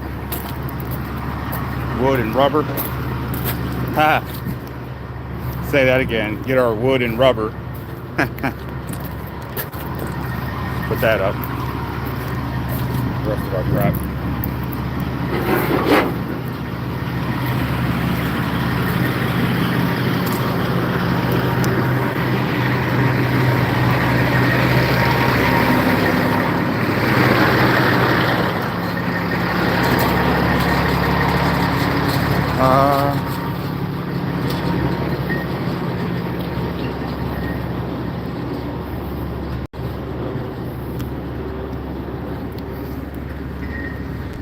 And then we got,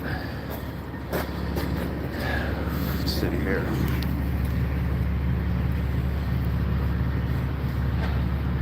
We need tires soon. We already put about 70,000 on the trailer, and we had to replace that inner one almost immediately. But this one keeps going low. I've plugged it a couple times. The problem is it's in the fucking, there it is. It's right in the tread. But as you can see, if I fill up too much, it keeps pushing the plug out. But I'm hoping to make it back down to Florida and just do all new tires. What's the purpose of the space? Well, for one, most importantly, it looks cool as fuck. I mean, you can pull up some chairs and have a fucking picnic if you wanted to. You can park a Harley on there. But it's mainly for looks.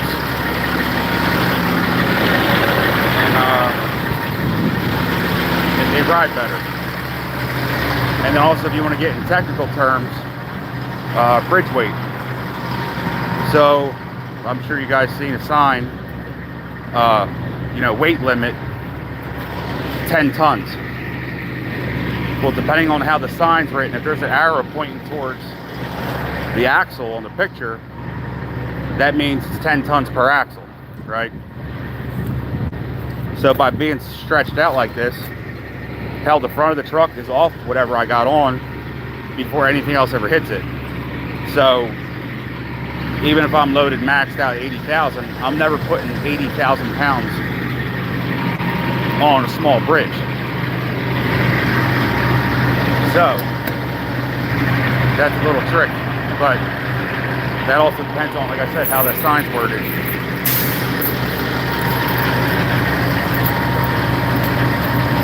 But it's usually rated per axle, so.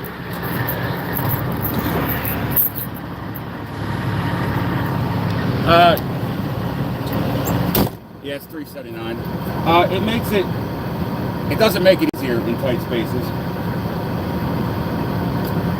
But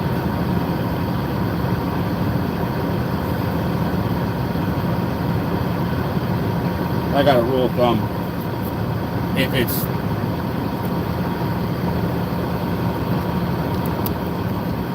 actually the 389's done, and now they have the 589, which looks like dog shit.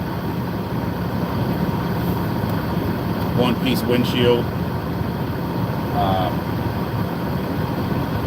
smaller air cleaners, the cab's wider. I don't know, it just takes away from the classic look.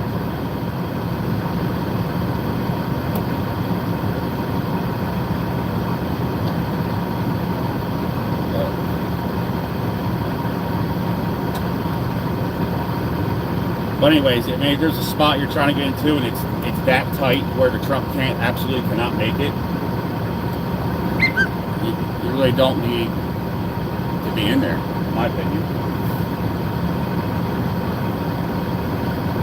I've maneuvered this truck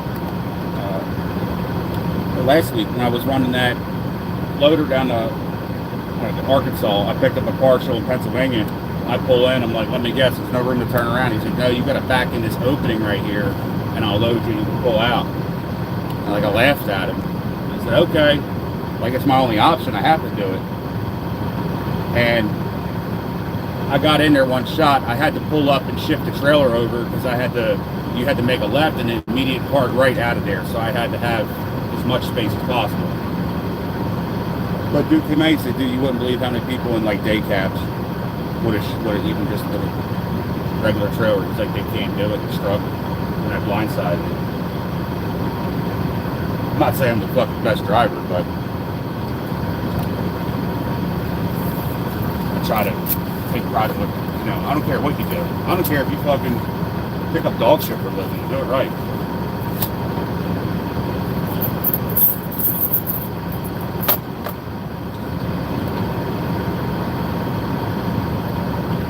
Yeah, they're both made by PACCAR.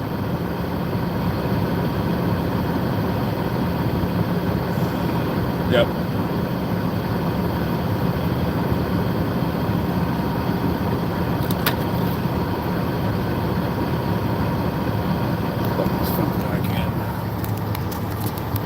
You're on this live shit, it fucking kills your battery.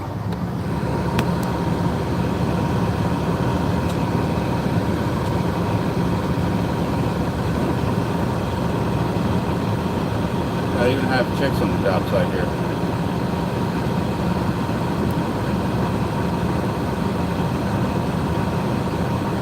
Need all that makeup on for it. Around a bunch of fucking men.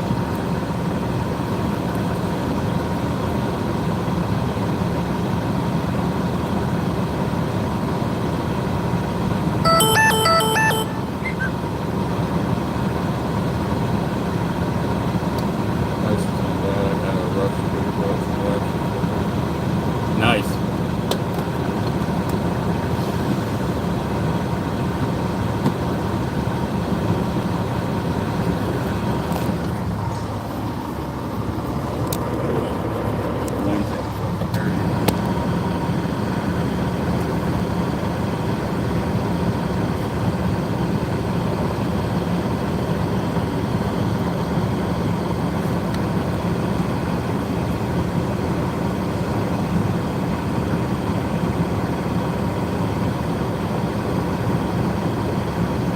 Human motherfucker out there. Tell you what. You watch later on today, I bet you Connecticut's sunny out.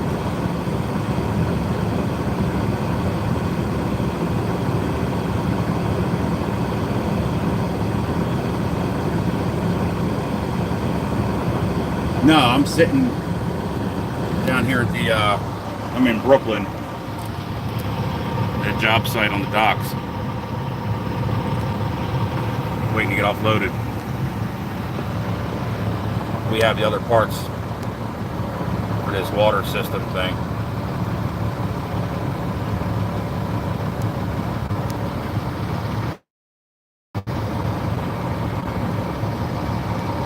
I could have been a fucker with this broker, reason being. See if y'all can pick up on this. So obviously he's oversized. This is supposed to be a legal load, and it would have been, you would have had to cock this tank to the side,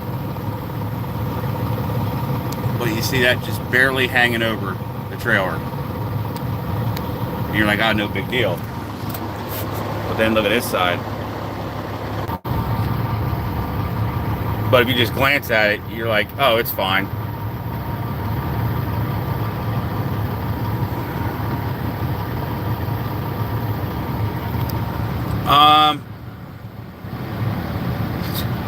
That's a good fuck question, man.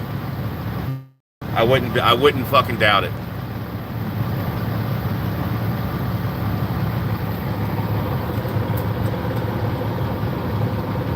When I first got here, I thought it'd be one of those cranes, but they're operating, what do you call that?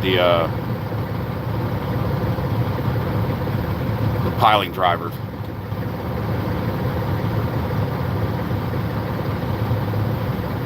Yeah, you're not kidding.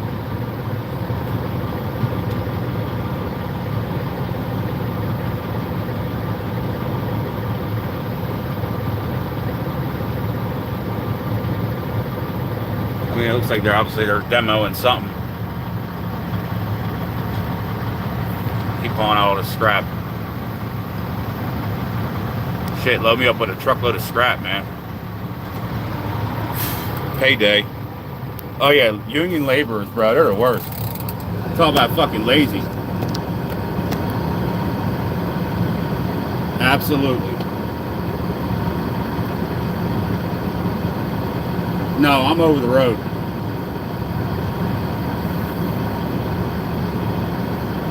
I'm usually running down south or let's say what's that called, like mid-Atlantic.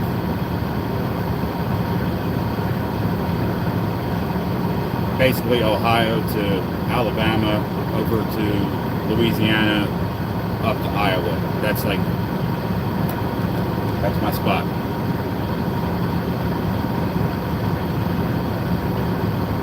Yeah, I've heard that. I got a buddy who used to do the reefer work, and he's like, dude, you have like an appointment at 2:30 a.m. Meanwhile, you got there fucking 14 hours prior to that, and they won't unload you till then. They're basically utilizing your trailer for cold storage.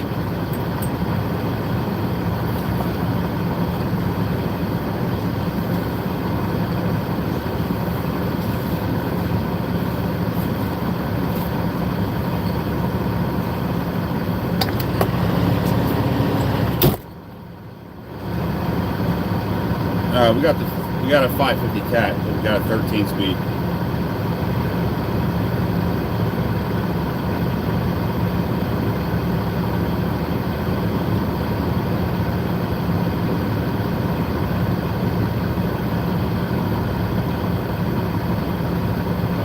We got 355 rears, but we're sitting on low pro 22.5. So I'm not really a highway speed demon.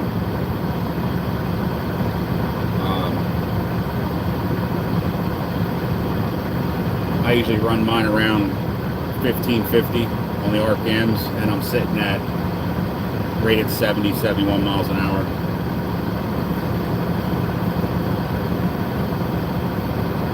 I would like to do low pro 24.5s, and that would bump my cruising speed up to about 75, but then I'm at that point, I'm raising my deck height on the trailer a little bit.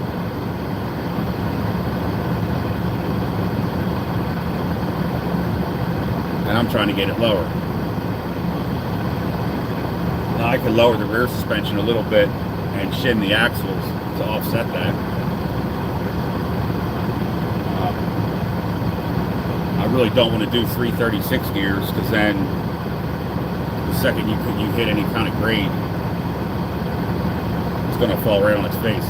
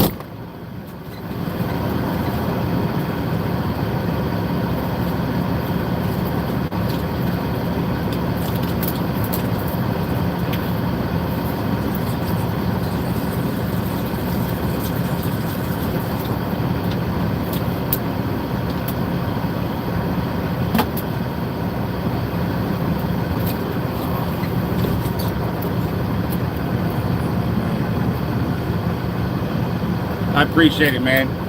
I know I ain't done much on here in the last couple of weeks. I was busy with work, and I went on vacation, and I had an abscessed tooth, so I'm just getting back in the groove.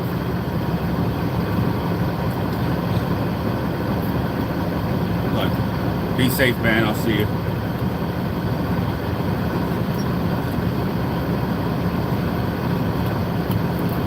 All these fucking supervisors out here, man. They're too clean to be fucking workers.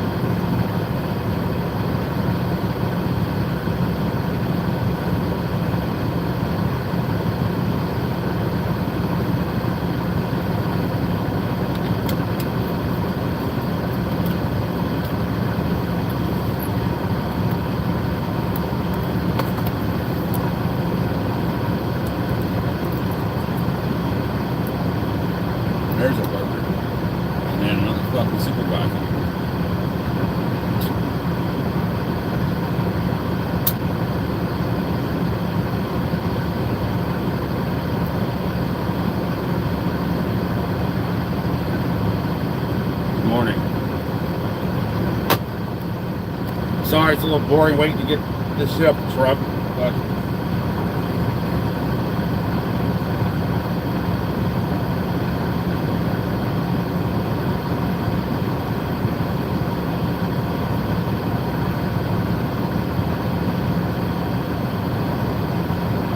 just hoping I can make it up to Connecticut to drop this other load off today.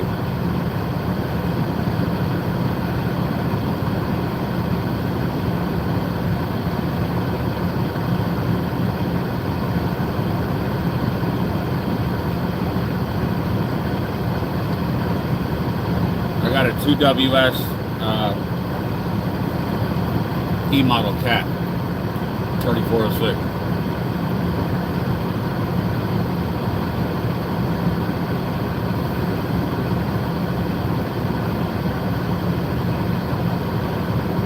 Just put it in around New Year's.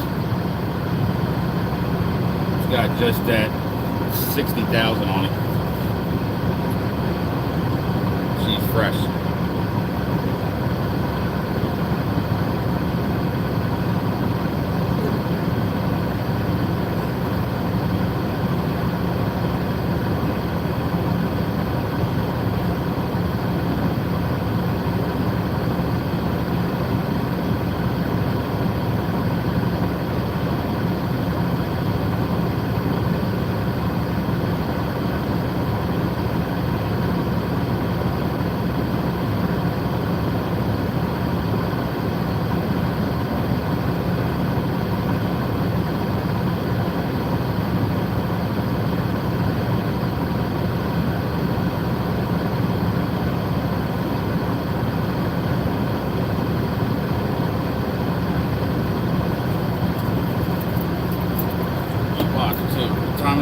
Oh yeah, it's almost 9 o'clock.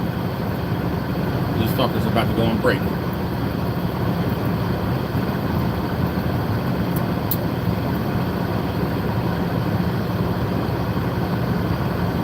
Then I'll come back from break and spend the next couple hours getting ready to go to lunch.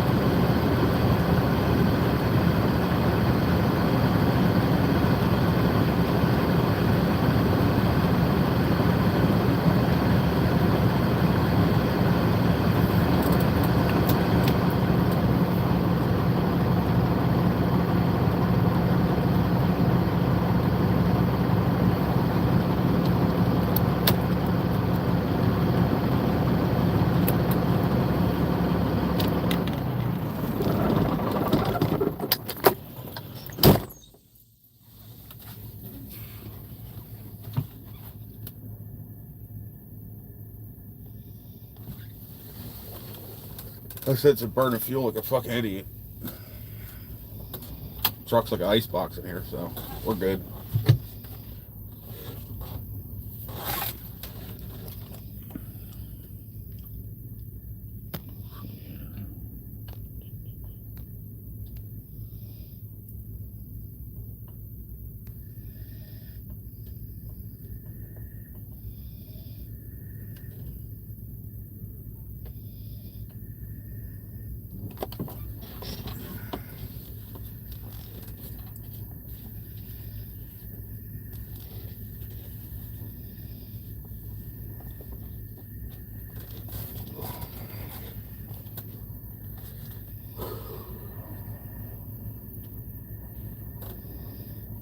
What are y'all doing? Entertain me.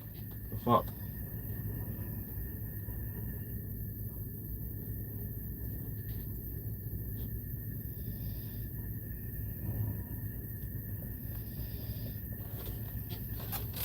I got nothing for you right now.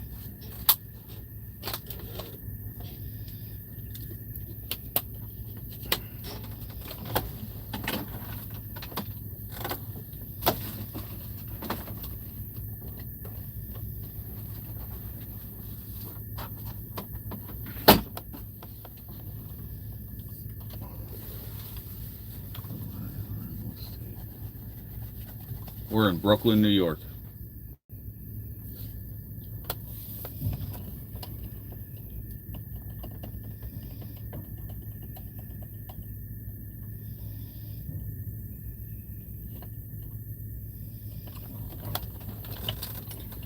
Nice. I'm actually seeing a lot more on the road nowadays.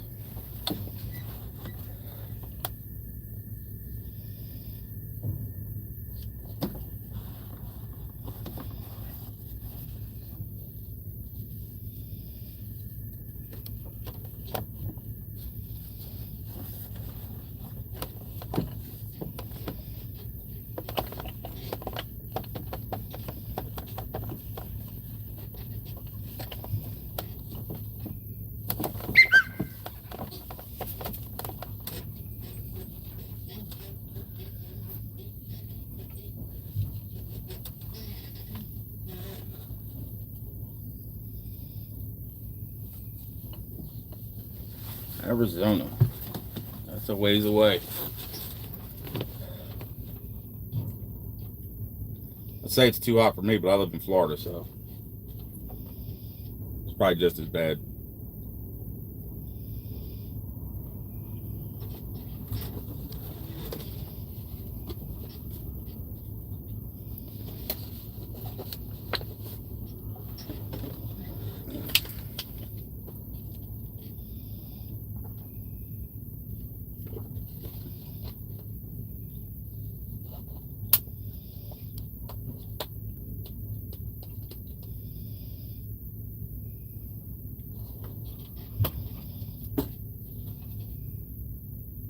Yo, cuz.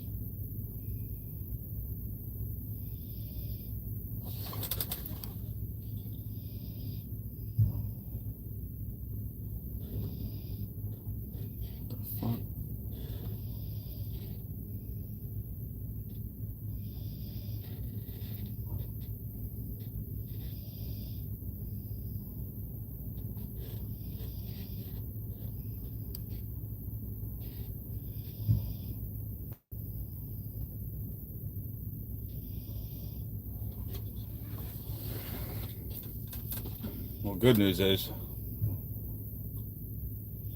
I'm supposed to be here at 7. It's 9 o'clock, so after, from here on out, I can start billing them per hour for sitting here.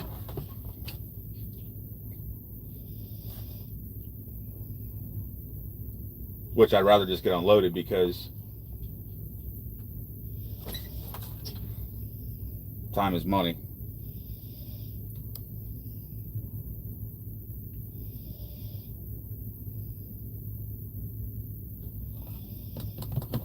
Usually get like $100 an hour, but if you sit, let's say you sat for 3 or 4 hours, okay, you get your little $300 or $400, but now you can't go pick up another load because of that. So then it costs you a day of revenue. That's why I say it's not even worth it.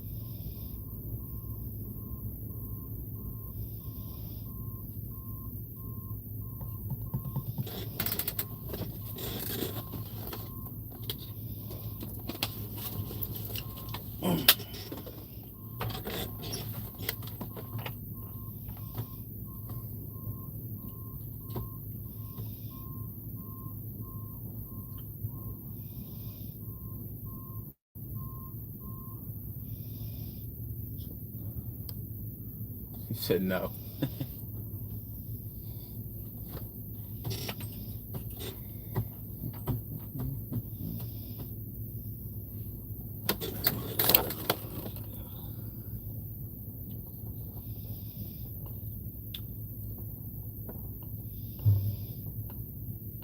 Yep.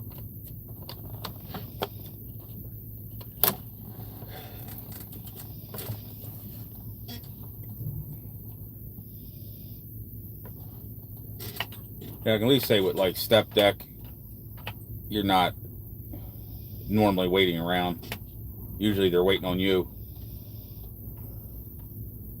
But anytime you involve a job site that's union operated, this is what you fucking deal with.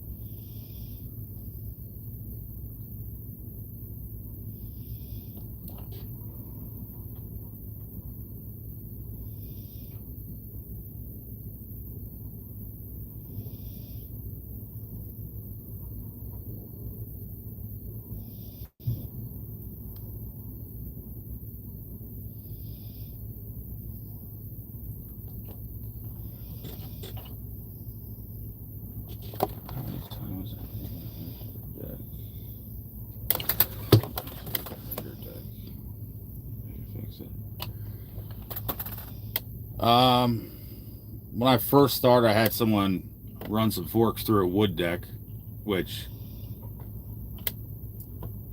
I mean, it sucked because that was my first trailer. It was brand new.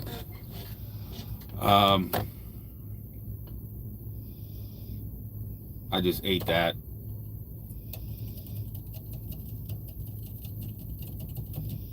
A couple months ago, I was unloading it's a 20-foot container, but it was retrofitted for the power company, so it had a what's the word I'm looking for here? Not a generator, like an inverter for solar. So I think it weighed about 40,000 pounds. I mean, I told the crane operator, be careful, trailer's almost new. And as he starts going to pick it up, I'm like, yo, you need to slide your boom over. That's going to run right into my top deck. And sure enough, clunk. And I'm like, yo, what are we going to do about this? They're like, what? It's just a trailer. And it fucking lost it on them. I mean, it's a small dent, but still it shouldn't be there. And then, of course, I had on one of my shorts, I have the thing about John Deere. The guy ran the skid steer into the top deck. Luckily, it just hit the brackets that I secure the ramps to get on the top deck.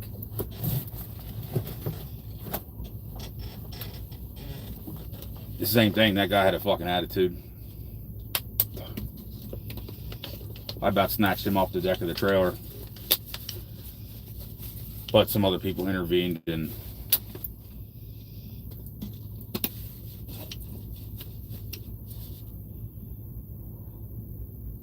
No, the whole process is shit because you'll have these big, especially you're dealing with like a big company. They'll be like, oh, well, go get us an estimate and, get it fixed and send us the bill. And like, dude, we're on the road making money. I don't have time to stop. And obviously if there was major damage, yeah, you're forced to do it. But when it's like a ding or a dent or you just kind of, I guess it's part of it. Try to watch where you go, and that's why I prefer to load my own truck when it comes to the equipment and vehicles and everything,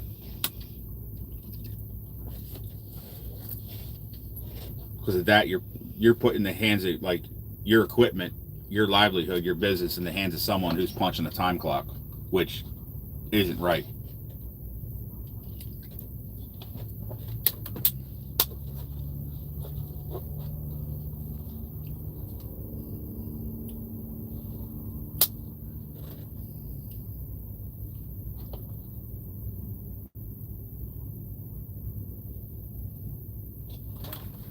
Oh my God. Don't throw it on my truck, man. Throw it on a fucking one of them non-hood trucks.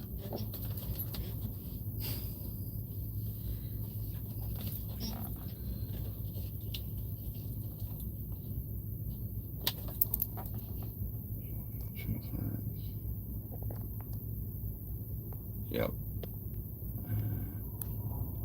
No, the whole union thing, that's a fucking scam, man. It's all...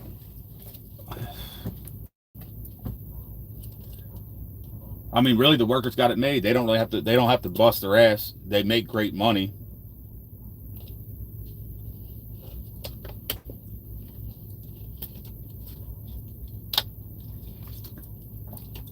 But they're making them fucking. They do make it makes a lazy person.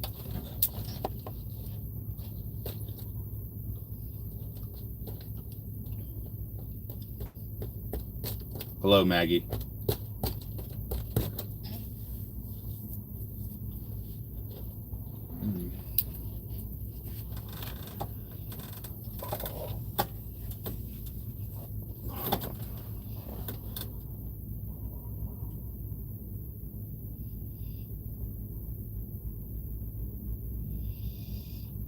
They have unions.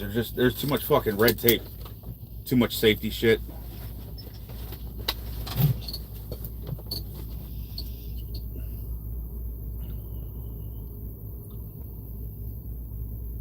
It's probably a ton of corruption. Thank you.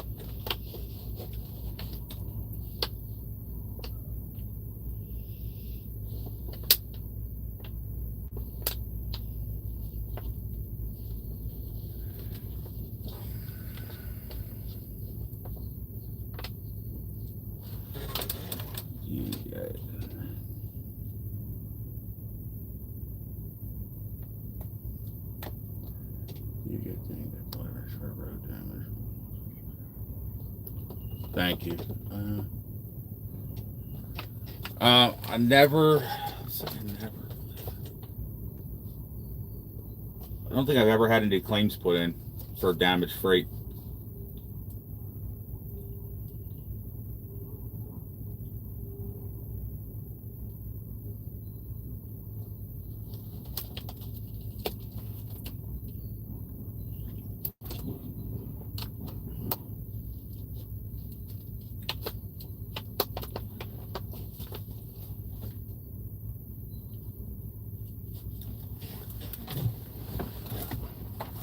Kentucky.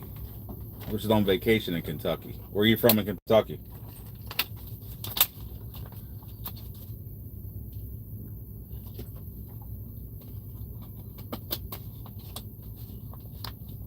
Lisa B, hello.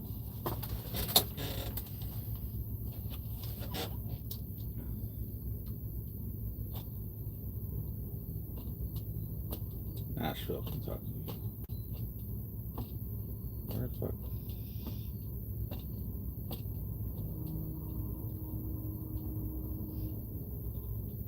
Nice.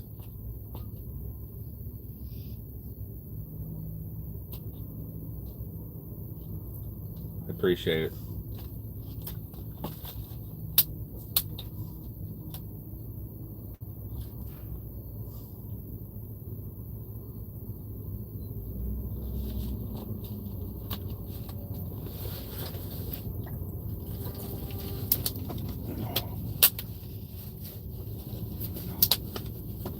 I honestly wish I could just get them all removed.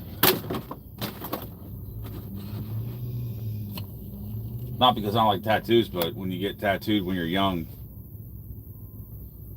obviously you like different shit, or you can get cooler stuff. You don't get any cool tattoos when you're young.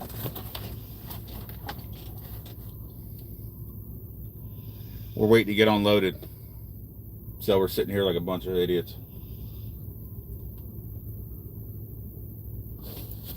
Yeah, we're bored too.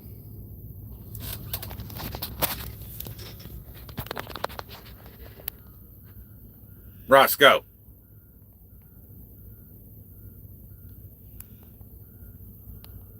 Fucking bum.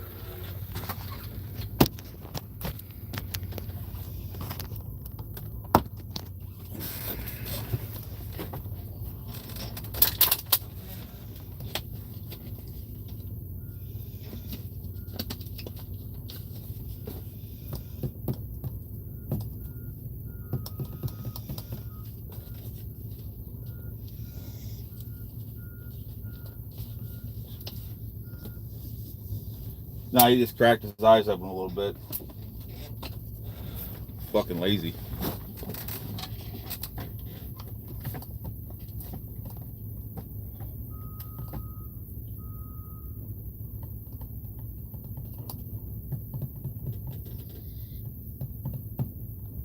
Yeah, right. I should get a drone.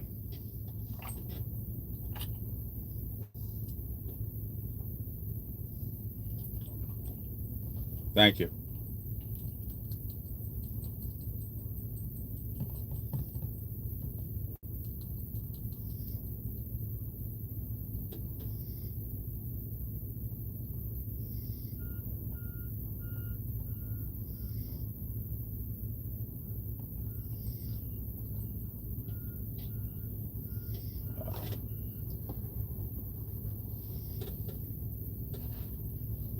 Yep.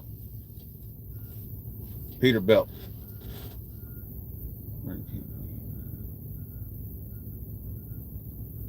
Brake kit valve. I'll have to check it out.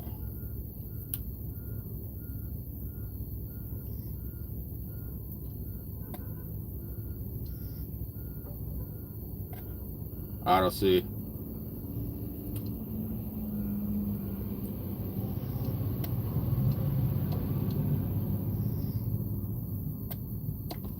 Yeah, we drove bulldozers.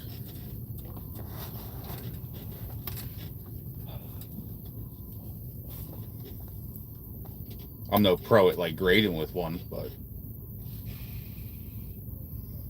I can.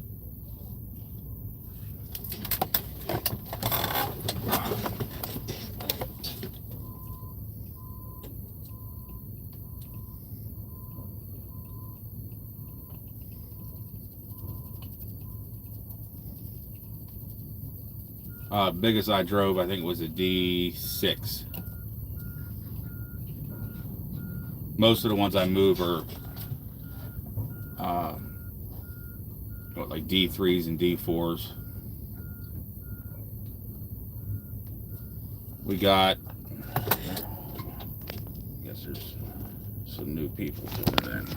Switch this around. Oh, fuck, hang on. Put the fucking stupid safety shit on. The first person that says something, I'm gonna fucking smack them. Where's your hard hat? Up your fucking ass. That's where it's at.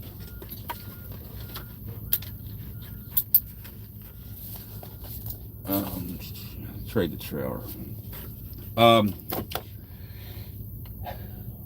If the freight picks back up, that's my intentions. We're gonna do. I'm undecided. I've been talking to people because obviously there's a happy man.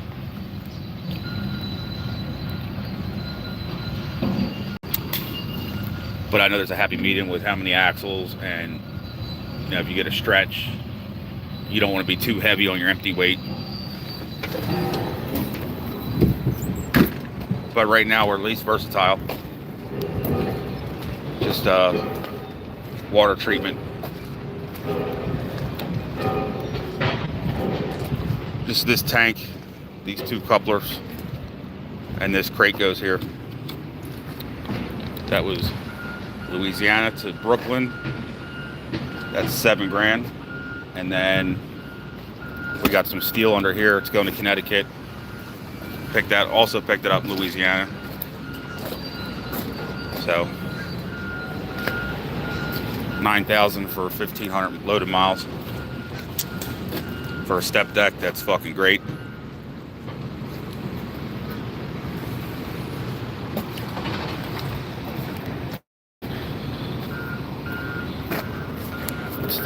What's the pipe for? Pipe. I'll show you the inside.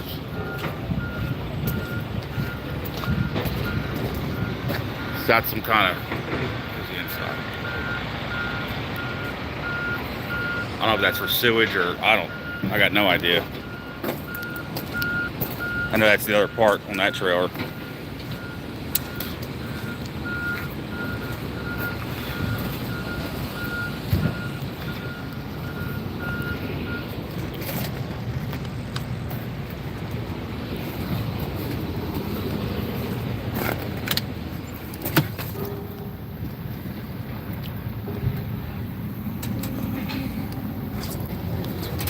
I'm waiting for someone to steal my fucking idea with the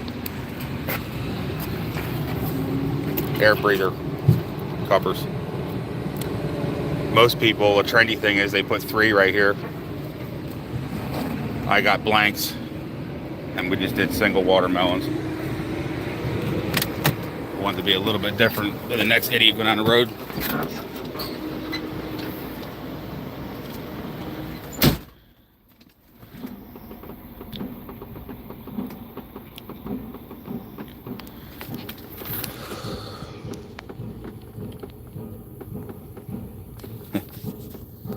What's the average rate you get?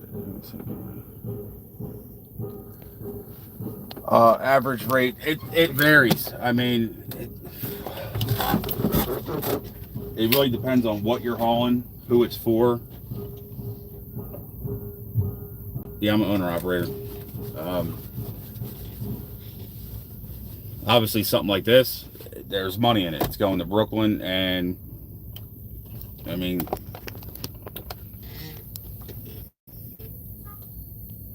it's a big job site on the dock, so they obviously have deep pockets. No, my passenger seat's in the garage. It's just what I need a passenger seat for. I need room for the dog.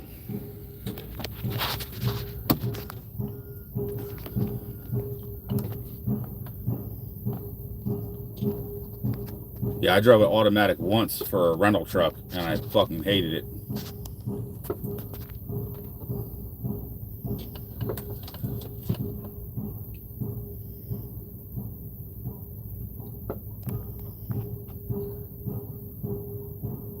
Not usually.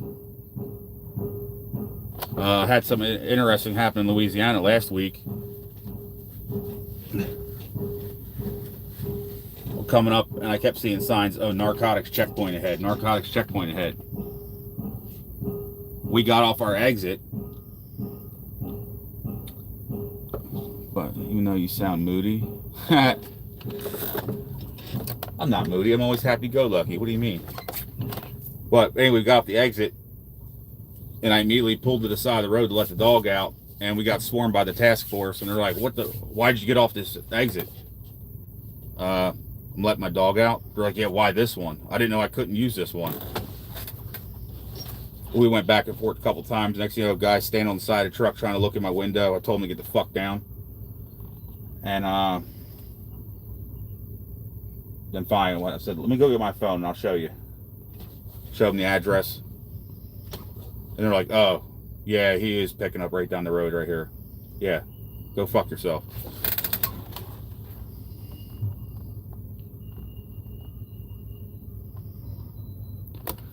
Yeah, like that. That's exactly what I actually rented when mine broke down. Yeah, you go, like, say you're pulling in a fuel aisle and you're swinging out and you're coming back. That thing would fucking deploy the brakes because you're getting close to something. Yeah, it's supposed to be a free country, and a narcotics checkpoint is just as illegal as a DUI checkpoint. And what the fuck you doing standing on the side of my truck with your head in my window?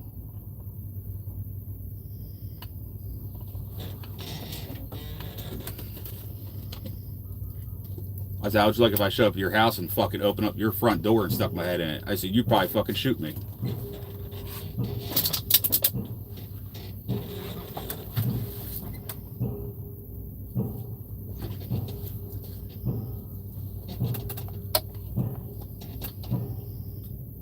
Then not for nothing, like, let's say I had the, like, my trailer was empty at the time, right? Let's say I had the fucking mother load, and I seen that. Why would I pull the truck to the side of the road, get out with a dog, and be walking him, not going anywhere? Fucking guys, me go, well, what are you doing out here? I'm fucking working. You guys are harassing fucking working folk.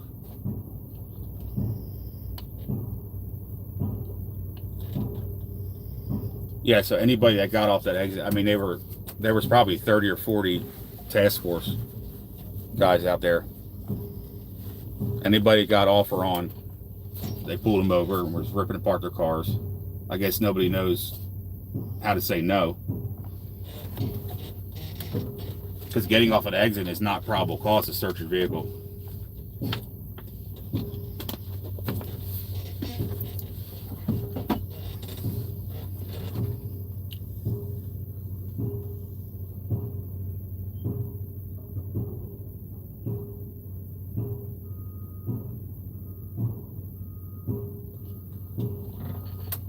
Yeah, no, they want people in a truck that can just do the bare minimum and they can pay them the bare minimum.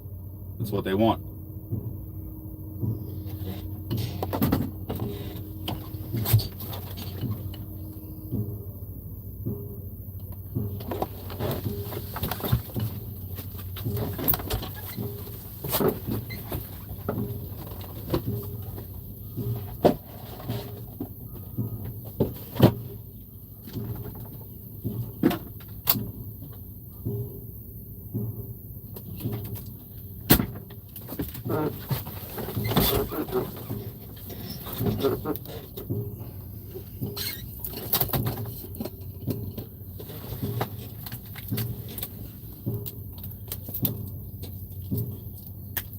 I know I made a boatload of money during COVID.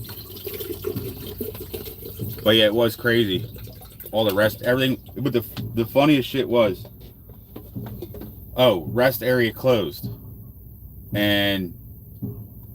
But they would have portable, like they had the restrooms closed because of COVID, but then they had portable restrooms out front that you could use. Like,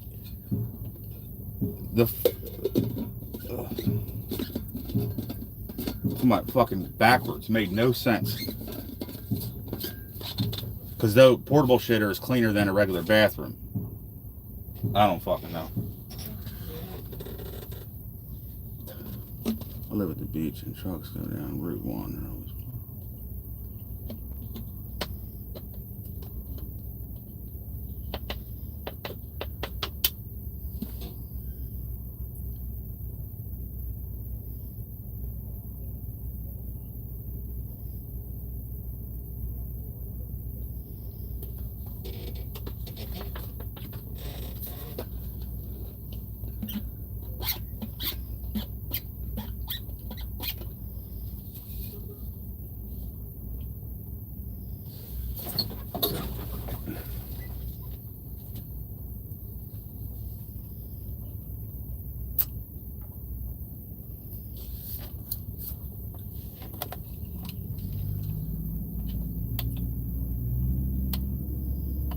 We got an 05 Peterbilt cat motor, long wheelbase, and then we got a Dorsey 48-foot low pro step deck.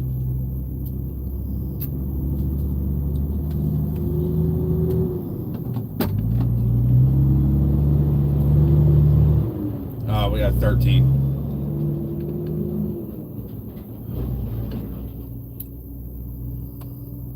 .355 rears.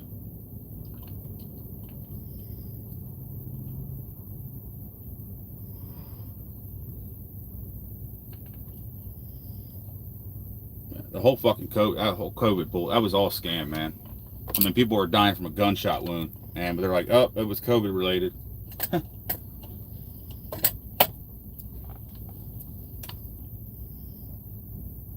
Oh shit, I just fucking realized. Zoom in. Statue of Liberty, which, if you're into conspiracies, looks like the fucking devil.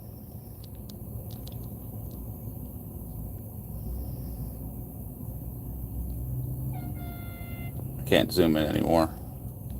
Or trying here. Yeah.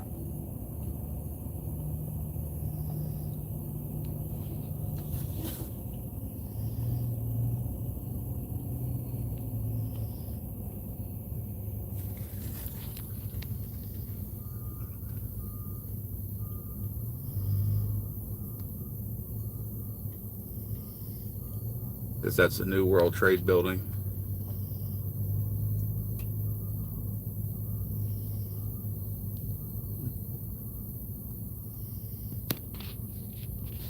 Oh yeah, it's terrible up here.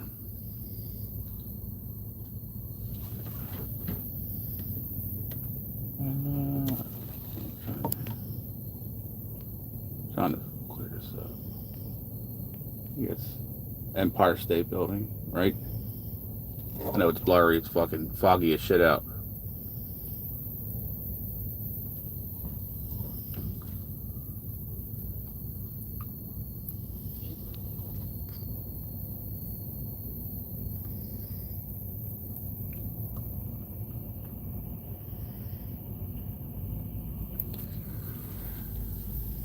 Smog.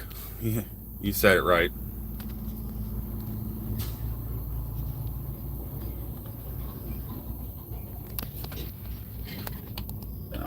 Now, owner operator.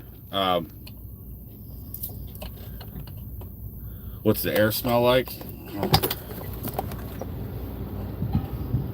Low tide.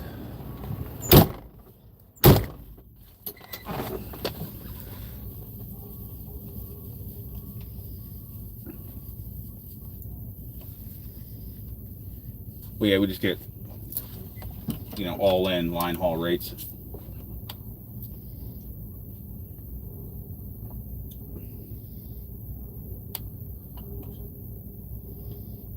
No, actually, my insurance went down a lot this year.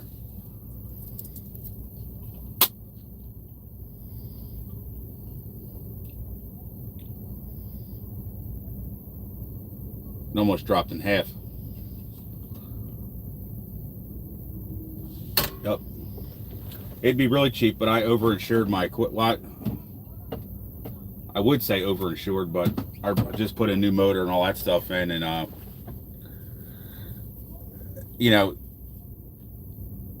what was my trailer? My trailer was, I just got that in December.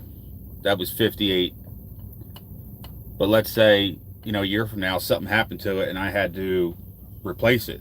Well, that trailer's not going to be 58,000 anymore. So I insured it for, I think I did 70. And then I got my tractor insured for 175.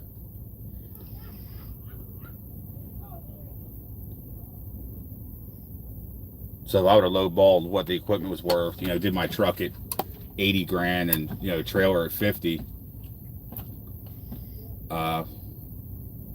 My insurance would be a whole lot cheaper.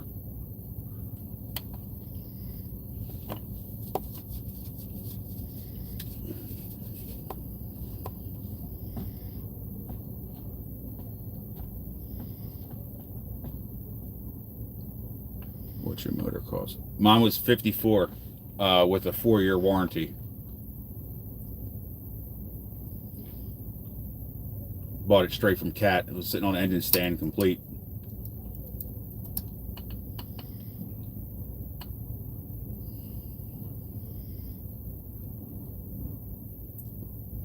But a friend of mine and I installed it though, so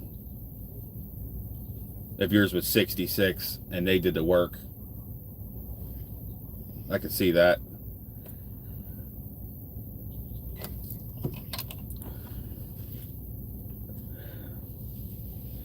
But if I would have brought them back the old motor, they would have gave me 6,000 off that number.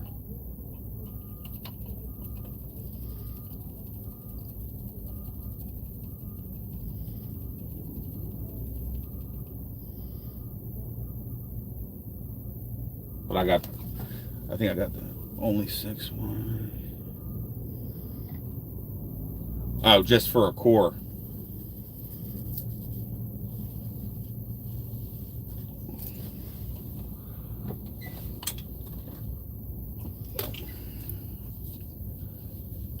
I ended up just selling it privately. The guy still has to come pick it up, but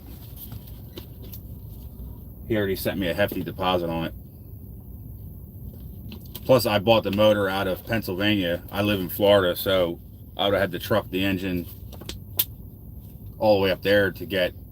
And it's not like they gave you a check for $6 grand on the spot. They're like, they have to tear it down, inspect it, and then corporate cut you a check. I'm like, fuck you. You could be like, oh, this is wrong. This is wrong. We're giving you $1,000. So I'm like, no.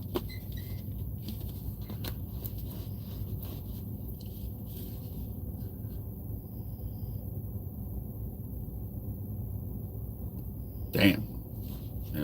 Oh, and labor. Yeah.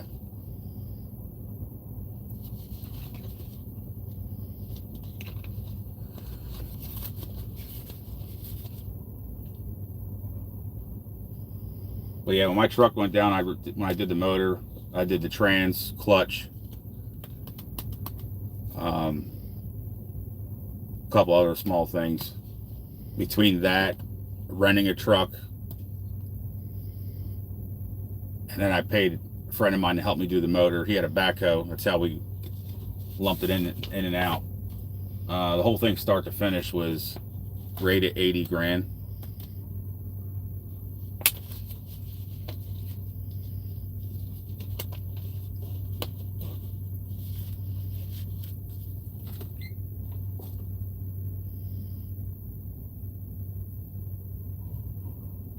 My C15, I had 850,000 original miles on it. Something failed in the head, and I could have probably fixed it, you know, through a new head or cam or whatever on it. But then you're still talking, you know, letting a shop do it, 25, 30 grand. But then you still have an old bottom end. So I'm like, get a new fucking motor, get a warranty, and be done with it.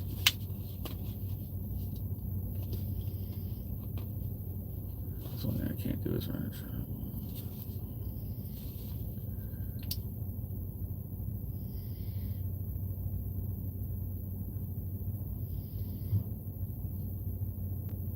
Oh yeah, that's true.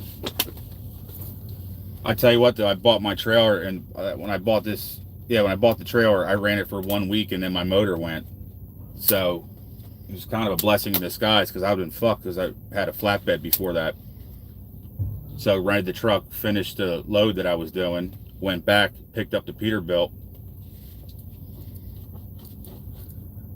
and was able to trailer that home. And on the way back, I stopped at Cleveland Brothers Cat, bought the motor.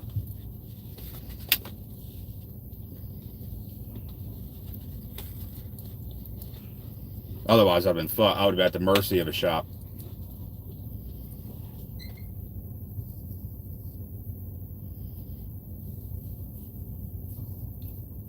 But this had that fucking C15 A-cert motor in it, and just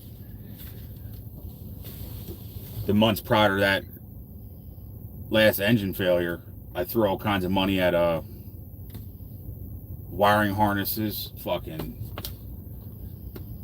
what's the other fucking thing goes wrong with them? The intake valve actuators. And like, dude, that shit doesn't need to be on the fucking truck. Pre-coolers, and probably wasted almost 20 grand trying to fix that thing and keep it going.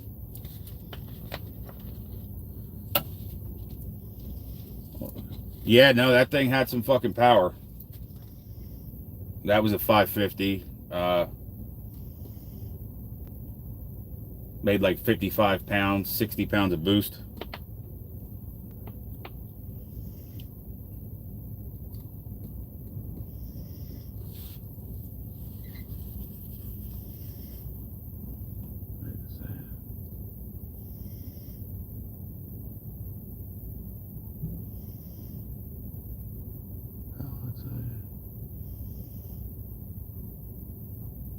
Oh my God.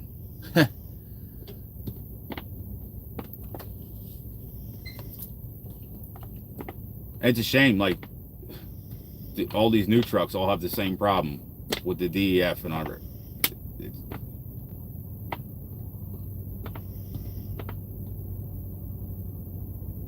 You'll go broke trying to fix all the emissions trucks.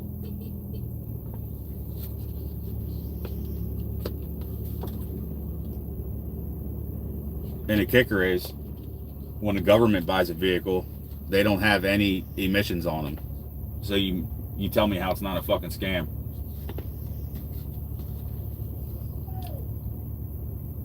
Sometimes you get into...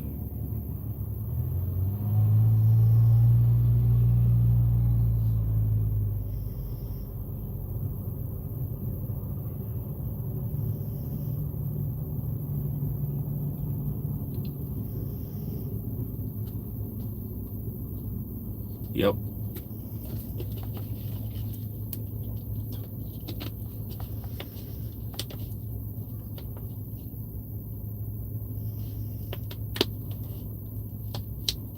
Yeah, I won't even.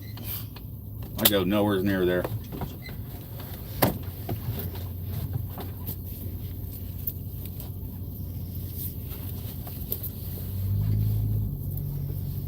That's why I got the motor. I went with a 99. So we're E-log exempt. It's just a single turbo, no emissions.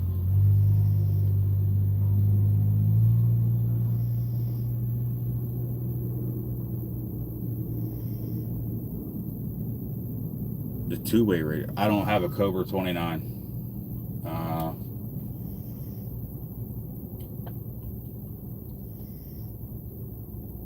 Nope, no E-logs. We are paper log. That's the fucking loophole. Depending on your engine serial number. Oh, absolutely, it's a requirement. If your motor is mid-year 2000 or newer, you have to have an E-log.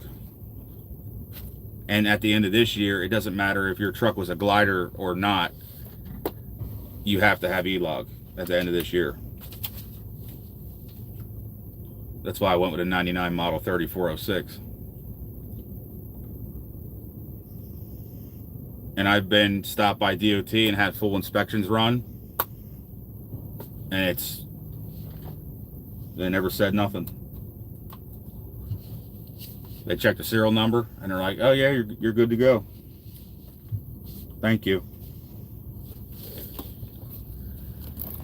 But yep, paper logs, baby.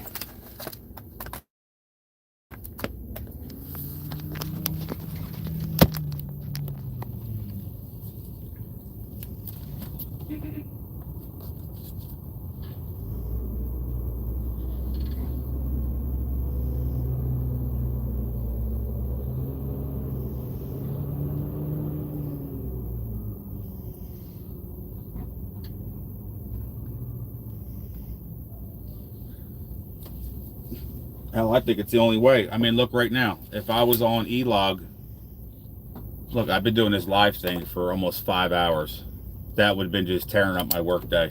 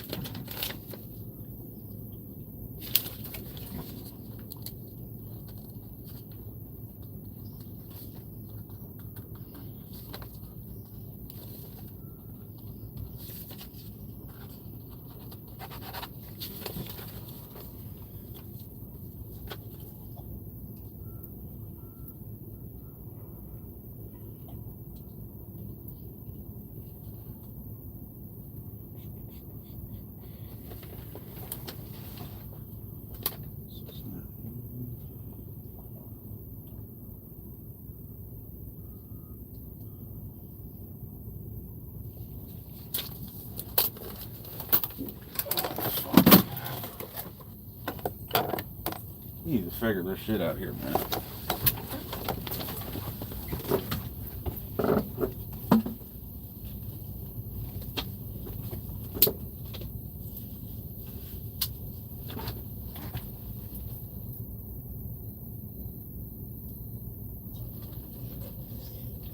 What you doing, puppy dog?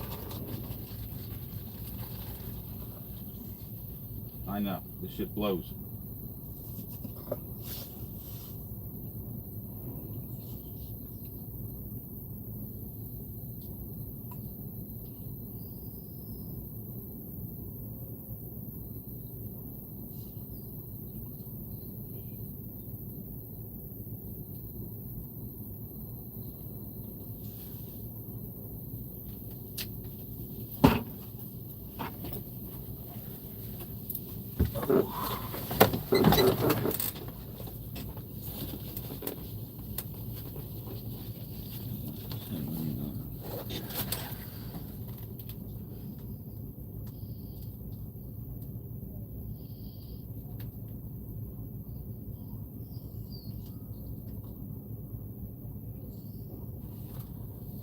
Yeah, the whole fucking world's nuts right now.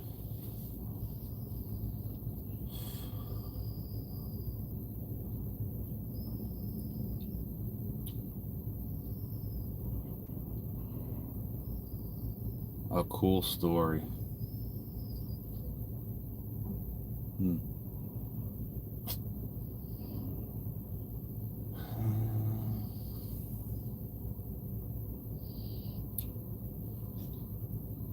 I ain't gonna lie, I'm fried right now. I'm running on a couple hours of sleep. Could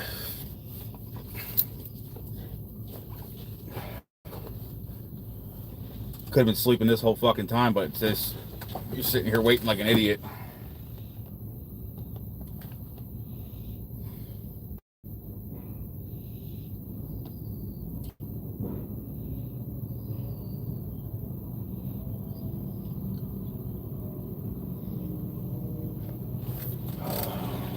Your brakes are no, never had that problem.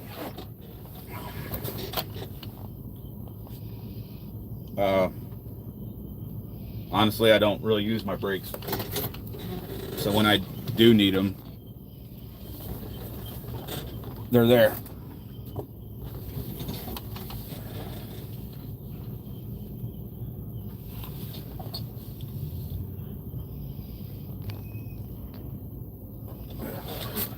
Fucking safety vest. No, the Northeast is bad about the guys they'll ride their brakes all the way down a hill and then fucking lug their truck up the next side.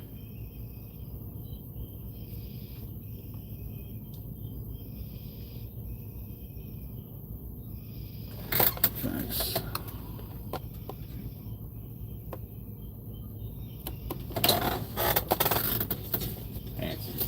Thanks. Every time I see a sign that says no engine brake, I fire them up.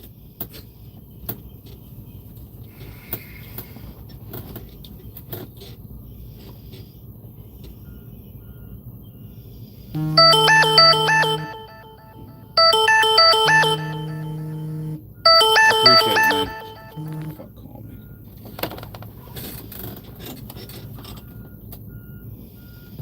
Yeah, every overpass, fucking tunnel, I hit him. I'm a child.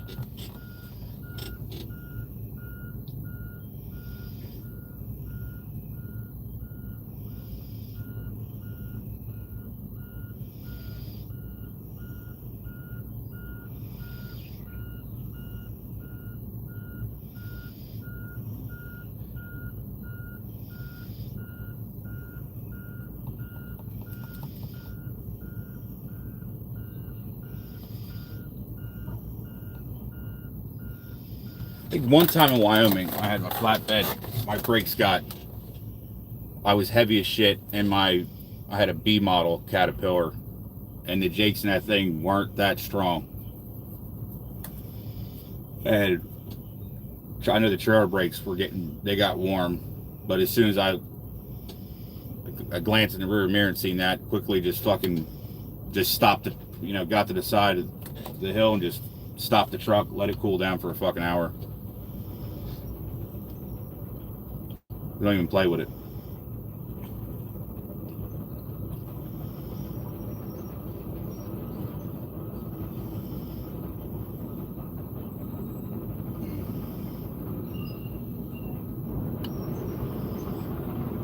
No, and I'm going to tell you why I never had them freeze.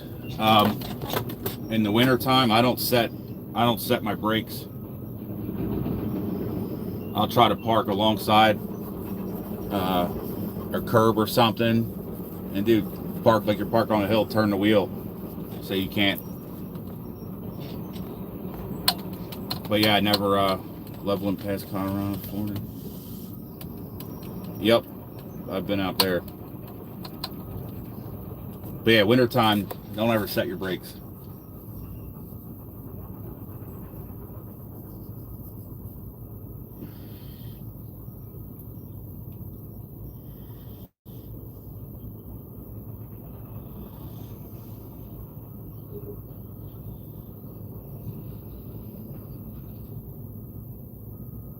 Where did all the sexy women go? They're not with you. They probably went to fucking hell.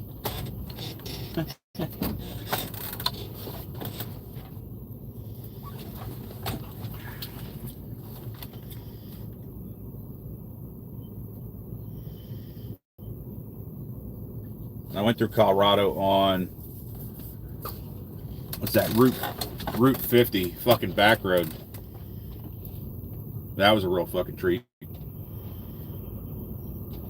Same thing with Wyoming. I think it's like Route 14 and 16. It's all switchbacks.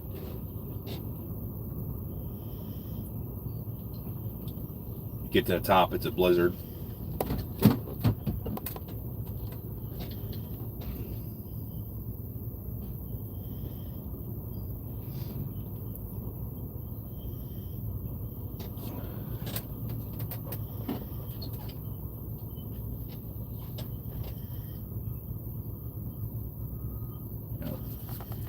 In 2021 and 22, I ran the shit out of the Rocky Mountains. I probably won't even do that now.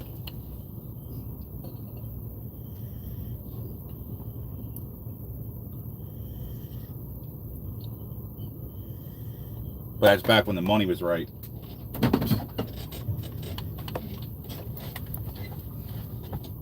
I mean, now they're trying to get you to go out to Wyoming for $250 a mile.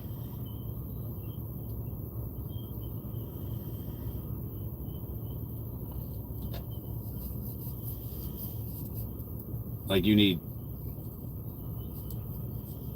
I mean, I'm talking flatbed or step or, even van or anything. You need $5 a mile to go out there for bottom line, because you're not getting anything leaving there. And you got to drive to probably Iowa before you find something, or Kansas.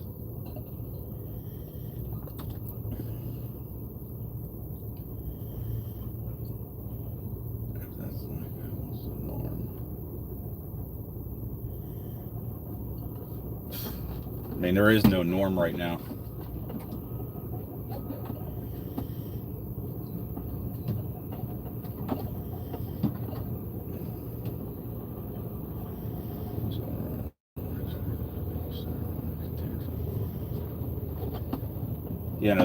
The rates are everywhere. There's still some good loads out there. Unfortunately, you have to just be refreshing the fucking load board constantly.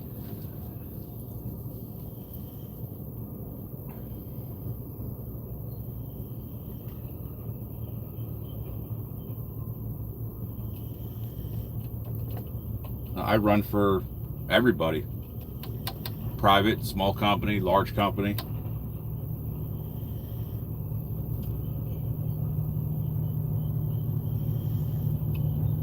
It's basically subbed out to me, so.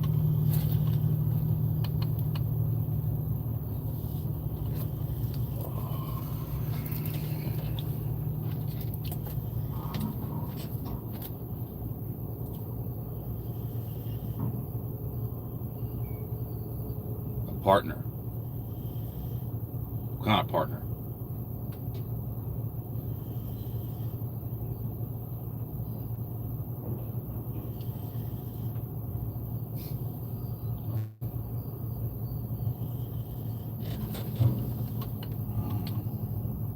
That's right. Money talks.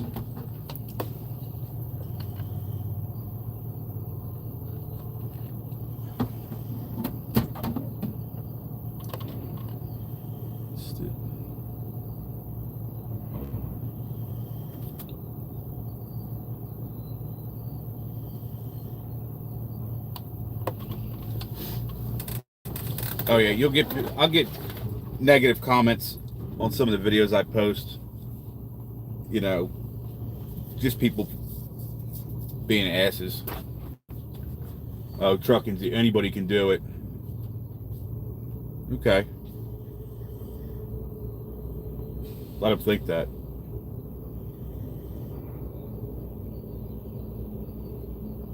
This shit beats you up.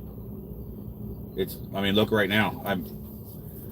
Yeah, if I would have got here, parked, was able to sleep until now, yeah, I'd be fine. But you're sitting here waiting, anticipating getting unloaded.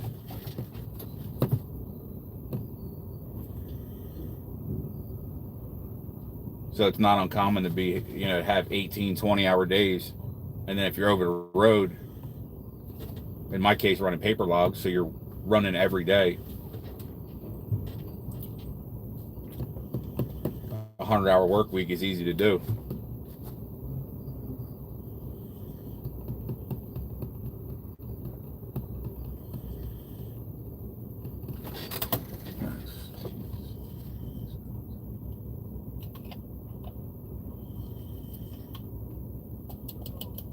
I appreciate it, man. Be safe out there.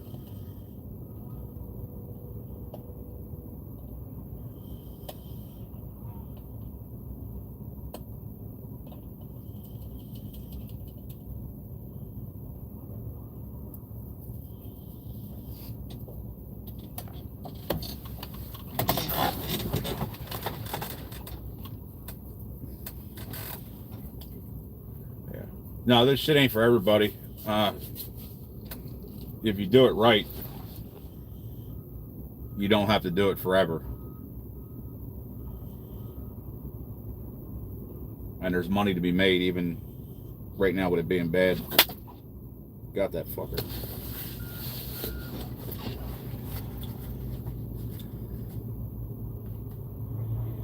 Brother, ooh. What, a little bug?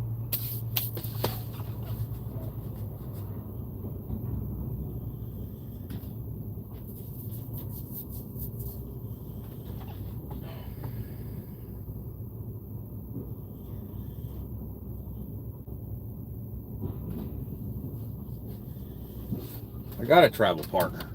What do you mean?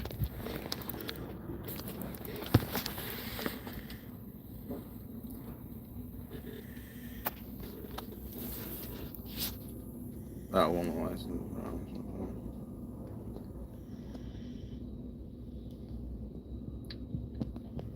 Yeah, but then you're in a fucking confined space with someone else. Fuck that.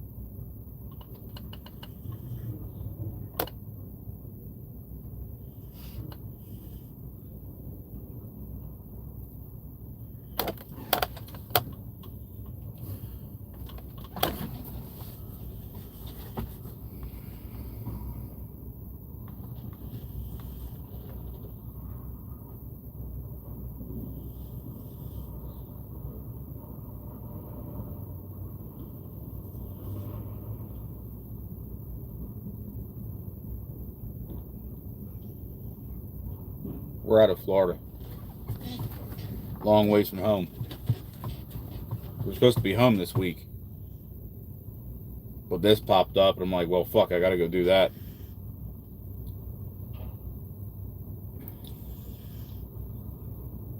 The best food.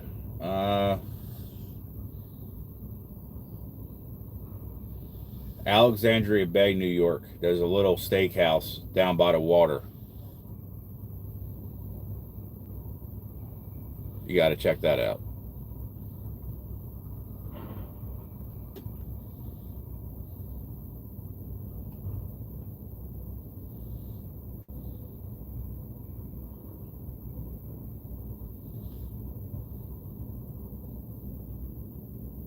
Hello.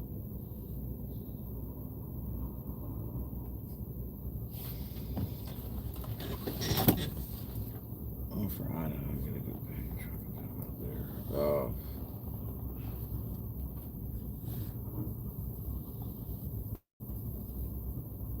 I feel like there's tons of work in Florida. You shouldn't have a problem.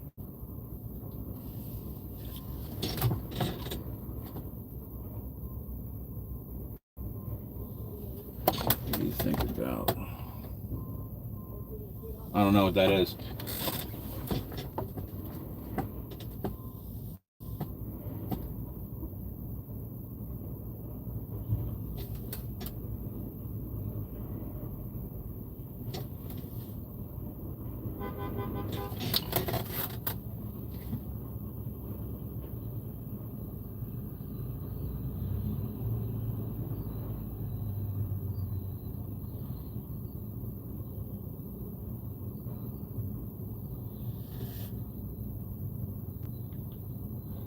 Oh, I don't know.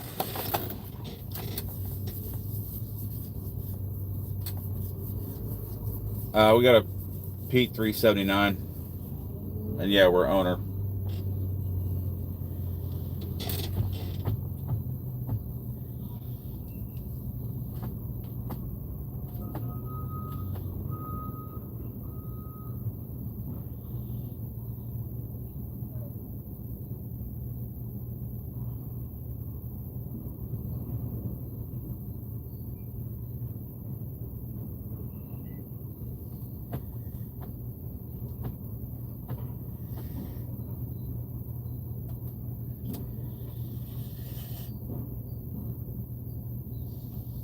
What shows? I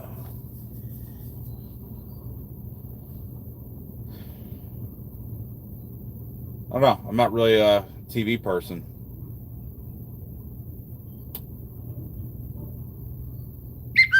All right, man. You too.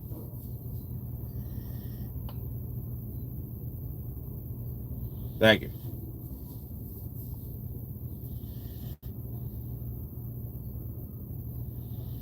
Favorite music?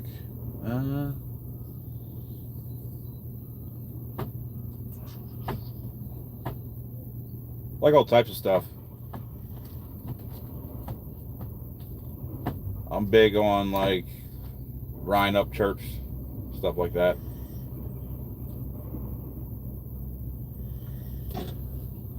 But driving, I'll have like some 80s and 90s dance music on. I ain't gonna lie.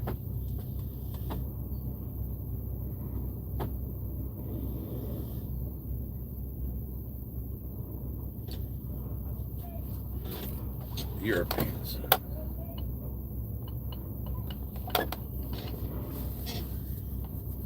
I don't really care for those.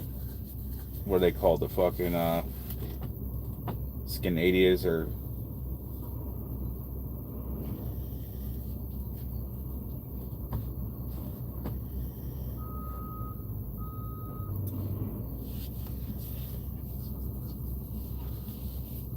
I guess a better way to answer the music thing, I don't really care for the mainstream bullshit.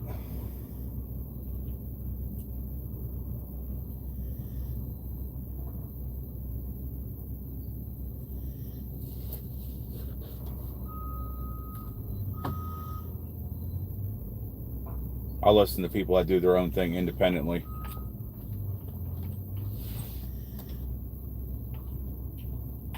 It's more realistic.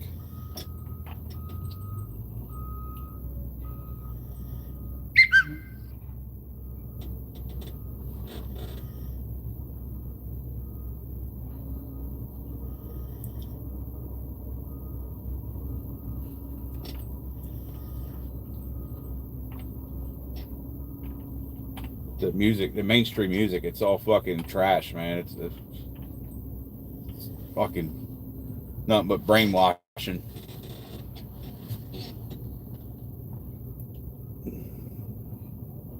All kinds of subliminal messages in it, and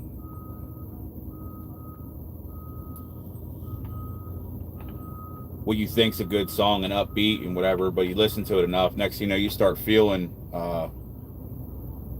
you're like, damn, what the fuck's wrong with me? I feel depressed, or you're just in like a shitty mood, but you're listening to, something they're playing on the radio, and you think, oh, this is good, like you'd let your kids listen to it or something. Fuck no, that shit's all poison.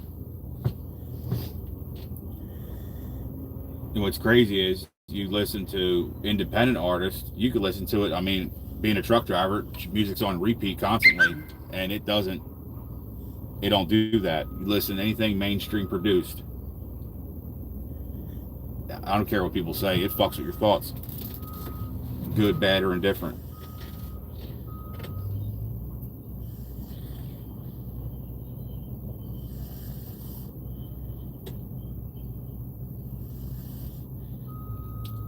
The same thing with TV shows and movies. That's why I say I'm not big on that stuff either.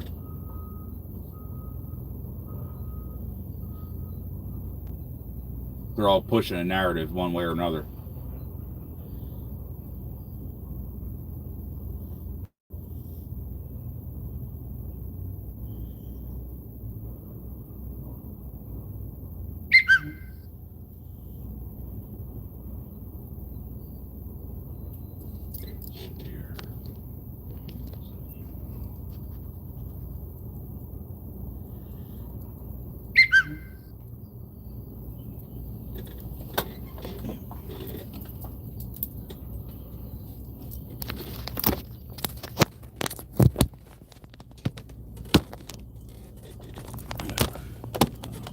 Trying to talk about all the, I mean, some people say whack ass conspiracies on here, because then I don't get put on a fucking list, but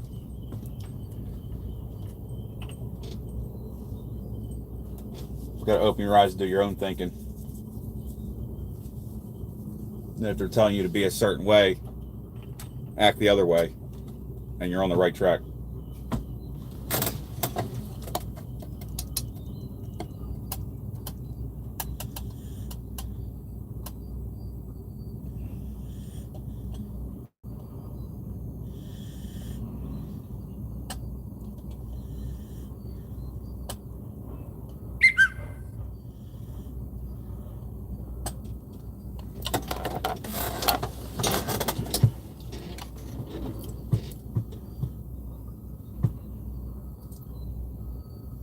Oh yeah, there's no fucking privacy no more.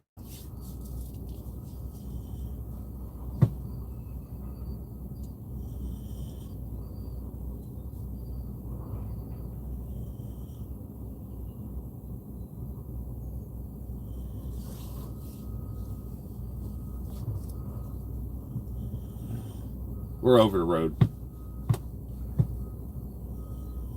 We usually stay in the south, but I'm so fortunate to be sitting here in Brooklyn waiting to get unloaded by these fucking idiot union workers.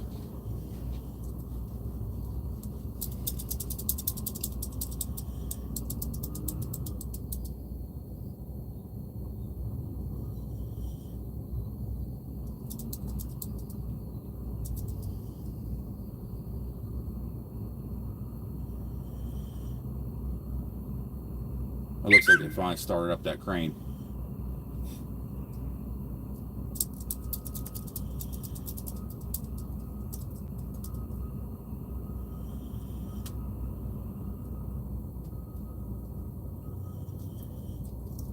Yeah, no, you have to laugh. Just unfortunately, we're living in a constant sick joke right now, so it's hard to find the humor. Because what should be funny is like real life, and that's the scary part.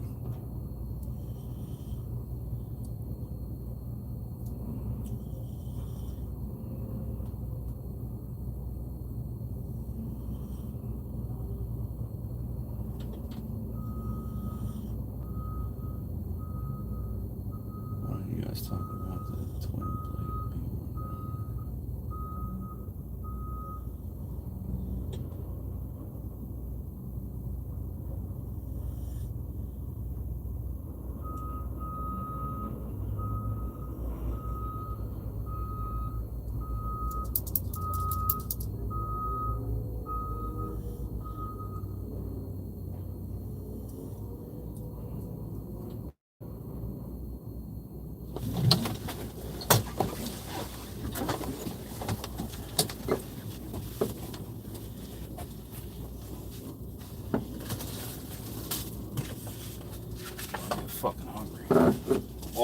food. I got peanut butter and jelly though. It'll have to fucking do.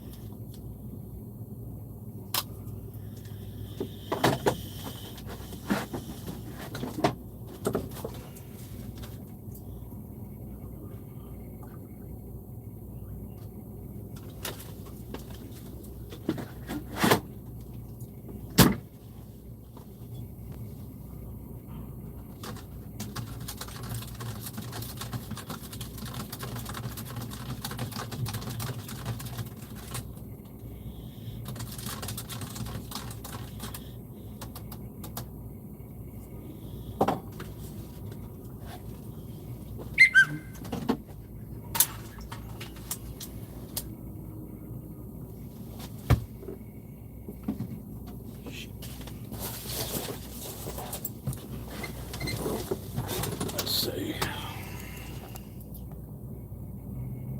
Your bed squeaks. No, that's the seat. Let's see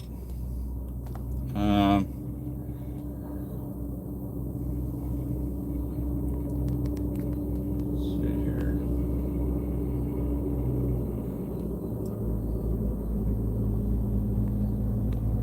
Trying to catch up. We're unloaded water treatment products. It's a big tank and then just a small pallet.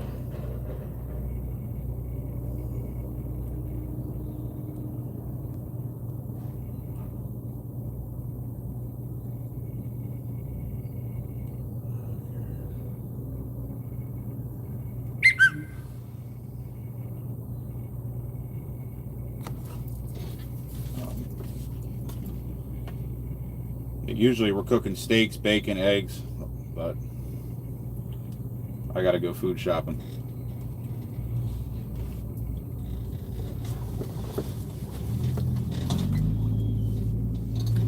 Step deck.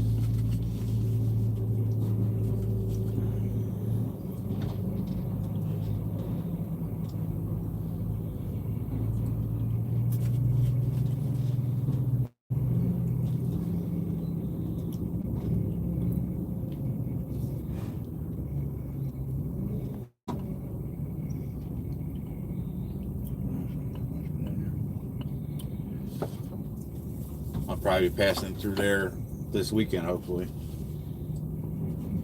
And then, yeah, I'm from Florida. Of course, I like swimming and boating.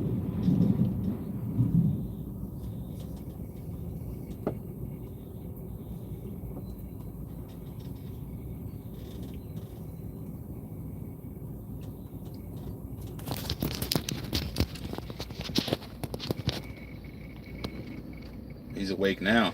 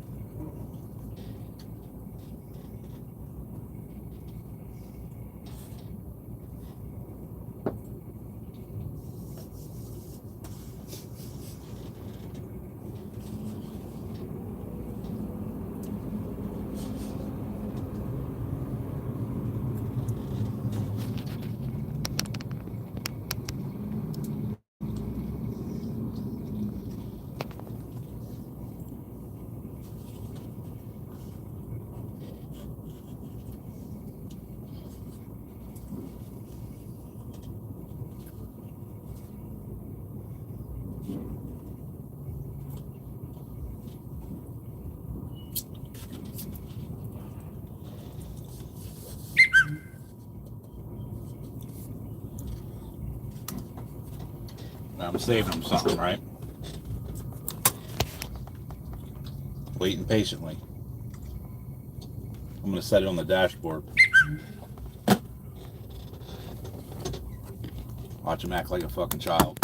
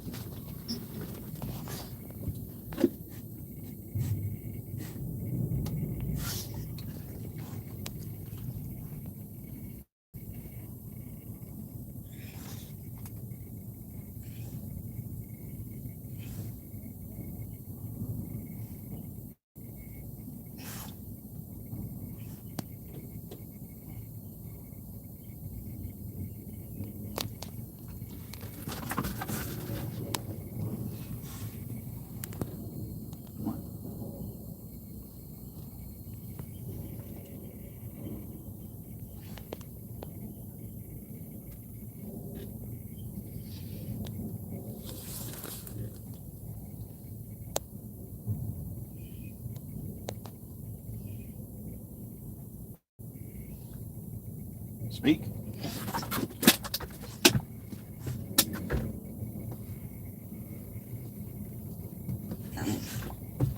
What?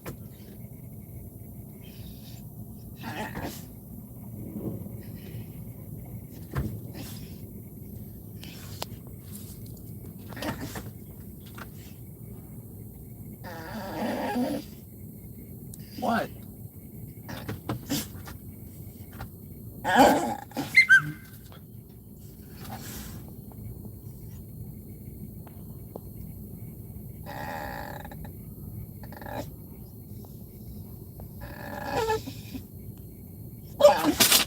You sound pathetic, dude.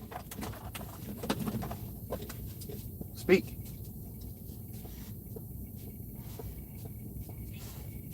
Alright, I'm done fucking with you.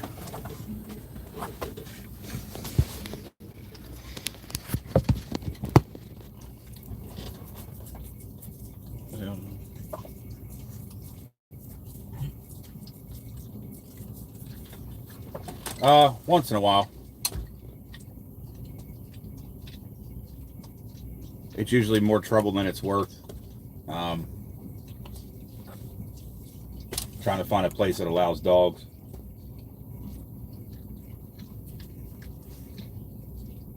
And if I'm on the road, I want to be working, not sitting somewhere.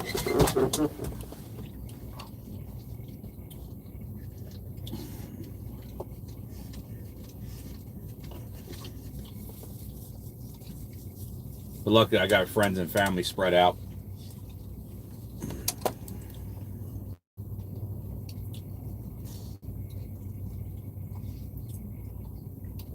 I got people in New Jersey, Iowa, North Florida,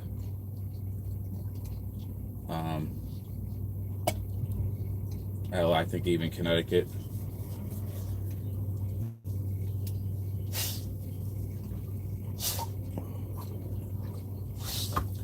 I need a friend out of Tennessee. That's always like my stopping point. I got a spot in Kentucky to go to.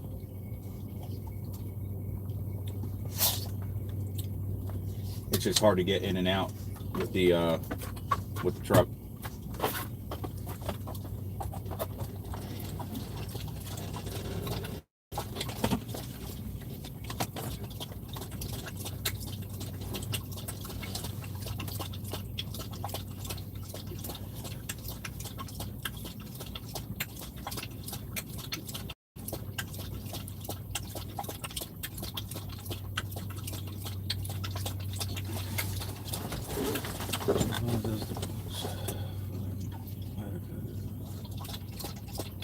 Oh wow, that's cool.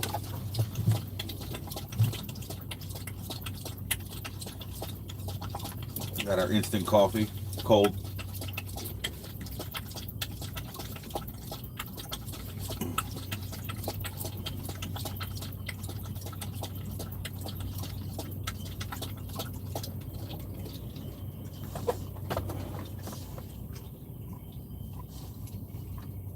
Oh, that's the fucking dog drinking.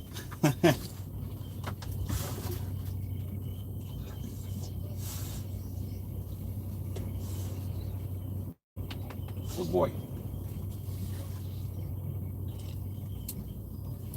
Yeah, this big old lip smacking, that tongue.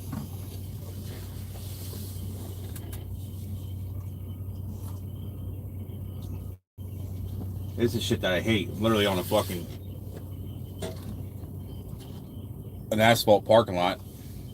And the only spot I could probably walk the dog, they have it all roped off.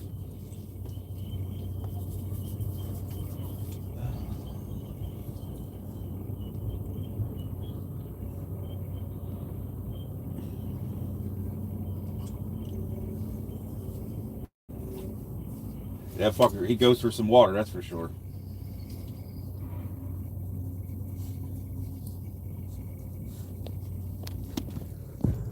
Y'all watching, how old do you think this dog is?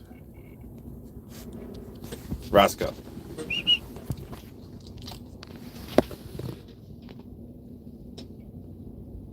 See if someone can guess it.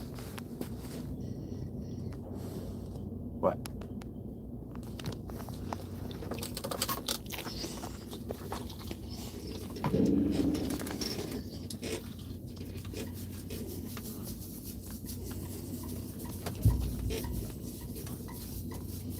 I guarantee everyone gets it wrong.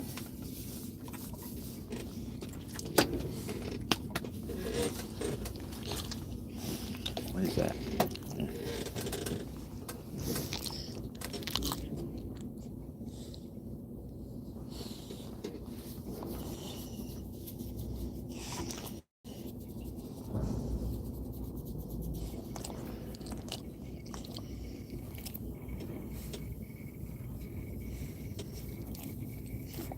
Holy shit. Wow, you proved me wrong. Yep. He's 8. He'll be 9 in 2 months.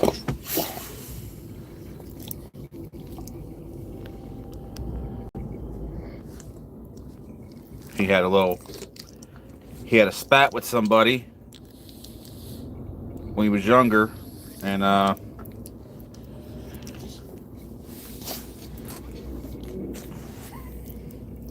tell you what,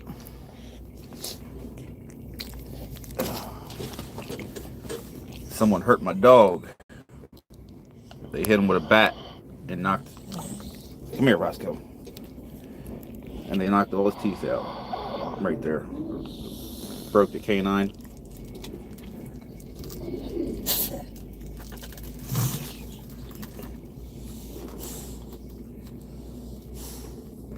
Other than that, all his teeth are good.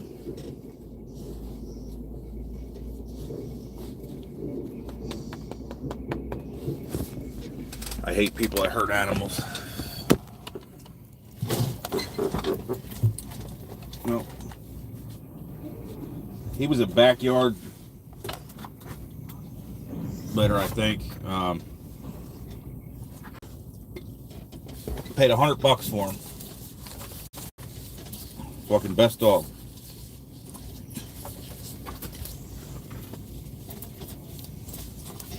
Look at all these fucks right here. They're getting back from their fucking stupid break. All he did was walk from one end of the lot to the other.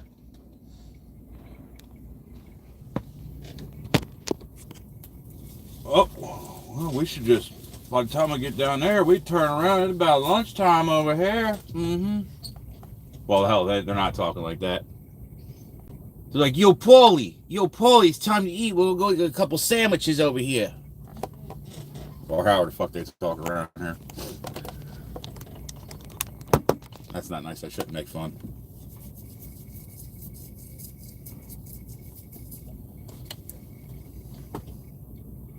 We're pretty good. We're a whole lot better when we get unloaded and get the fuck out of here.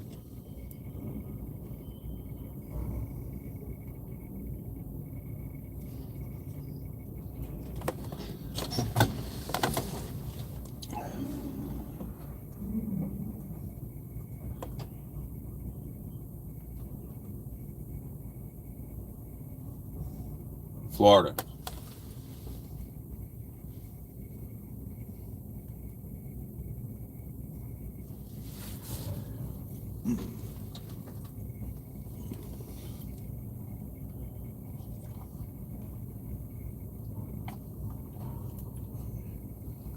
Yo, Vinny, you watch the Jersey Shore? Oh, fucks.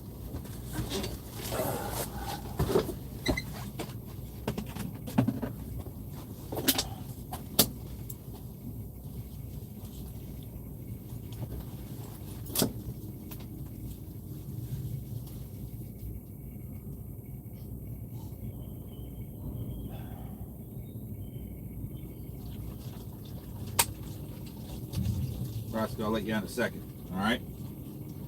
Fuck these people.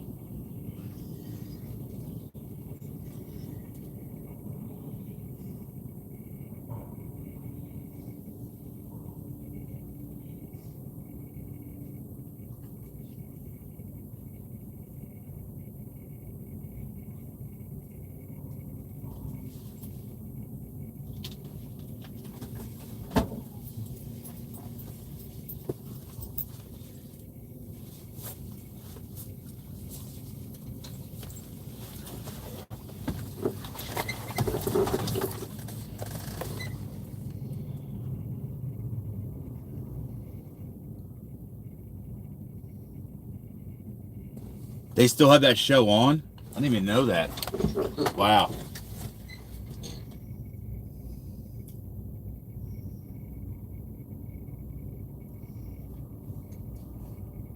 But yeah, that accent is a little excessive. You're right, I do think they over dramatize it.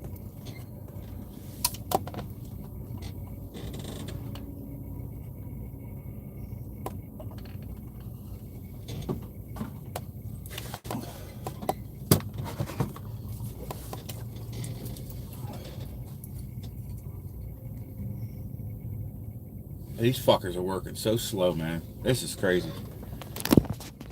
Look at them. They're over there setting that crane up. I mean, slow as could be. They're turning this to an all-day job.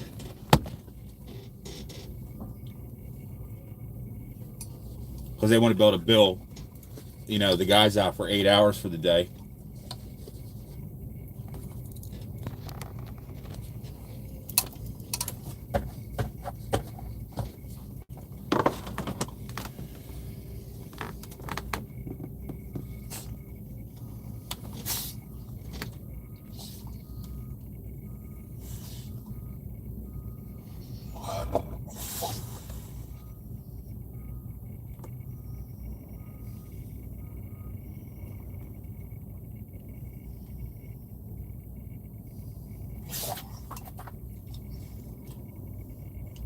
They know we're here.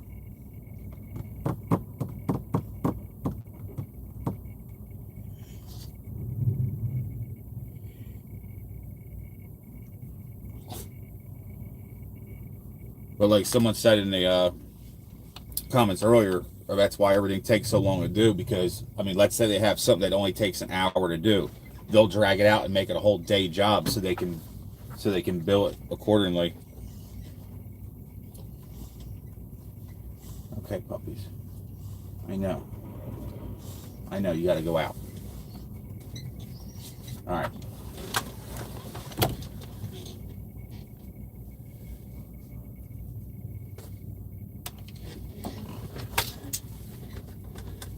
Got a fucking stupid hard hat on.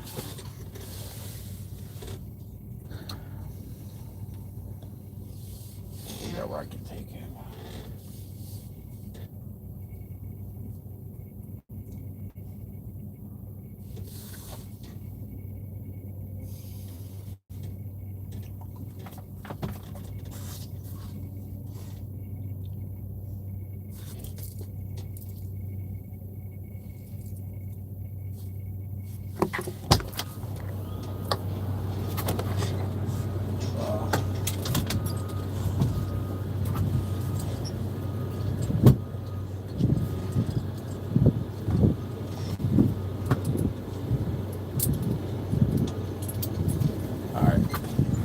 back. I'm gonna try to walk him real quick.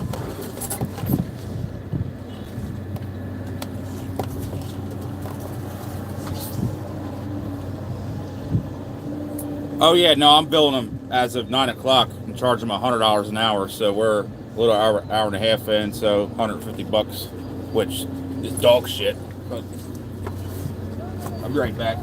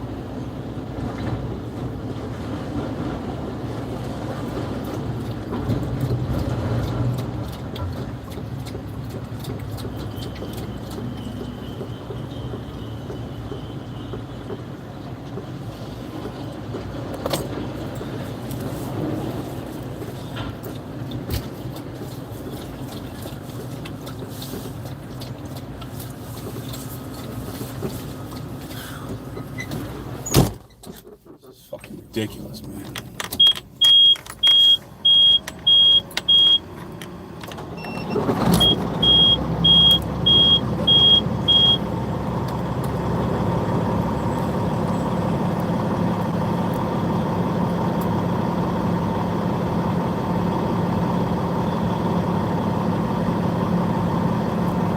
Here in the fucking meantime, they're working on demo in that building.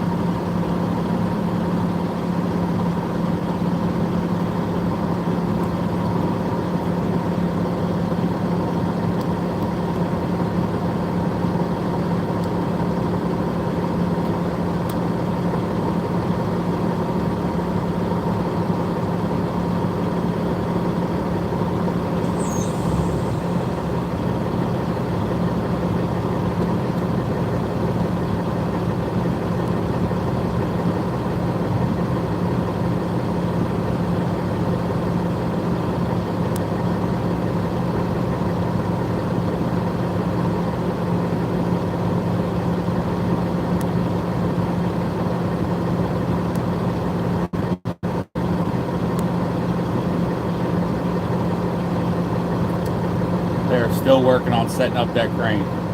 Fucking, what a joke.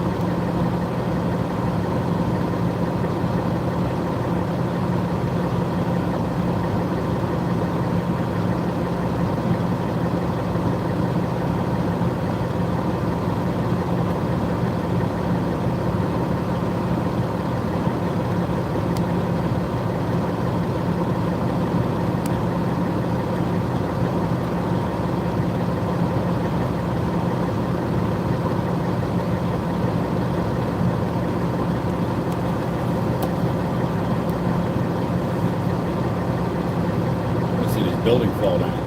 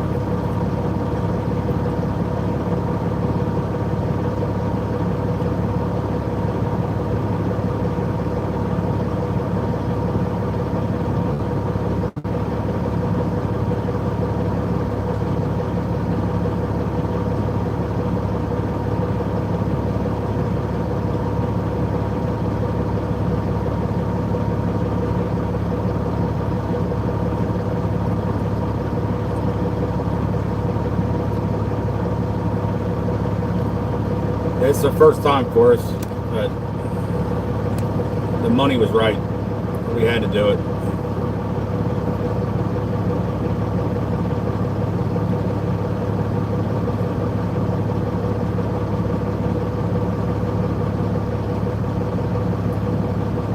It's a joke how long they're taking to set this crane up.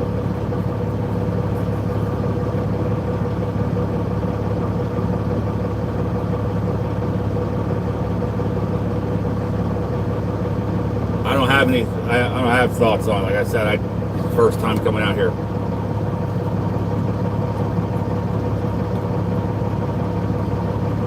All I can say is it's a shit show.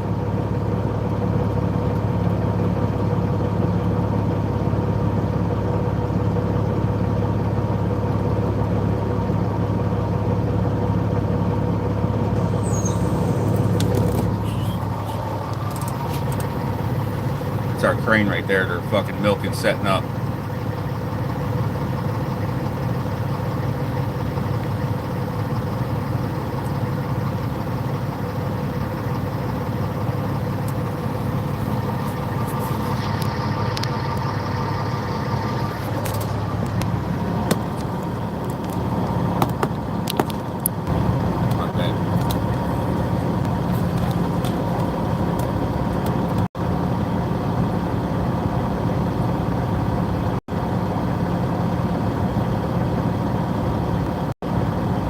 Thank you, sir. I appreciate that.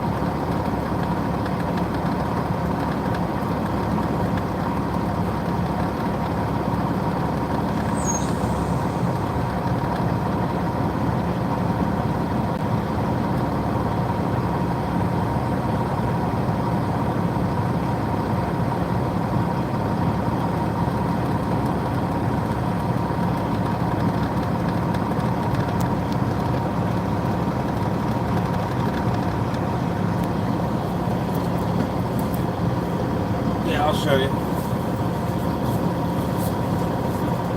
Get our safety shit back on. Fucking clown suit.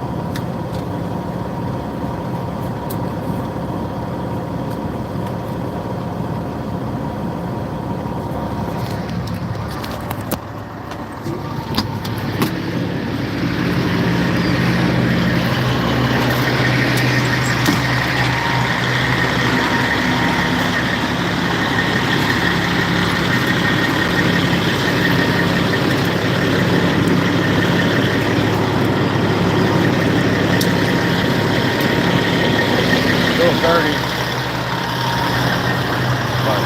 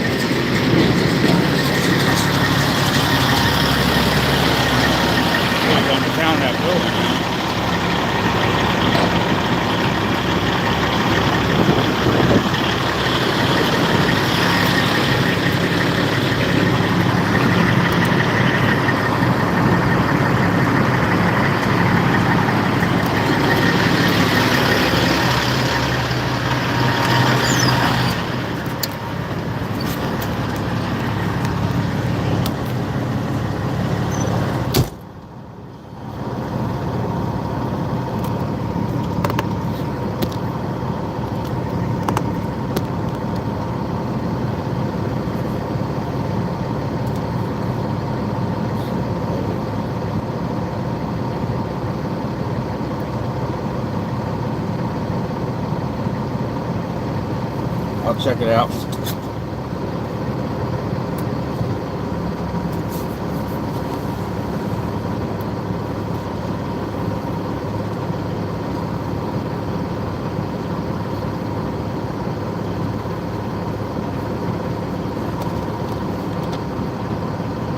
There's a fucking garage door.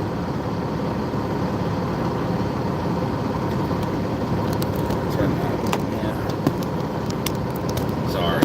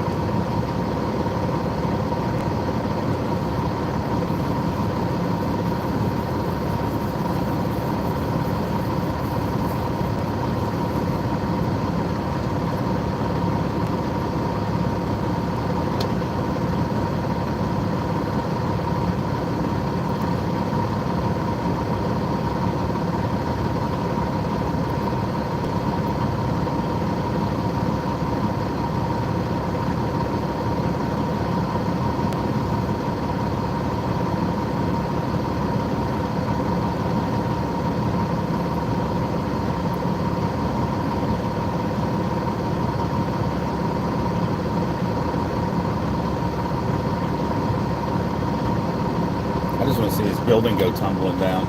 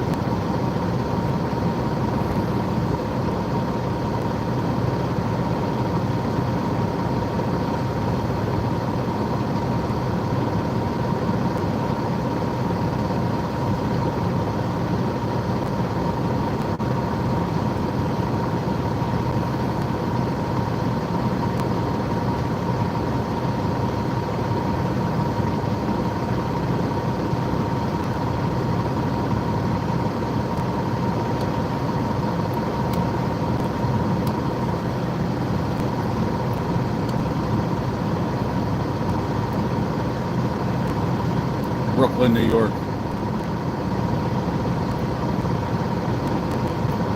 Look at these sorry sacks of shit right here, man. They're just walking back and forth. Supervised. Shit, it's lunchtime.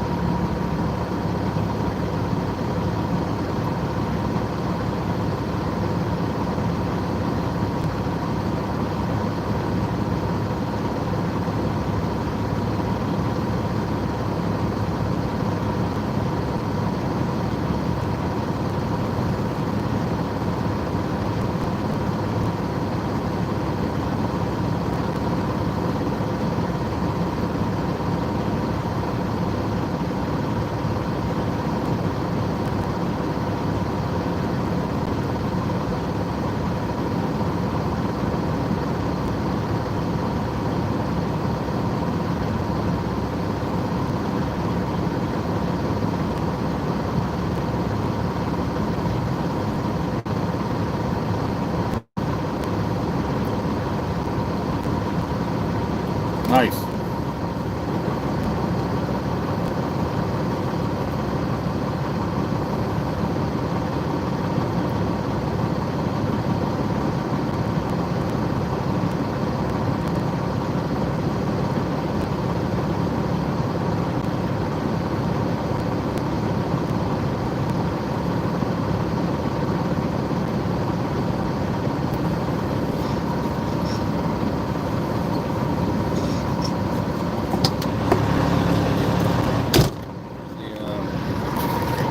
Excavator is kind of in the way.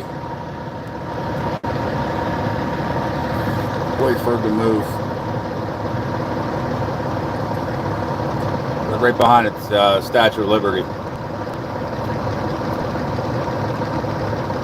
Say it.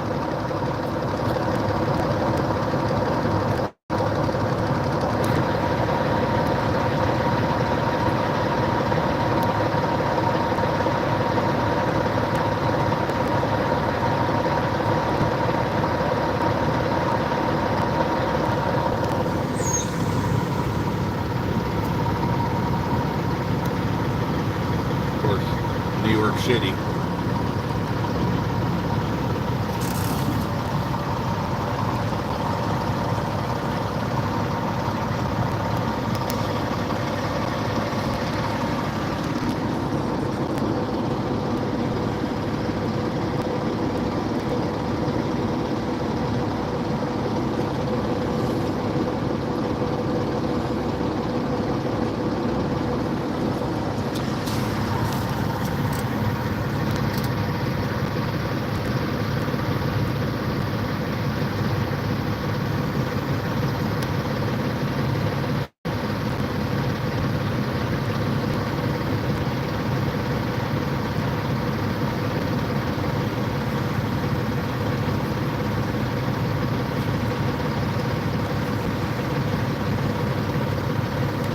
Paperwork's not as bad as you think it is.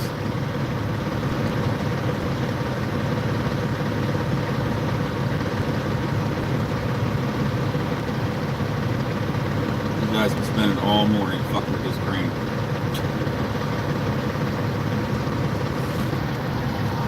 You're gonna have to pay us. We're sitting here waiting, that's for sure.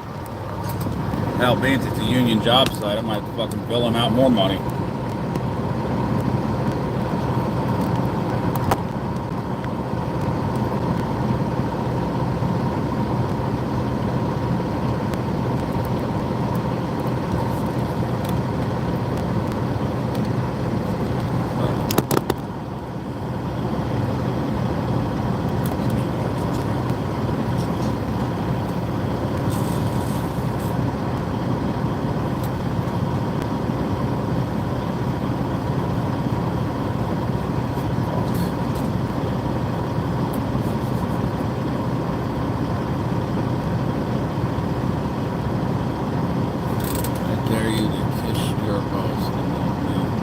I am the boss, so I need a mirror.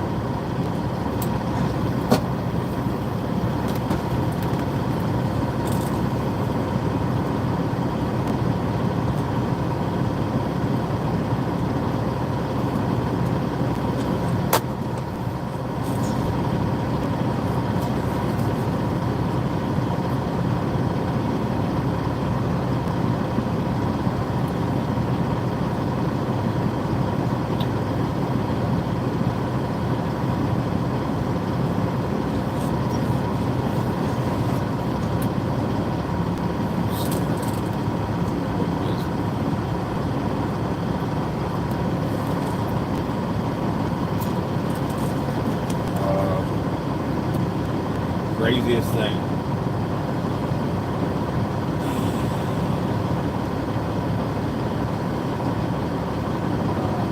I mean, you see crazy shit all the time, so nothing surprised you. But one of the coolest things was a high-speed pursuit in St. Louis.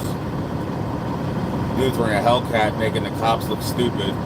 He had the whole department chasing him, going one way. He bust a bitch, go blowing right past him. That went on for like 45 minutes.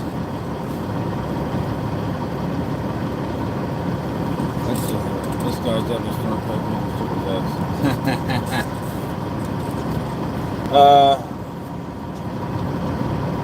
I don't know. That would be allegedly.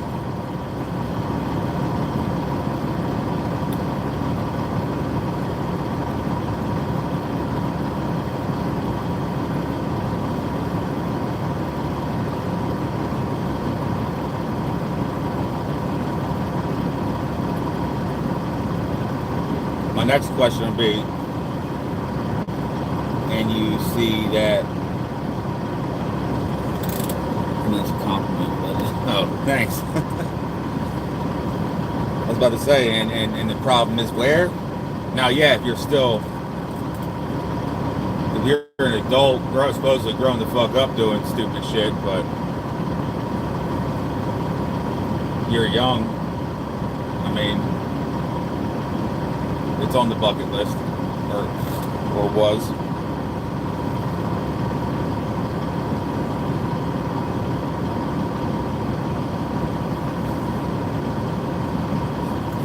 It's fucking super.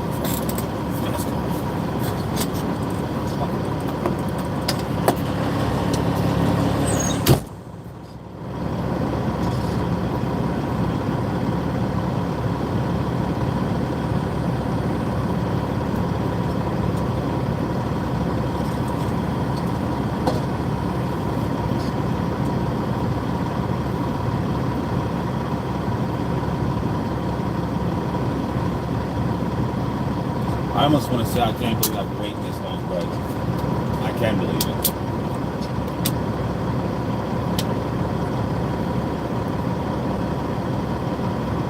Alright, you too, man.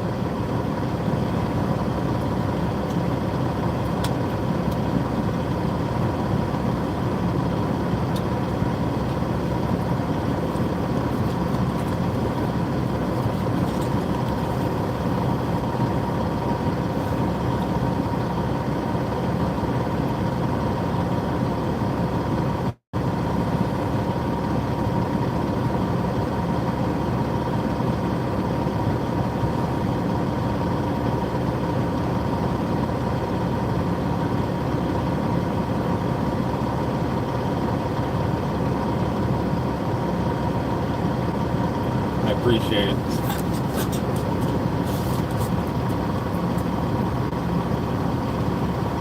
Yeah, it's not pleasant.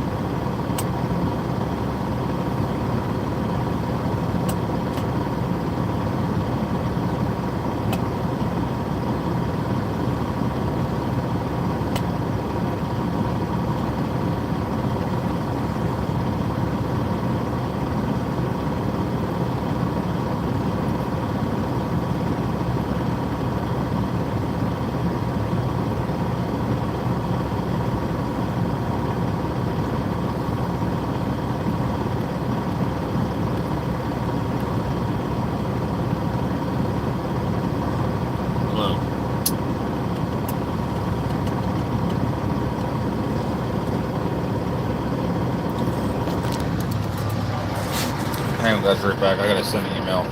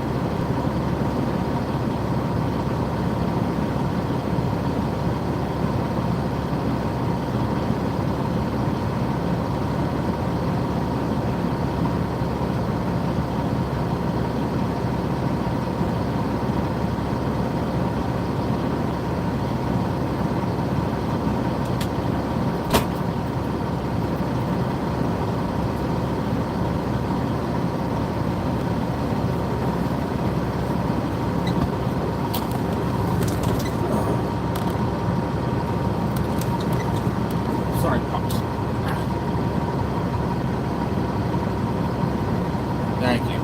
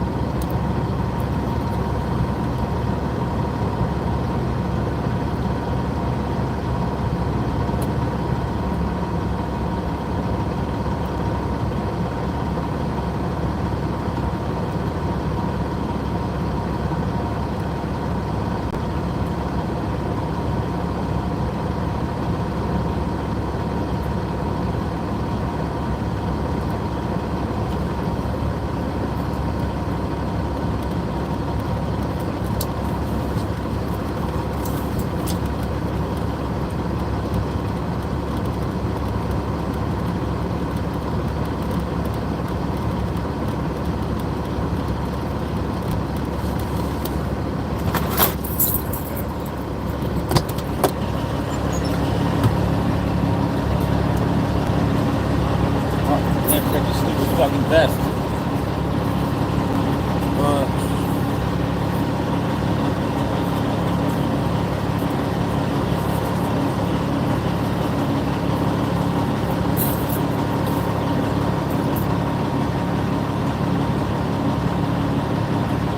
No, everyone's standing around watching like the same two guys work.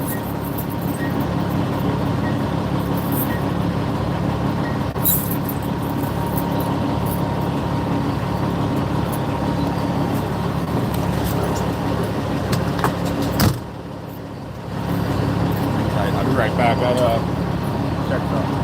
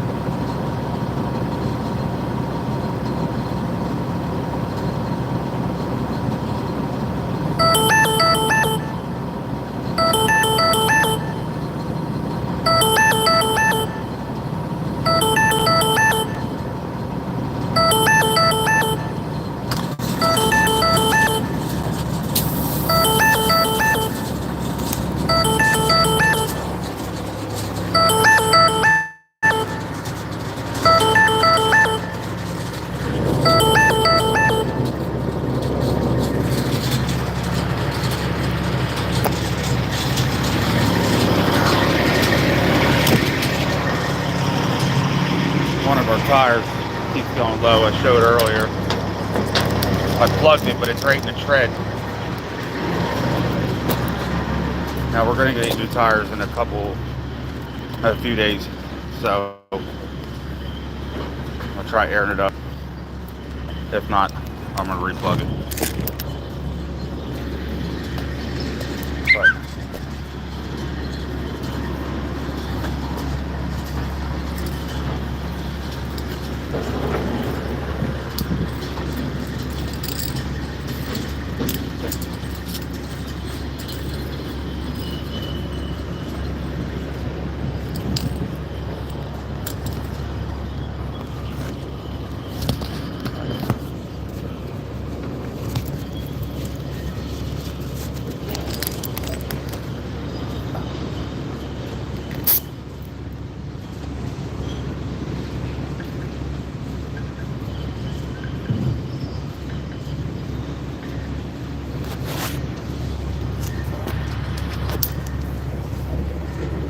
okay. 50 pounds in it.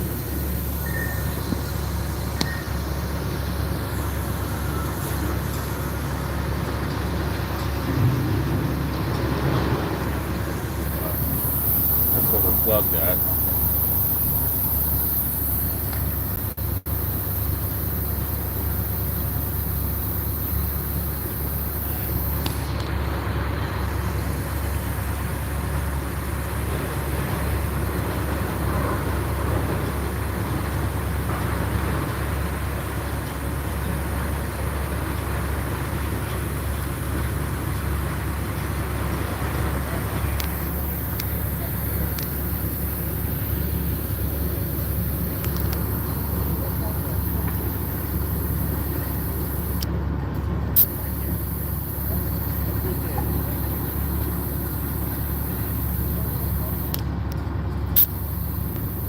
Long ways to go.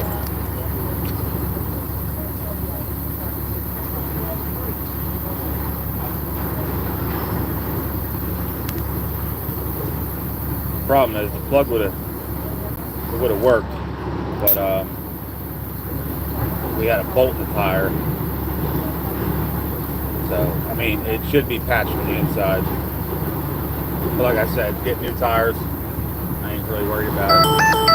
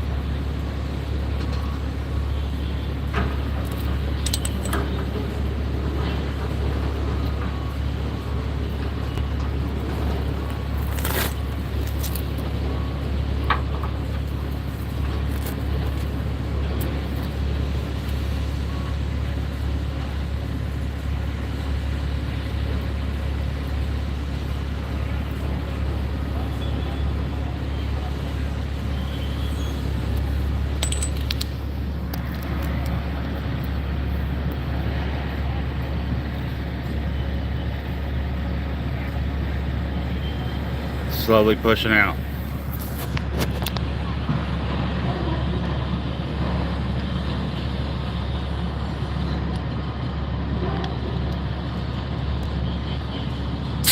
Bump it.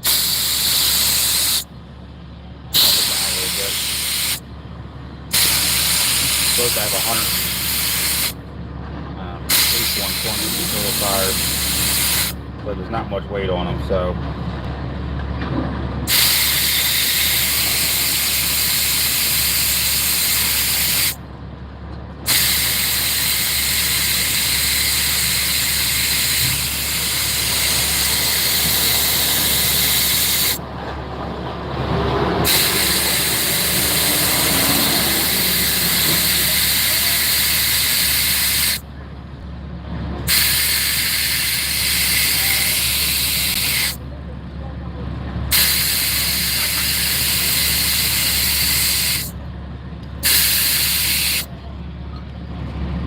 About 85 in there. Let it ride.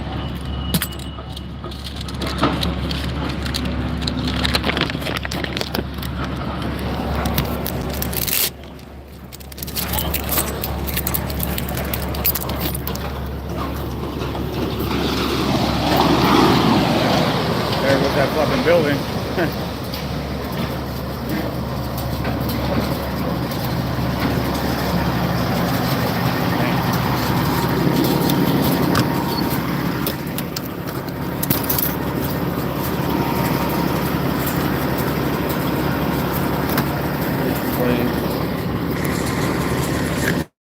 Turn the excess off.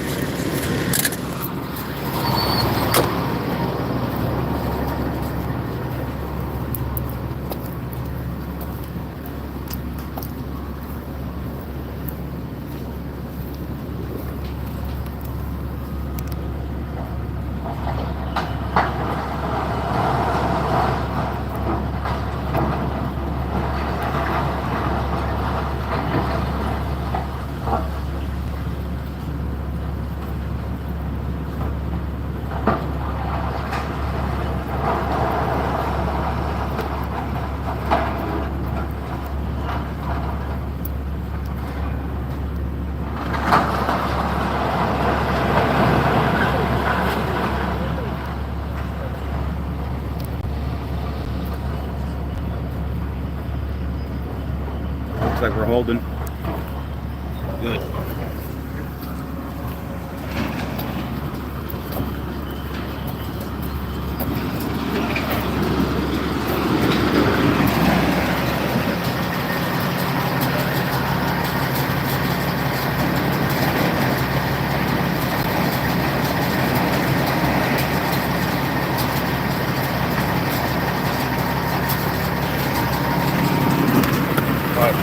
We carry all types of shit. Stay up the side of the road. Extra parts, all your fluids, all the usual shit.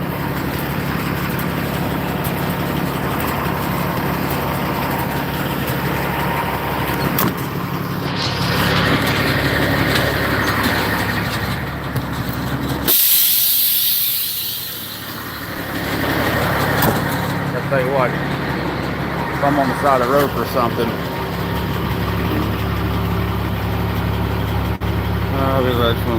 yeah, extended warranty. Yeah, give me one for this Peterbilt. That's that baby.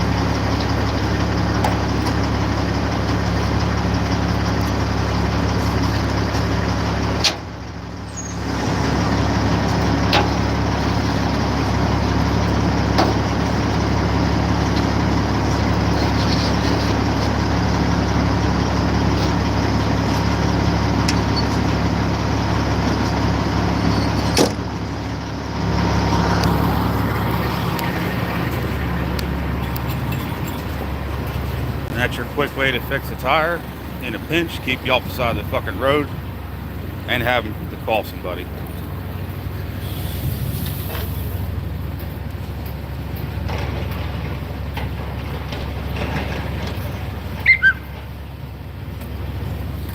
It's holding.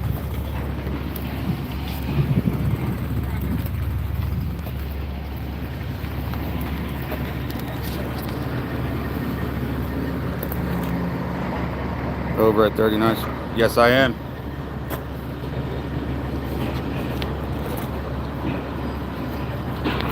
This trailer's sitting up a little too high.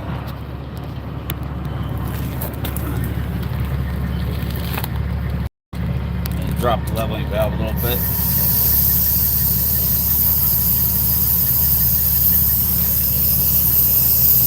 Keep it kind of loose. You just slide that. See, we're going down.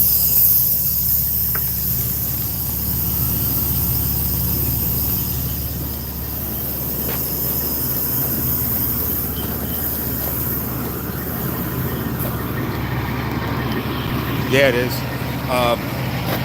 Been waiting here all fucking morning to get the shit off the truck. They literally got to pick this up, have one little crate, and then 2 couplers. Been here since 5 in the morning. You guys are still setting up the crane. Fucking ridiculous.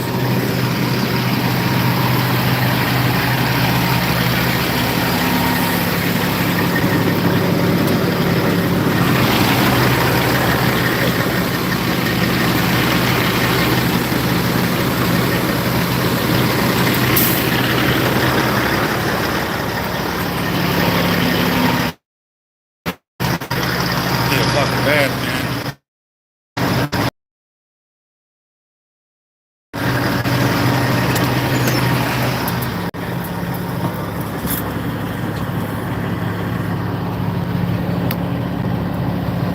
Alright, I appreciate it. Not sure where that's at, but my first time up this way. I'll be leaving here. I gotta scoot up to Connecticut, so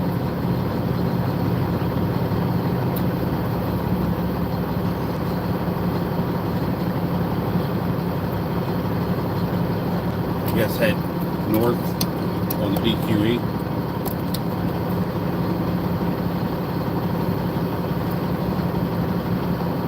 Tell you what, they fucked that building up pretty quick.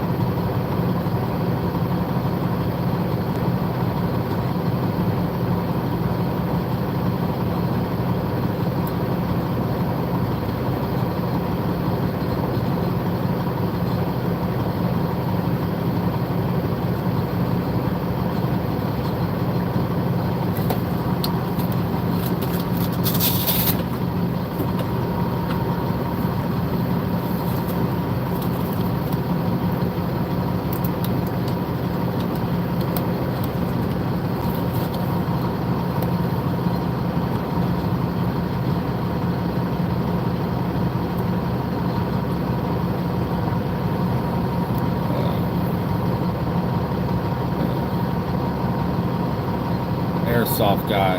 I appreciate that, man.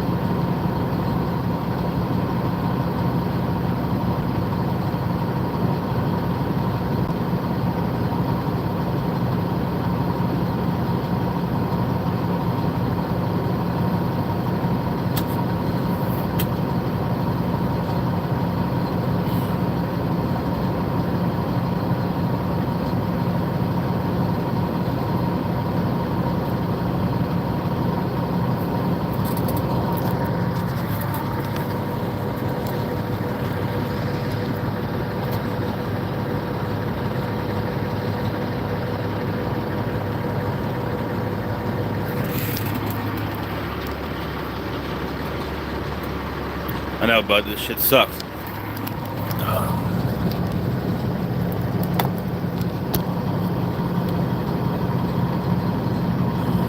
you need any trucks out there?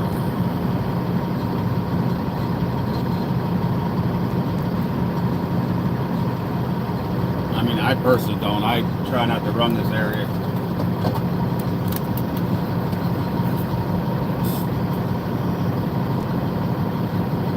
And how slow they are, man, I wouldn't even recommend it to somebody.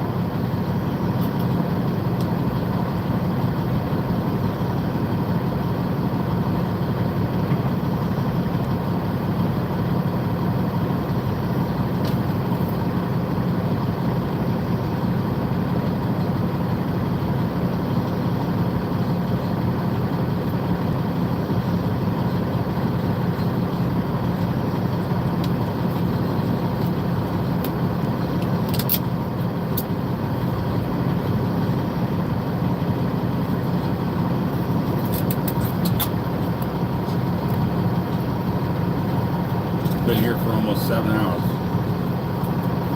You know, they got here at 6:30.